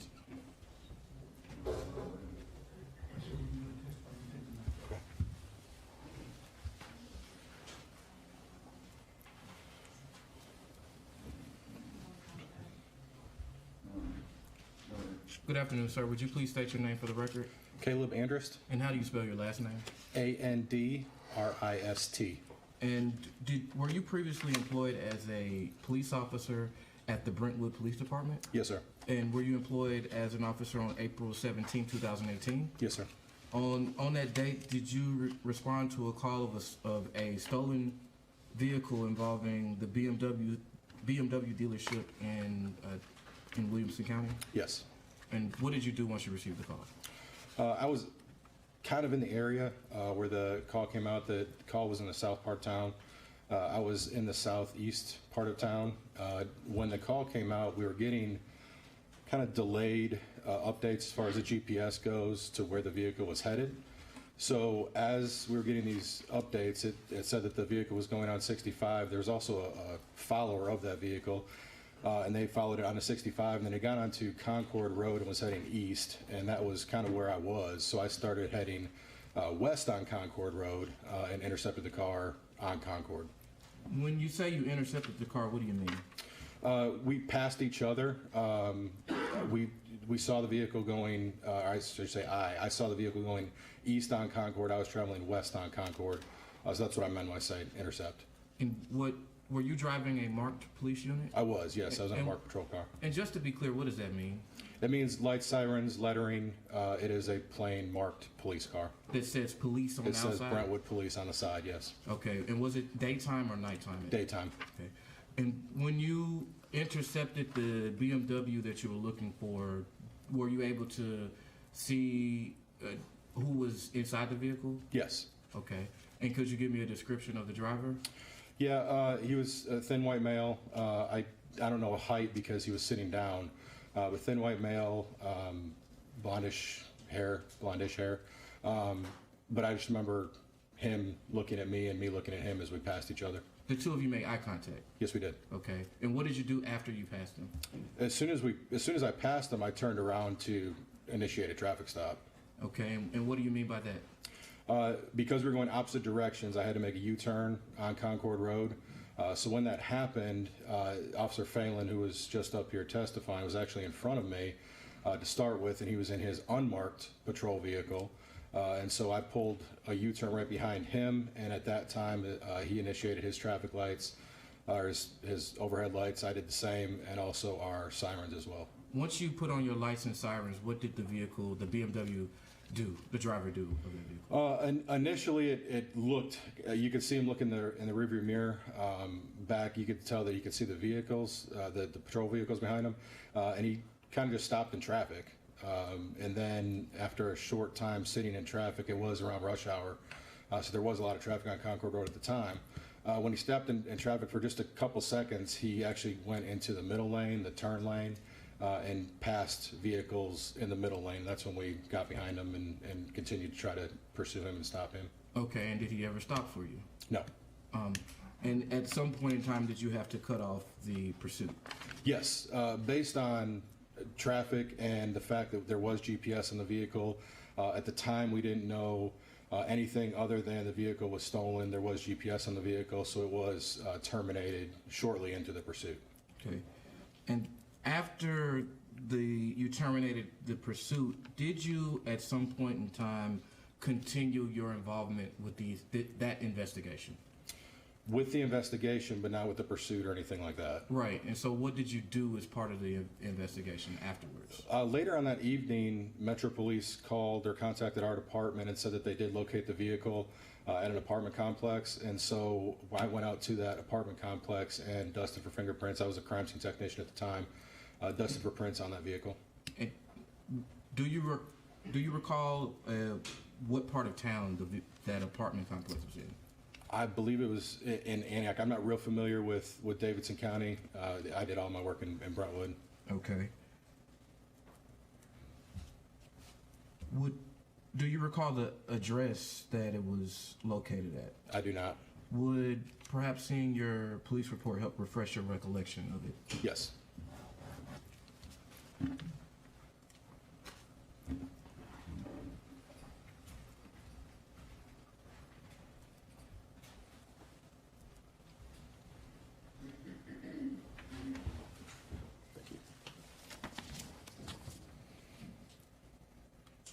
And Mr. Andrist, have you been able to refresh your recollection as to the address that Yes. you recovered the vehicle from? Yes. And what was that? 5000 Mountain Springs Drive in Antioch. Antioch, Tennessee? Antioch, Tennessee, yes. Okay. When you when you recovered the vehicle, you said you were dusting it for fingerprints and whatnot. Do you recall seeing any of the dealership paperwork that is usually on the window of one of the vehicles? No, there's a process that we do. We start from top and work our way down. And if anything was on there, I would have noticed that because we wouldn't have been able to dust there because it would have obscured the fingerprints with the stickers and things like that. Okay.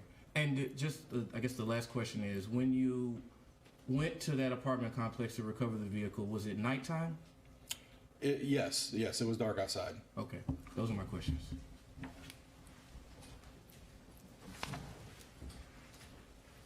Officer, you said that the pursuit was short. Did you stop the pursuit at the same time that Officer Phelan did? We did, yes. It came over the radio. Our sergeant terminated the pursuit, and we stopped at the same time. Thank you. Thank you, Officer. Yes, sir. Thank you.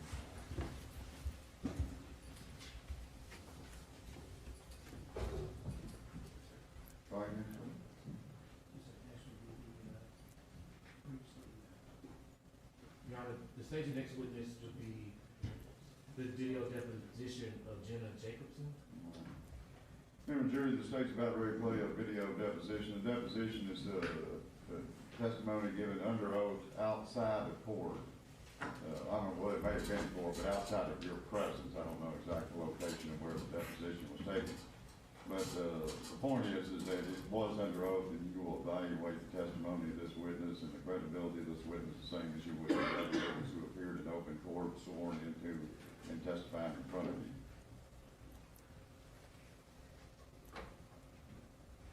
Did they get that thing working again? Yes, sir.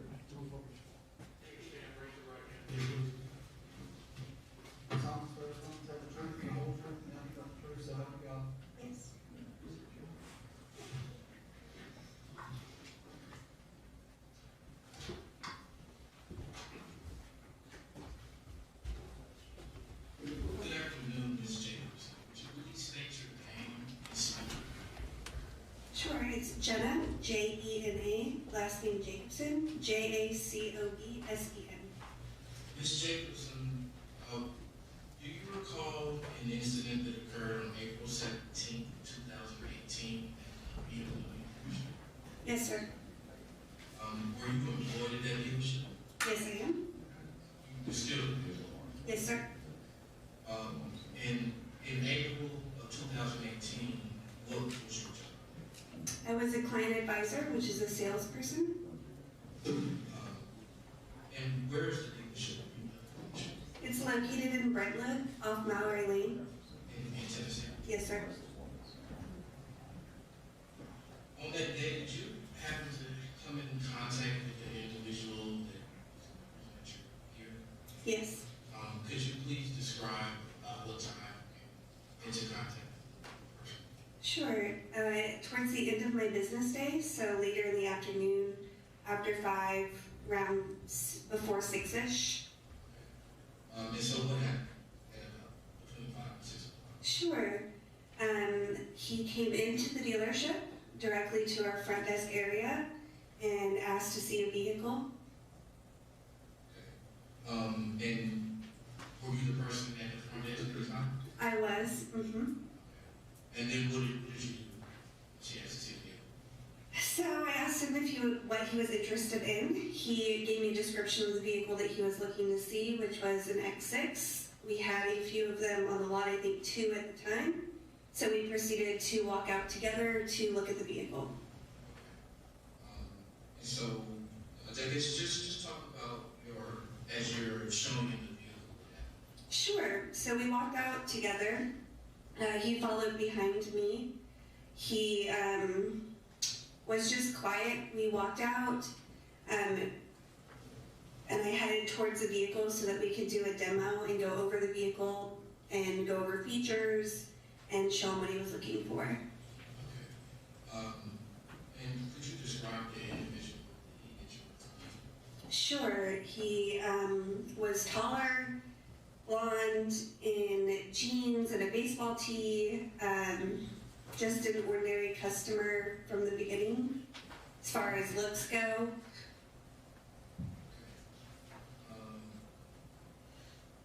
And so, once you get to the car, what is the interaction? Yeah, so once we get out to the vehicle, my job as a salesperson is to demo that vehicle with the potential client, to go over the features, what they're looking for, ask them questions so that I can assess how best to help them. So once we got out to the vehicle, we did a short little walk around. We got in the vehicle together where I'm able to demonstrate some of those features to him. Features like our GPS system and how things work. So we proceeded to sit in the car while I kind of went through a brief demo on the vehicle. Did you ever cut the car on or did you do a demonstration with GPS and things like that? Yes, so we do turn the vehicle on during the demonstration. It allows all the electronics in the vehicle to be turned on and accessed. Things like volume control for the radio station. The main center console screen becomes available, which will have weather, news, things like that on it that we can demonstrate to the customer. As you are doing the demo, did you have to have the key? Did you put it in the ignition? Yes, so there is not an ignition for the key unless it's manually assessed. So it's a key fob. As long as you have the key fob, you can enter and exit the vehicle with the touch of the door handle. So as a salesperson, as long as I have the key to the vehicle, I can access that vehicle. And it's something that we keep with us, either in our pocket or a side door panel, wherever we might keep it. We keep it during that demo, so it's in our possession. It's not until the customer opts to go for a test drive that we turn that key over and we go on the test drive with them. 9 times out of 10, the key is never in the customer's hands. It's always with us because we're in the vehicle during the demo. And while we were showing him the part with the car, showing him the screen and how the volume works, GPS and whatnot, where is he? He is in the driver's seat, passenger seat. Was there anyone else with you? No. And so, what if anything is he saying to you? Not much. It was a quiet interaction between me and the customer. He didn't give any information as to what he was looking for in a car. Most clients during that interaction are asking us questions, whether the car's all-wheel drive or what the GPS system is like. They're looking for certain features, and it was a very one-sided conversation. I was trying to pull any information I could from him to figure out what he was looking for in his vehicle. And so he just wasn't giving you much feedback? No. At some point in time, did he ask to drive the vehicle? He didn't ask to drive the vehicle, he stated he was going to drive the vehicle. Okay, so it was more like, I'm going to take this car. I'm going to drive the vehicle, yes. Okay, and what was your response? My response was to follow procedure, which at that point in time is to get a driver's license and an insurance card from our customers so that we're safe to go out the road for that test drive. So, did you think he was just asking for a test drive at that point in time? Yes. Okay. And so what did you actually take his driver's license? No, when I made the comment, that's fine. I just need to get your driver's license and insurance. He said, I don't think you understand. I'm going to drive this vehicle. Did, at some point in time, did he attempt to put the car in drive? He did. The shifter that we have with BMW was a newer shifter at the time. It has a unlock feature on it. So you can't just push the shifter forward and go into a gear. You actually have to use an unlock button on that shifter. And he had tried to click the shifter into drive, but was not successful. And I explained to him about the button, and yeah. Okay. And so he told you, you testified, he said twice that he was going to take the car. What happened after the second time he told you about him wanting to take the car? He proceeded to ask if I had the key, and at that point in time I said, yes, I do have the key, and I held the key up in my hand. What did he do once you held the key? At that point, he reached over and grabbed the end of the key and proceeded to pull that key from my possession.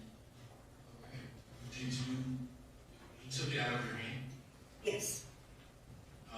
Did you put up any resistance to that? Yes, I didn't let go right away. I was shocked that somebody was physically taking something from me.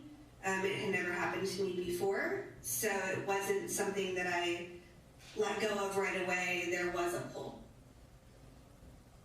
After he physically took the key out of your hand, what did you do?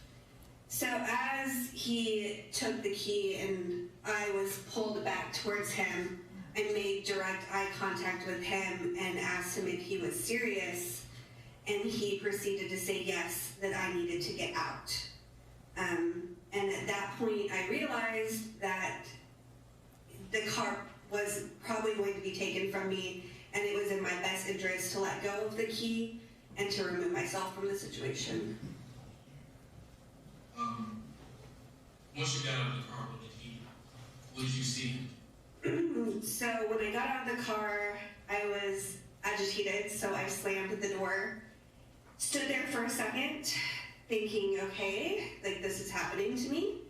And he proceeded to put the car in drive, and then proceeded to head in the wrong direction towards the back of my property.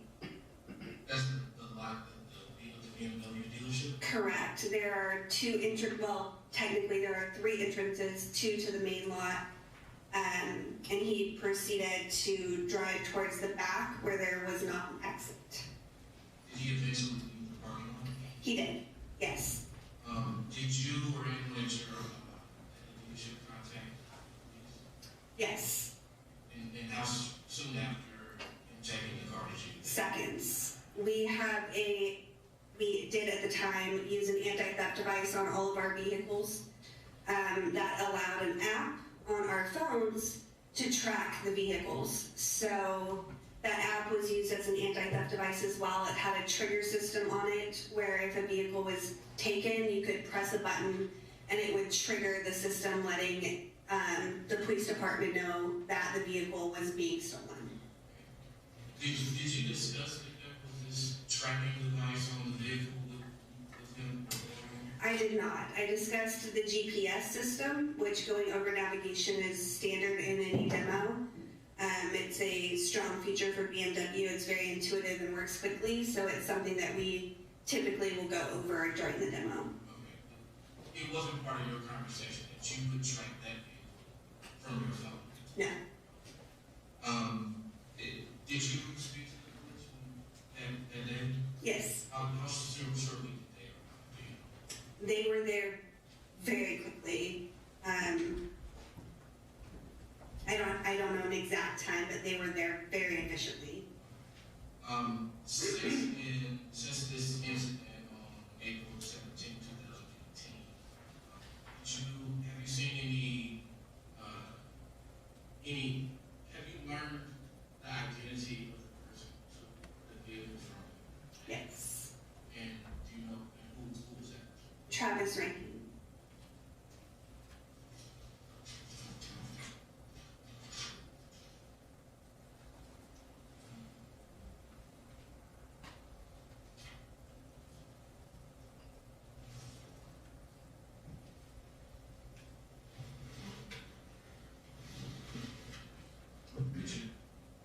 Ms. Jacobsen, could you tell me, when Mr. Reinking, who said is the person who took the car, what was his demeanor as he's telling you he's going to take the car? It was calm. He just stated, I'm going to drive the car. I mean, there was no elevation in voice. It was just a statement.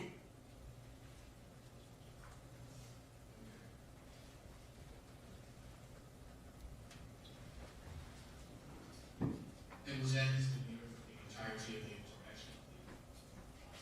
Yeah. Other than telling me that he was serious and I needed to get out, it was pretty level. What do you mean other than that? That portion, I guess, to me felt more intense because we made direct eye contact, and he was very clear that I needed to get out of the vehicle. And do you, since you work at BMW, do you happen to have the key assembler, the kind of key that was used? Yes. You have one with you? Yes. Would you be willing to demonstrate for me how the interaction occurred? Sure. I'm going to ask you to step down. Okay.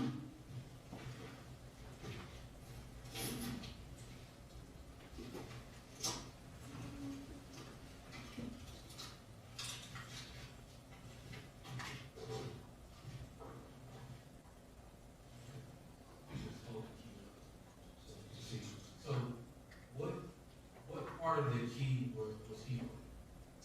So I would have had the fob in my hand. My key has a chain on it, but at the time it would have had a key tag, which is an identification marker we use at membership to track keys. So it's a laminated basement keychain that will say from here, make, model, color. Okay, so this tag is about the same size as the tag that was on the key you took. And so if I'm him, I'm going to be you, holding the key. I want you to demonstrate how Mr. Reinking took the key. Sure. So when he asked if I had the key, yes, at that point, he grabbed that key tag and proceeded to pull. Okay. Did you continue to hold on to the key like I am? Yes, sir. At what point did you release the key? When I looked at him and said, "Are you serious?" and he said, "Yes, you need to get out." And at that point, I let go and then proceeded to exit the vehicle. Thank you.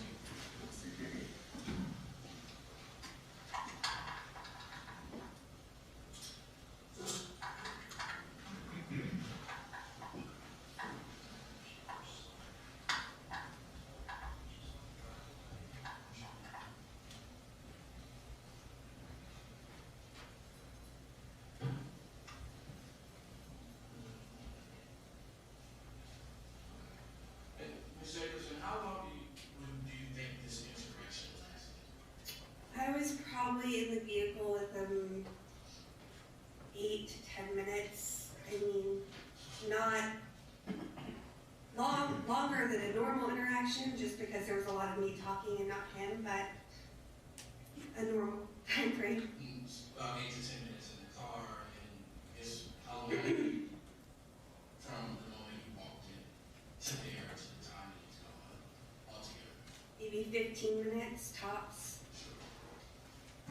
Trying to remember back that far, but yeah. Living a little bit less. Correct.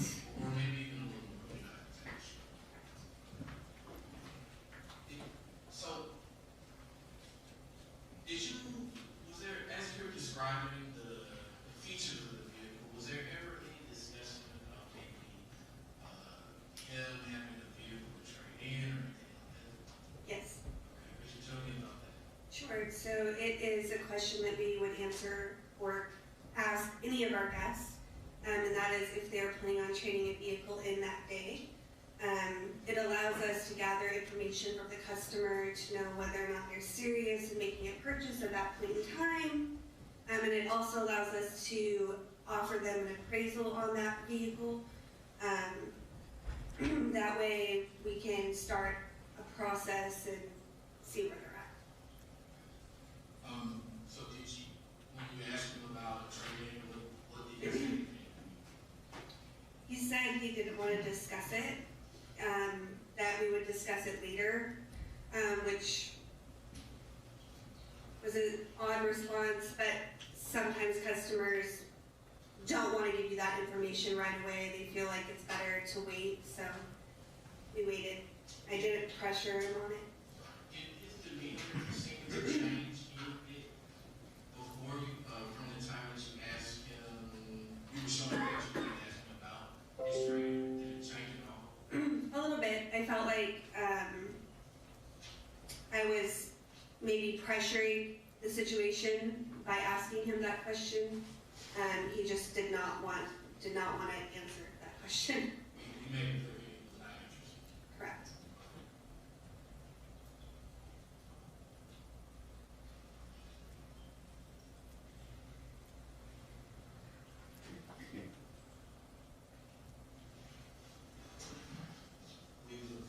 Those are my questions. Okay.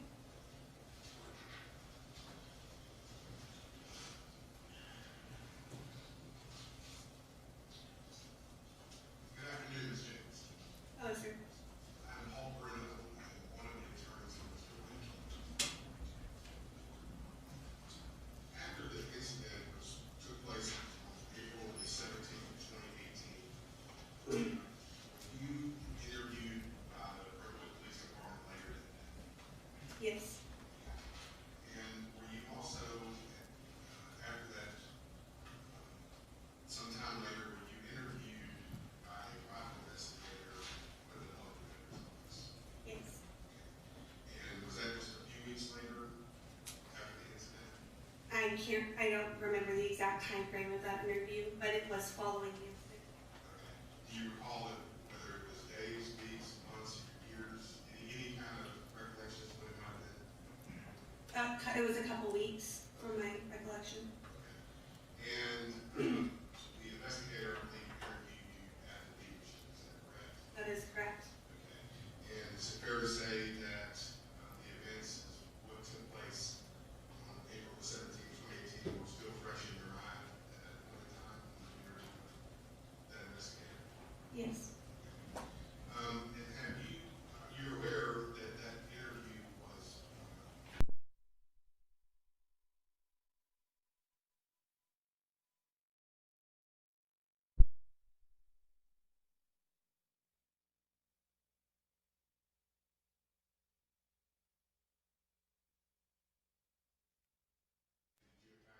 that right before this deposition? Yes, sir. And your answers that you gave to the investigator during that interview, were those based on your personal knowledge and personal observations which you heard on April 17th, 2018? Yes. So, it's my understanding, when did you first see Mr. Reinking? Where was he when you first actually saw him? At the dealership, right at the front desk. Are you aware that prior to that he had walked onto the lot? No, I was not. I was not aware of any of his behavior prior to my incident until after the fact. Was there ever any vehicle or motorcycle, bicycle, anything that was found on the lot that was related to Mr. Reinking, to your knowledge? No, sir, not to my knowledge. Was there any indication as to how he arrived at the lot, to your knowledge? After the fact, I was made aware that he walked onto property. I do not know from where. And do you know how long he'd been on the property prior to meeting you? I do not know a time frame. I know he was on property long enough to select a vehicle of choice, but that is all I know. And did your understanding, was he with any other salesperson? When you said select a vehicle of choice, was he with any other salesperson, or was he walking a lot by himself? From my understanding, he was walking a lot by himself and selected that particular vehicle on his own prior to coming through the front door and asking to see it. And then he came through the front door. Were you at the reception desk? Is that what it is? Mm-hmm. Yep. Okay. And your job then was a salesperson for BMW, correct? Yes, sir. And he appeared to be a potential customer, is that correct? That is correct. So I guess you had your normal interaction in trying to see what he might be interested in, trying to sell him a vehicle. Is that fair? Yes. Okay.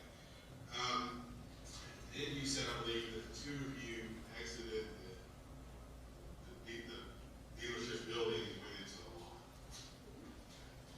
And then he had said that he wanted to look at a Model X6. Is that correct? That is correct. And you thought that was a little strange. Isn't that correct? I did. He was taller in stature, and the X6 is a hatchback slope roofline SUV. It is one of the larger ones. It just isn't a vehicle that a lot of our customers ask for typically when they are of his height. So in other words, with his size, that normally not be a car that you would recommend for, I guess, to purchase. It wouldn't be a car I would recommend, but I have seen people of his height purchase the vehicle. You suggested that he look at the X5, but he insisted on looking at the X6, is that correct? That is correct. Prior to entering into the X6, can you estimate how long it was that you interacted with him from the time he walked into the building until the time you got into the vehicle? 5 minutes. You said 5 minutes? Yeah, give or take. Yeah, the X6 was located a little bit out on the lot, so we had to walk out together, and that was the time that I spent with him. Okay. And so, basically, you had a few minutes of conversation before you get into the vehicle, and I think you said, based on your recollection, that y'all were inside the vehicle together for approximately 8 to 9 minutes, or 8 to 10 minutes, just somewhere approximately like that. Okay. And I believe it's my understanding that when you interacted with him, that you felt like something was off. Is that a fair statement? Yes. Okay. And that it was something that I think you described as an incredibly strange interaction. Is that how you described it before? Yes. And are you talking about when you're seated in the passenger seat and he's in the driver's seat and you're kind of trying to explain to him features, there's not really what you would call a normal back and forth conversation. Is that what you're referring to? Yes, sir. Okay. When you say that it was a strange interaction, Yes, sir. something just didn't seem right. And there was no back and forth. So either he was just being an incredibly difficult client, or I was not talking about anything he was interested in, and I was trying to figure that out. Okay. And while he was in the vehicle, was he trying to see what would work and kind of look at the dials and the buttons and things like that? Was he kind of messing with the car to try to see what different things did? Not to my recollection.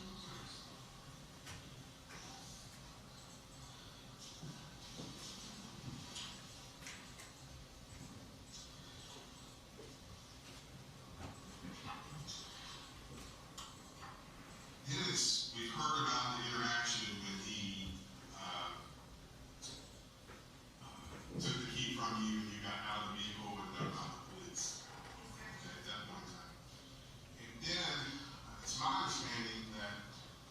able to observe them when you put the car in drive, kind of observe the path that he took. Is that correct? Yes. And is it fair to say that he kind of took a path that would not be the normal path that you would take if you were trying to steal a vehicle? Is that fair?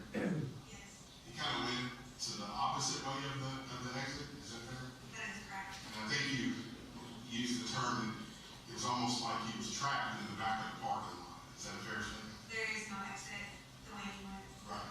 And he was driving fairly slowly when he was in the parking lot. Is that correct? Yeah. And in fact, he had kind of gone to the back of the lot and then turned around and started coming towards the front of the lot. Is that fair to say? You were still out in the lot at that point in time. And so then eventually he got to the street and then pulled out onto the street. Correct. Is that correct? And you went inside the dealership building, correct? That's right. And I think you alerted your manager that it looks like a car's been stolen. The car was stolen. But that's what I'm saying. Yes. Okay. You alerted the manager that the car had been stolen. Yes. Yes. Yes.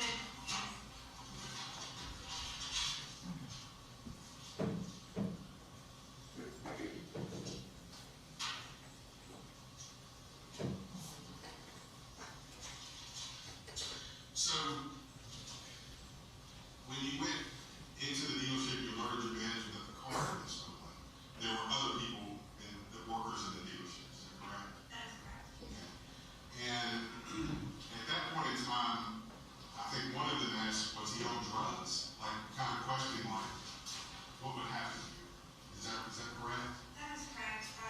Obviously, when I came in, and there are other employees and managers, and they were asking me obvious questions that you would ask. You know, were they inebriated? Were they on drugs? Did they have, did they have a weapon? They were just questioning what happened. And you would agree his demeanor was off. Something was strange about him. Do you agree with that? Yes, sir. Now, when you were asked the question, would you say the normal questions that somebody would ask, perhaps if the car was stolen, what had happened? Did that make you think of something in your own personal life as an explanation as to what might explain the strange behavior? Yes. Okay. And is that you, at least at that time, you had a friend that you had been friends with for about 7 years. I don't need the person's name. But a friend that you had for about 7 years that suffered from, that was paranoid schizophrenia. Is that correct? That is correct. I don't know this friend's formal diagnosis, but I know that he had struggled with mental health issues. Okay. But do you recall telling the investigator that you had a friend that suffered from, that was paranoid schizophrenic or suffered from paranoid schizophrenia? Yes. Okay. This friend that you had known at that time for a 7-year period, how often have you been around that friend? Consistently. Okay. So you were very familiar with the person's mental health issues. Yes. Were you familiar with that person's issues, or how they, ask this. So with your friend, when you were around your friend when your friend was medicated? I was. And were you able to observe that person's demeanor and the way they carried themselves? Yes. And were you able to run that person when they were not on medication? Yes. Okay. And did you describe that, I think, as a break? I think is the term you might have used. Yes, a break in that when interacting with that person, sometimes they weren't always interacting with you. Okay, all right. And to kind of get to the point, I think at that point in time, after you were asked those questions by the coworkers, did you believe at that point in time that what you had observed was what you observed whenever your friend who suffered from paranoid schizophrenia had a break in their lives? Is that what kind of, you thought that might have been what happened in this case? The break that I was referencing was his inability to just have a conversation with me, that he just felt checked out while we were interacting in that vehicle. And being that friend was so relevant in my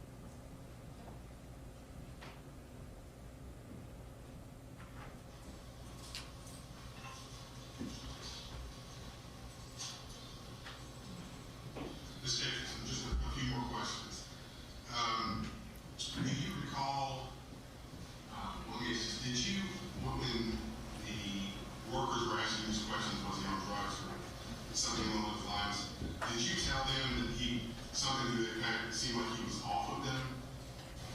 I did. It was a direct relation to the friend at the time.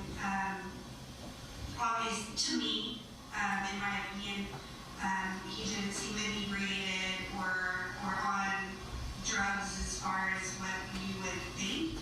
And I did make the statement that it was almost like he was off of them, like he just was off was the word I think that I was supposed to put it. It was just off to me. The situation was off. I couldn't put a finger on it because there was no smell of alcohol, there were no indications of him being on drugs. So I think that is what I was reiterating to them. Okay.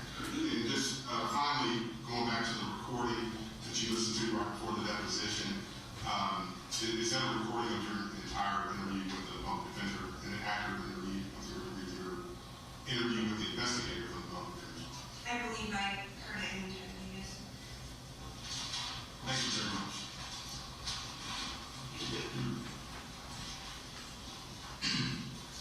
Ms. Jacobsen, do you know if Mr. Reinking knew the layout of the parking lot such that he know that if he, when he drove to the back, he couldn't exit that one?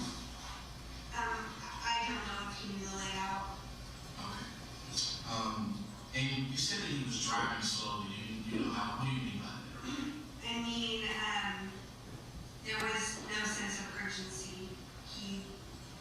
You think of a carjacking as somebody speeding off in your car, and that was not the case. He just pulled out, waved to the back, and at that point I realized he was going the wrong way and that he was going to have to pass me again to exit, and that's when I proceeded to run to the door.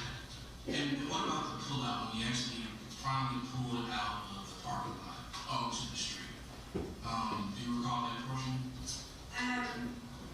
There was, I do recall, didn't seem like he was in a hurry to get anywhere when he pulled out of the lot.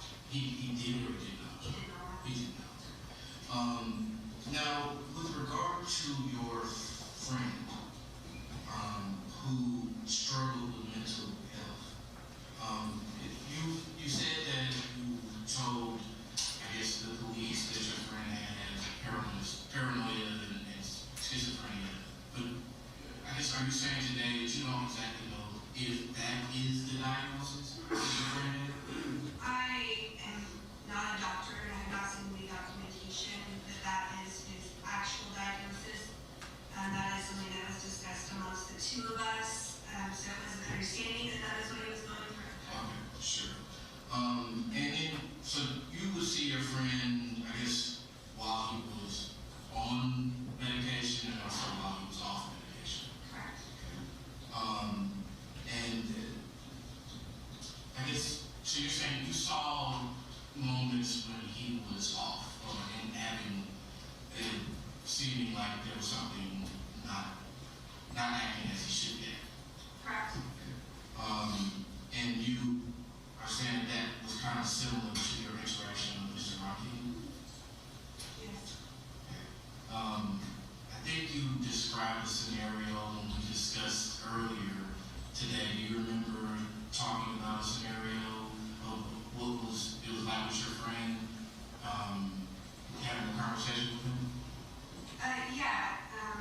I think we discussed with that particular friend, you'd be in a dinner situation or in a conversation and you weren't really sure if they were listening or paying attention. And you kind of like, hey, like, am I talking to you right now? Are you here with me? Like, that was, had happened with that friend.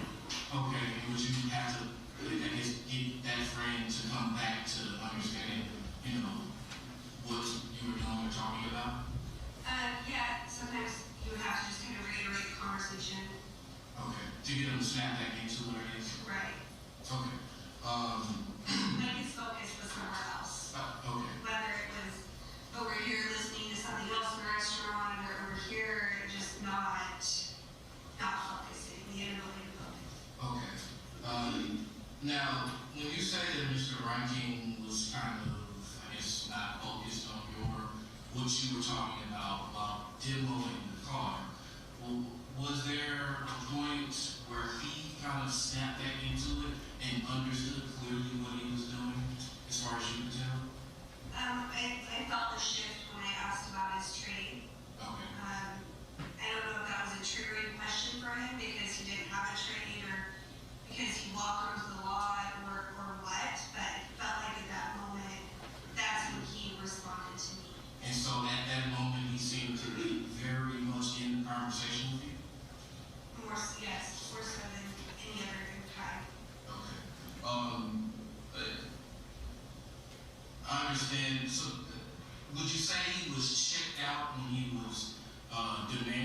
car key from him?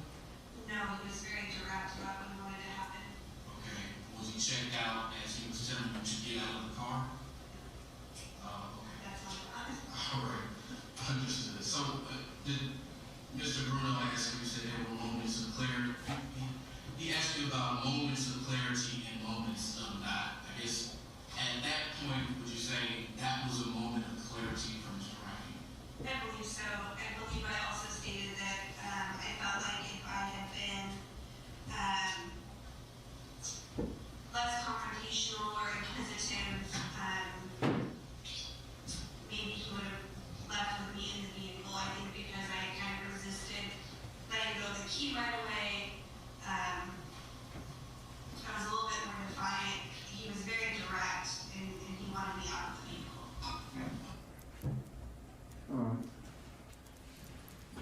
And Your Honor, the state would ask that the video and an original copy of the transcript be made the cumulative exhibit, the next exhibit to this. 73. Video, hey.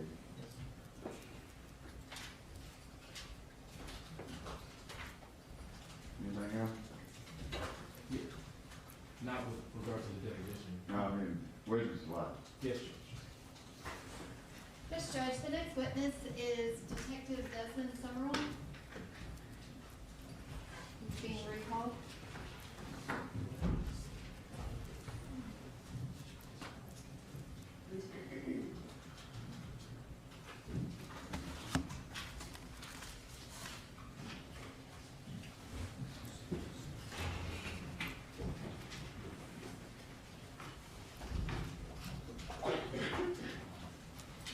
Would raise your hand this morning, please.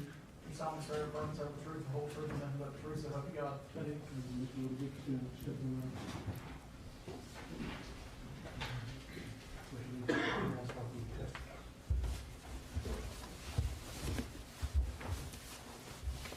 Detective, could you please state your name for the record?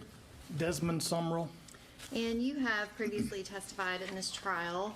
I am specifically going to ask you about April 23rd of 2018.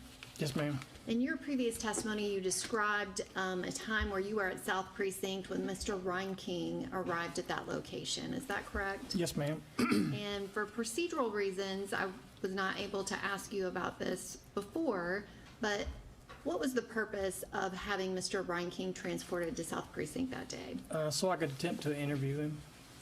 And did you attempt to interview him? I did. And I guess, was that recorded? It was. And who were you with when you attempted to interview Mr. Reinking? So myself and Detective Phil Clare. And Detective, you've already said that that was recorded. We have the recording queued up as well as I have it on a disc. I would ask that the disc be made the next numbered exhibit. Your state objection is earlier when we had the recess. I don't know what's the phone is. That's why we were addressing this. Come on.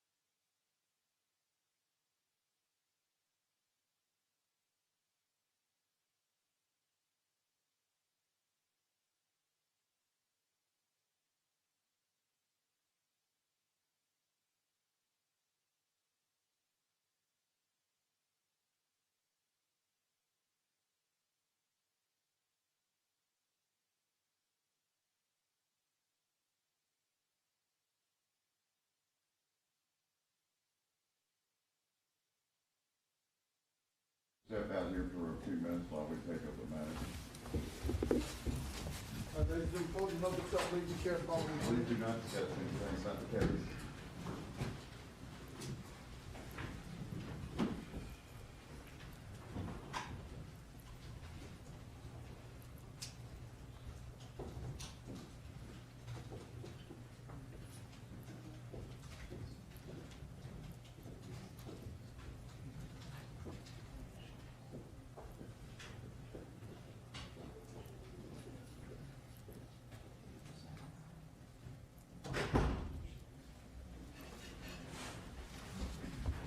All right, let's take them one at a time.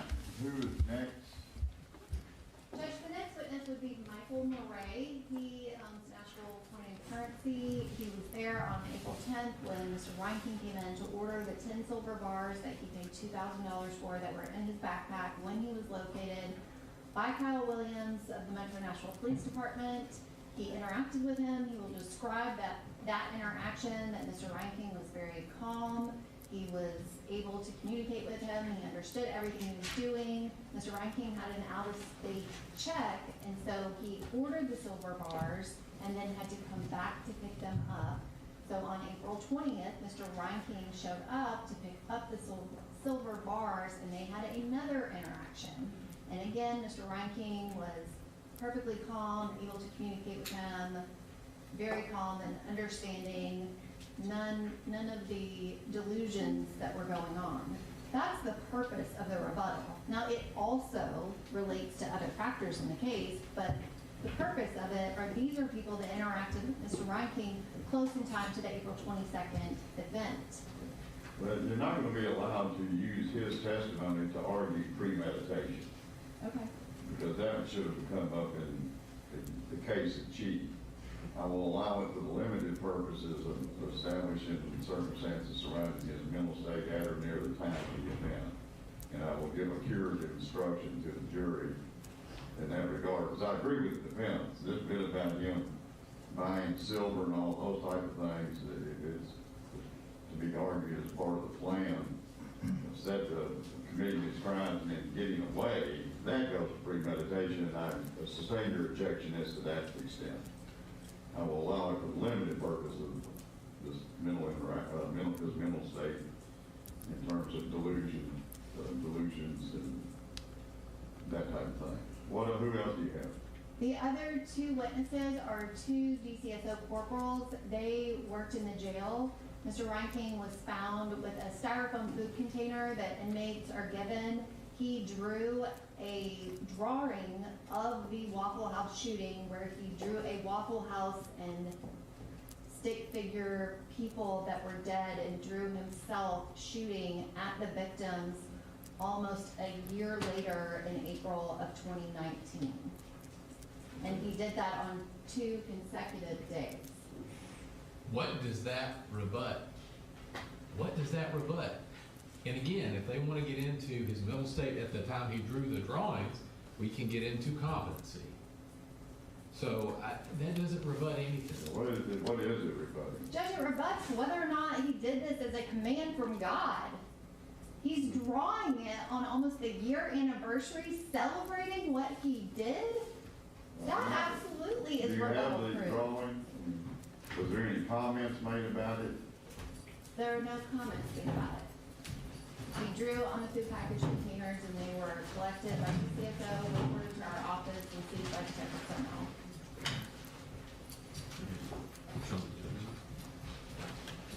There's also a probative prejudicial effect argument that goes with it, but it doesn't rebut anything at this point. It also doesn't say anything about premeditation.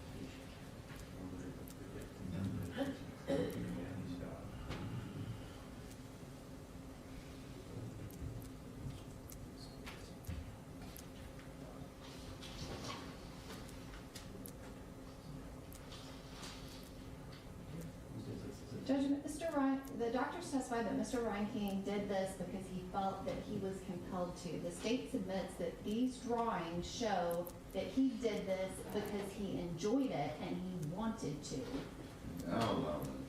Judge, I don't want to be, those are exactly, look at those two things. They're in evidence. They've read all that in. There's a spaceship on top of one of them, and the other one with the little caption on it is exactly what got read in through the experts about someone in there saying, making a statement. You know, him hearing a statement while he was outside the Waffle House. Which is why it's relevant to the state's argument, because he's enjoying it, he's reliving it a year later. That is case in chief. She's talking about premeditation again.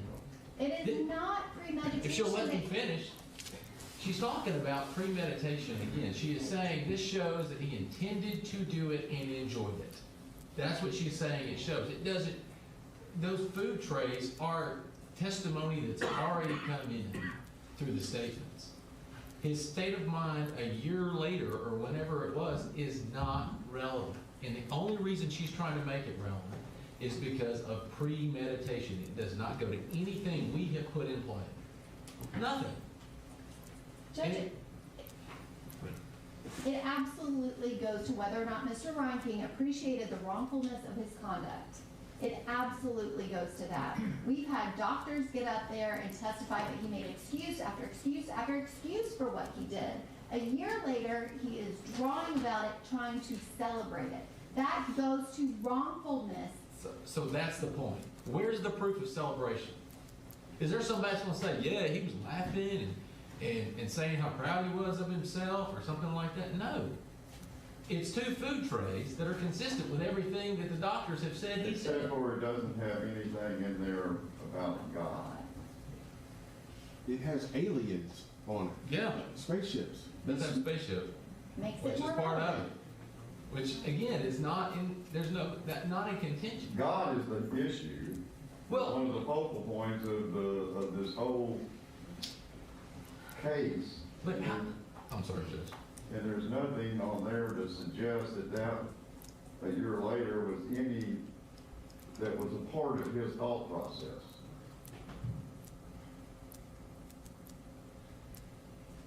I mean, he all those styrofoam lunch trays, or whatever you want to call them, he clearly shows shooting the two people outside.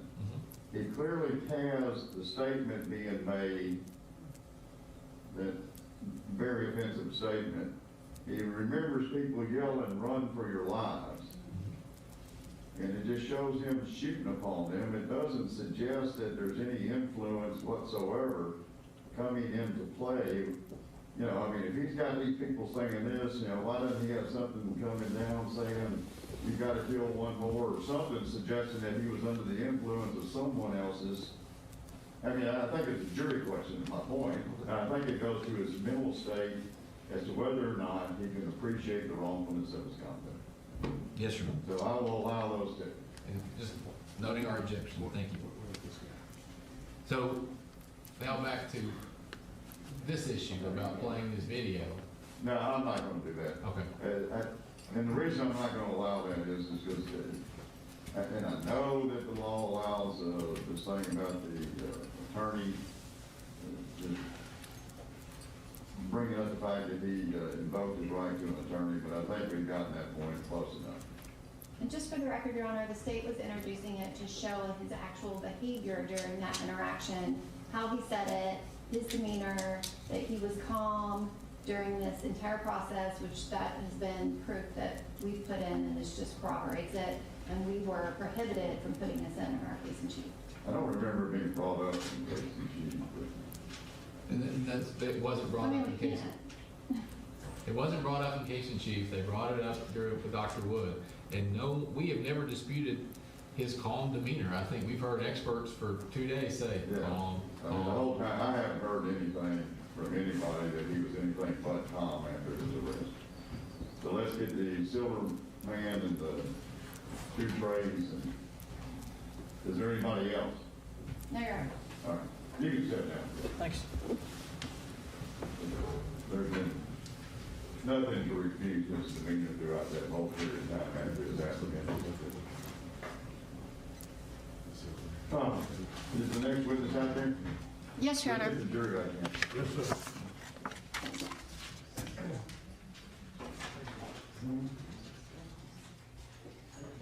What is the gentleman's name? Michael Mouret, Your Honor.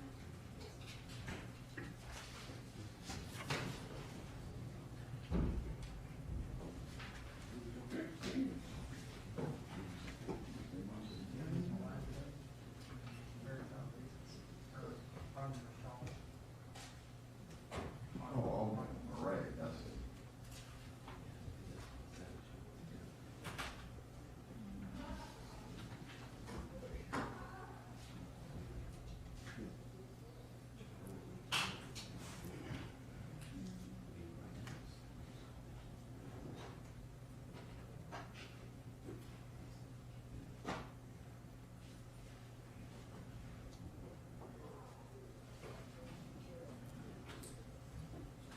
Got one in the restroom, Judge. One's in the restroom, and the rest of them are lined up.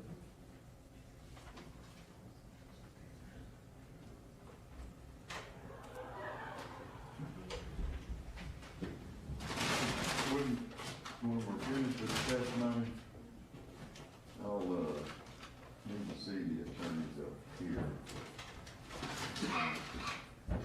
Or at least a representative of the side, and then y'all can, what I have to see, talk to you about, y'all can talk about tonight. You ready to go?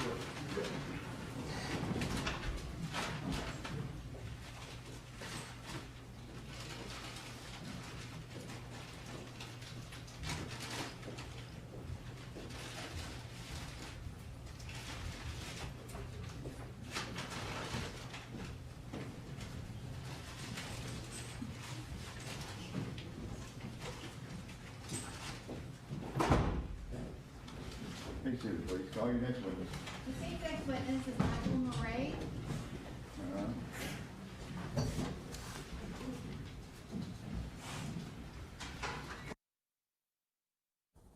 That's it. You want to leave? You solemnly swear affirm to tell the truth, the whole truth, and nothing but the truth, so help you God. Yes, it is. I went with the understanding of the special miracle.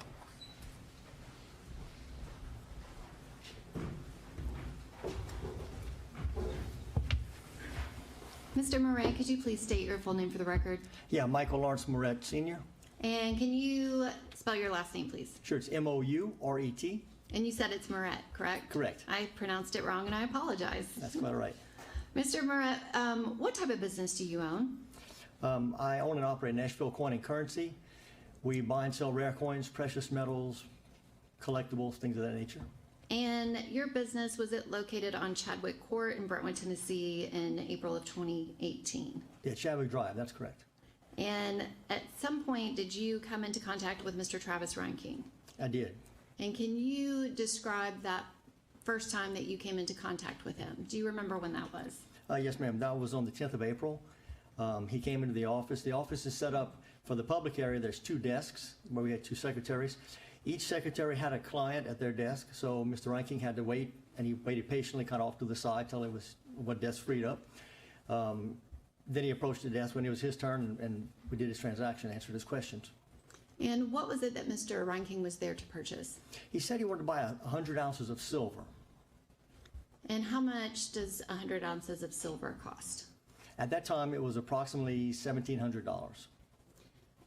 And I guess, was there any discussion about what form of silver he would be purchasing? The standard discussion people will ask questions is what size is it available in, the premium above the world market price, is it above for different sizes? So the cheapest way to buy it is a 100-ounce bar of silver, which is about a 7-pound brick. The next size down that's very popular is 10-ounce size bars. And then you could also pay more and get little 1-ounce size pieces for convenience. And do you recall what size he ended up purchasing? Yes, he wanted 10 of the 10-ounce size bars. Okay. And how did he pay for that? He wrote us a check on a bank out of Colorado. And so was he given the silver and allowed to leave that day? No, we asked him to come back next week. We said we'd get it for him and let the check clear. So approximately a week later, we called for him to let him know his order was ready to pick up. Okay, and so you contacted him by telephone, is that correct? That's correct. We tried a couple of times. The voicemail was full, or we didn't get contact with him directly. I think he ended up calling us back a day or two later. Okay. And that first interaction that you had with him on April 10th, during that entire sales process, was he able to follow your conversation and answer all your questions and make decisions about what type of silver to purchase? Well, it wasn't very complicated or long. I think he kind of had an idea what he wanted, so that we had a discussion. I typically probably showed a couple of different options. He chose that. We explained about the waiting a week to let the check clear and finished the paperwork, and he was done. So. Okay, and was there anything unusual about that interaction? No, he was very polite, kind of shy. Nothing unusual stood out. And you said that you contacted him by phone and he returned to come and pick up the silver. Yes, we called him about a week later, and I think it was 2 to 3 days later he called us back. And do you remember what day it was that he showed back up? It was on the 20th of April, so 10 days later. And can you describe the office on that date? Yeah, the office was quieter, so he came right up to the desk. He said, "I'm here to pick up an order of silver." He said, "Do I need my driver's license?" And I said, "No, Travis, I recognize you. No problem. Let me just get it." And I went to the back and get it. I delivered it. He looked at it. He signed off the receipt. They picked it up, and it was done. Had you required his driver's license on the first date of purchase? Yes, ma'am. Okay, so when he returned, he actually asked you, "Do I need to go get my driver's license?" Right, and at the time it didn't strike me as odd. I assumed he had left it in the car, but he never said, "I don't have my license." He just asked, "Do I need my license?" And I said, "No, I recognize you, so it's fine." Okay, and that conversation, was there anything unusual about that? Not to my knowledge. Okay, if I can have just one moment.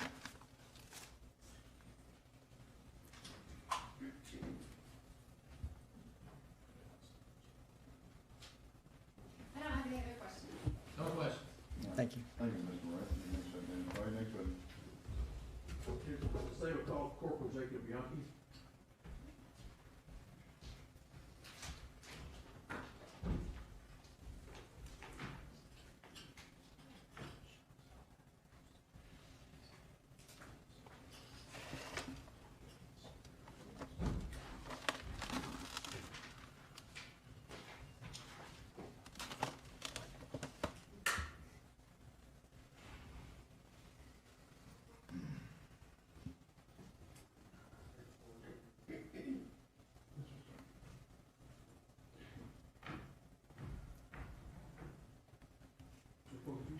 Raise your hand if you sworn, please. You solemnly swear or affirm to tell the truth, the whole truth, and nothing but the truth, so help you God? Yes.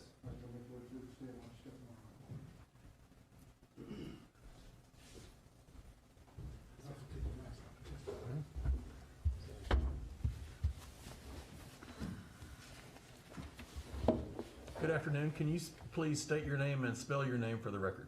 Jacob Bianchi, as Jacobbianchi. Where do you work? Davidson County Sheriff's Office. How long have you worked there? It'll be 5 years this February, so this month. All right. In what division are you working now? Currently, I work in the training division as an instructor. Where were you working in April of 2019? I was a corporal assigned to the Maximum Correctional Complex. All right. And in that complex, can you describe the layout? Yes, in the complex there's 8 pods. Each pod has 32 cells in it, and each of them are laid out in 2 different buildings, 4 pods per building. Okay. And in each one of those pods, are there a number of cells? There's 14 cells on the lower tier and 18 cells on the upper tier. And are those essentially single rooms? Yes, sir. One person per room? Yes. All right. Can you describe the door to those rooms? The door has a single window, about 1 foot by 1 foot, and there's a pie flap that's used for food distribution and collection. Called pie flap? Pie flap, yes. Do those individuals that are staying there, do they have access to pen, paper, writing instruments, that kind of thing? Yes, sir. During April of 2019, were you familiar with Mr. Reinking? Yes. And how were you familiar with him? When I was assigned to the unit, I would be interacting with him periodically throughout the day, usually for any medical procedures or appointments that he had, food distribution, collection, recreation time. How often in a given month would you be assigned to his unit where you would be interacting with him? Maybe 5 to 10 times a month, depending on how the schedule worked out. All right. How limited were your interactions with Mr. Reinking? Most of the time, they were pretty limited. He was a quiet guy, so very minimal conversation with him. All right. On April 1st, 2019, were you assigned to his pod? I believe so, yes. Did you have interactions with him on that day? Yes. Were some of those interactions both giving him food through the pie slot? What? Pie flap. Pie flap. Through the pie flap, and then retrieving the trash at the end of the feeding time? Yes. Okay. I'm going to pass you an item and ask if you can identify this.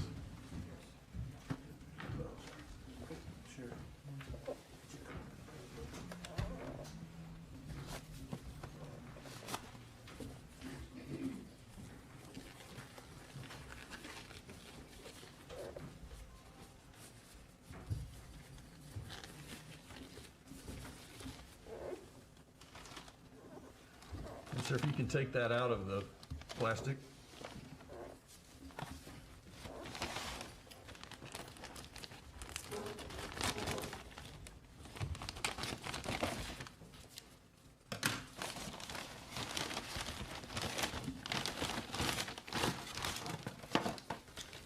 Do you recognize this item? Yes. What is it?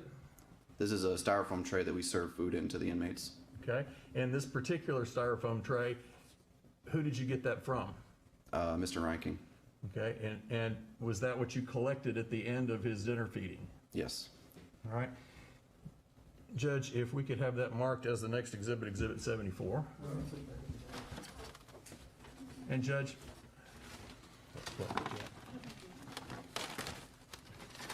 yeah, hold on a second, Judge. I'm going to ask, once that's marked, I'm going to ask it to be published the old-fashioned way where it's actually passed to the jury.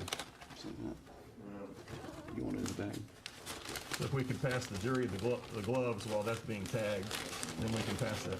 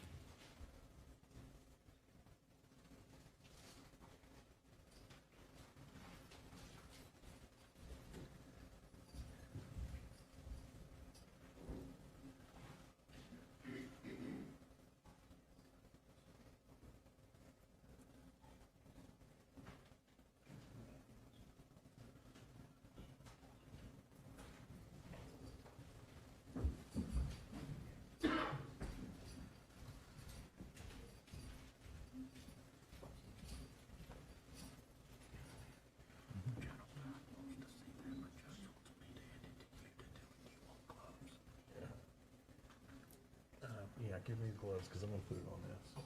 Okay.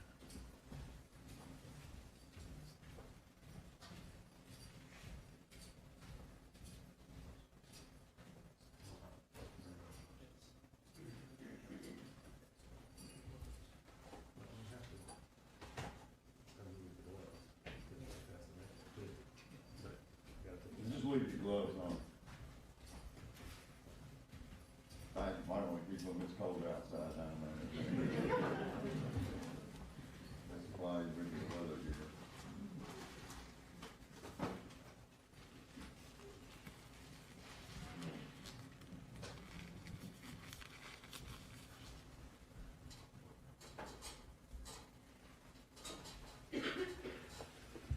All right, Corporal Bianchi, is this tray essentially in the same condition as it was when Mr. Reinking passed it to you? It appears to be, yes. And when he passed it to you, had he attempted to do anything to cover up this artwork? To my knowledge, I can't remember. He hadn't torn it into little pieces? Objection deleting. What, if anything, did he cover it with when he handed it to you? I can't remember. Okay. All right.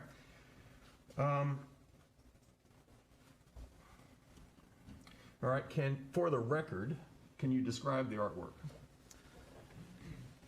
It looks like an individual, and there's a truck there. An individual appears to have some sort of item or weapon, maybe, that is firing some sort of projectiles at individuals inside a building that's labeled as Waffle House. And there are captions above some of the individuals in the establishment. There's a moon and there's a couple stars up in the sky. All right. Do you see the stick figure that is lying prone on the ground? Yes. Do you see the dark area right under that figure? Yes. Okay. How are the eyes drawn on that figure? They have X's. And how are the eyes drawn on the other person who apparently has these dashes going through the top part of the neck or the bottom of the They have head? X's also.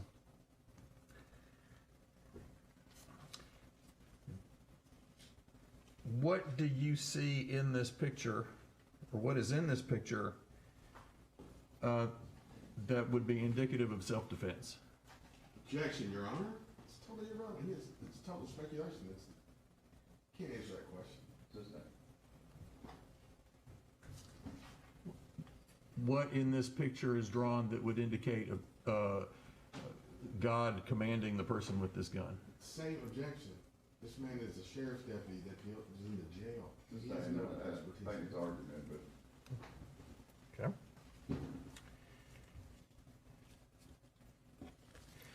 When you received this item from Mr. Reinking, what did you do? The first thing I did was I notified my supervisor at the time that I'd received a strange item and that he should be aware of it. All right.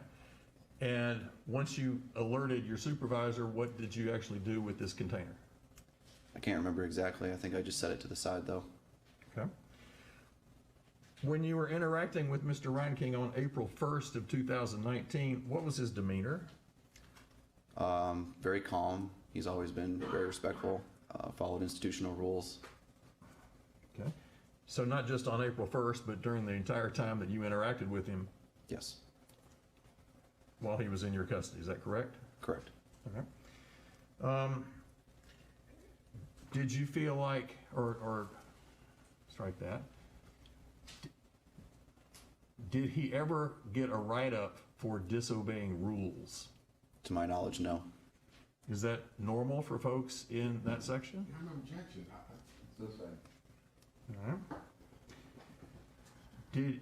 What did he ever do in his interactions with you that would indicate that he didn't understand rules or was not able to obey rules? Again, objection, Your Honor. It's totally outside it's not rebuttal. It's the same.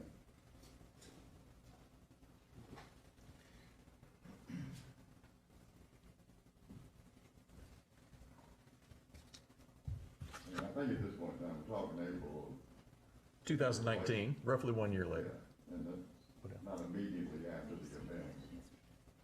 We just get to the next one. Okay, that's all for this witness, Judge. Roll.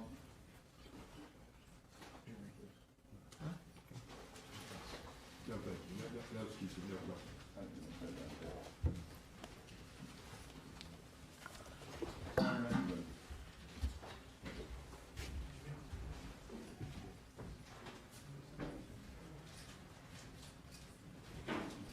Judge, our next witness is Corporal Saggs.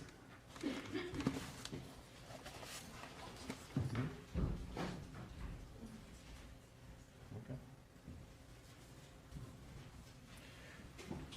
You want me to play off of the foundation, just go straight to on April 2nd, would you repeat that? Okay. And then, okay. Raise your right hand if you sworn, please. You solemnly swear to affirm to tell the truth, the whole truth, and nothing but the truth, so help you God. We'll make a little bit of stand, let's step along.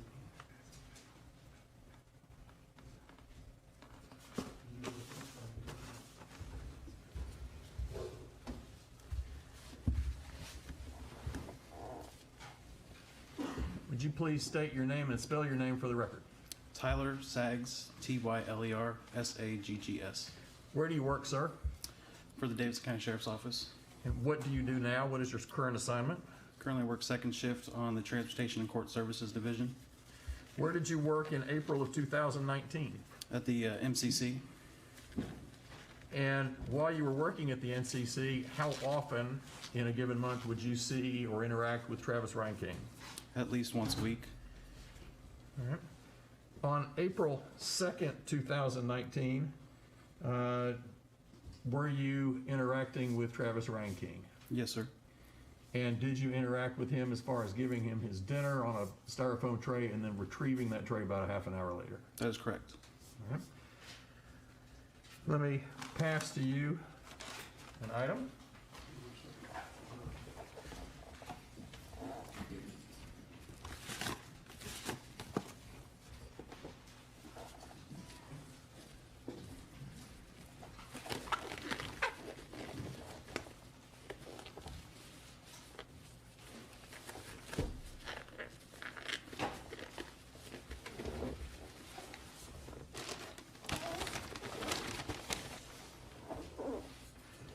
If you can take that out of the wrapping.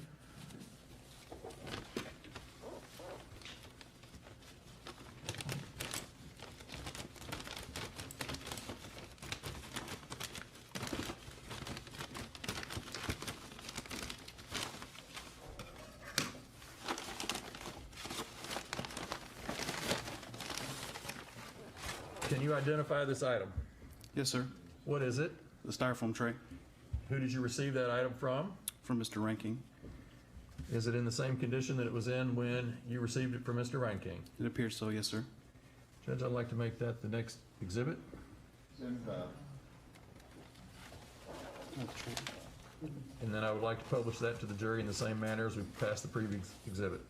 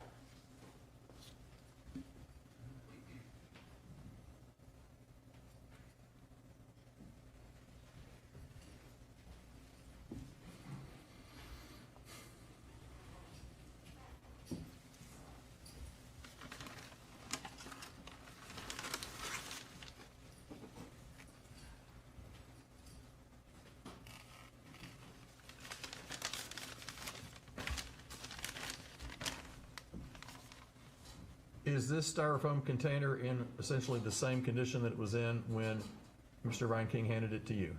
It appears so, yes, sir. When you saw this, what did you do? I notified my supervisor, and I believe we took a picture of it before we turned it over to my supervisor. Why did you do that? Kind of out of character. Okay.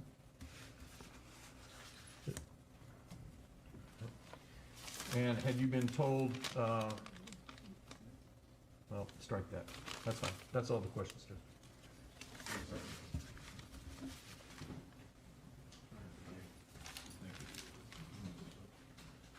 Deputy, just a few questions.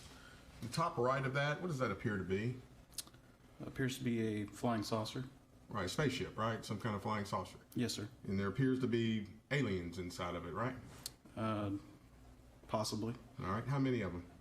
Appears to be 3. That's all. Anything else?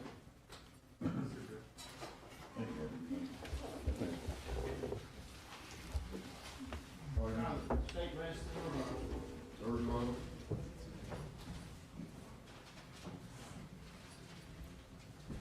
One moment, Your Honor.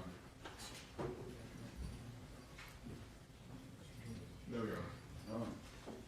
All right, members, jury, that, excuse me, that concludes the evidentiary portion of the trial. The next phase of the trial will be closing arguments. I can, without even having spoken to the attorneys, I don't anticipate that the hour and a half we have left would complete the closing arguments.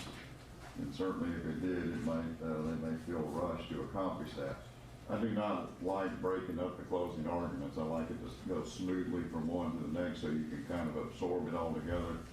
And I prefer that closing arguments and jury charge be done back to back as well.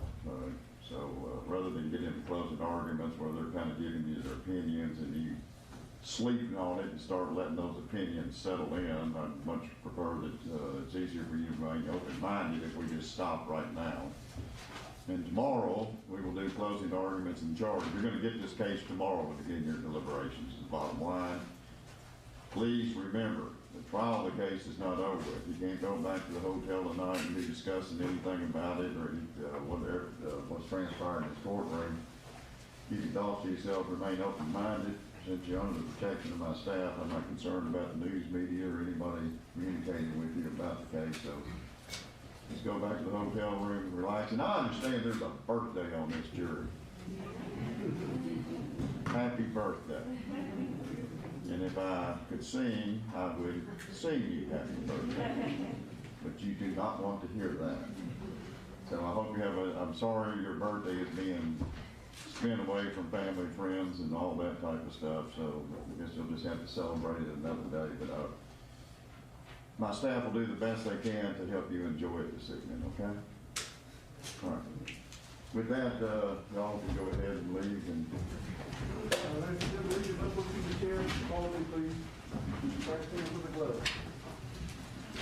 might be best if we just all go back.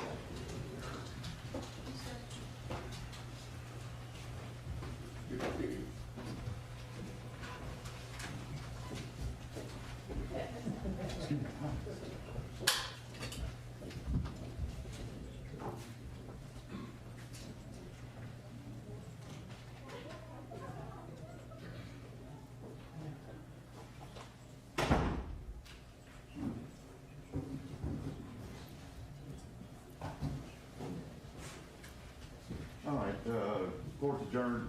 If I can just see the attorney back here. All of them? Yeah, I'll just have them all. We'll do a conference.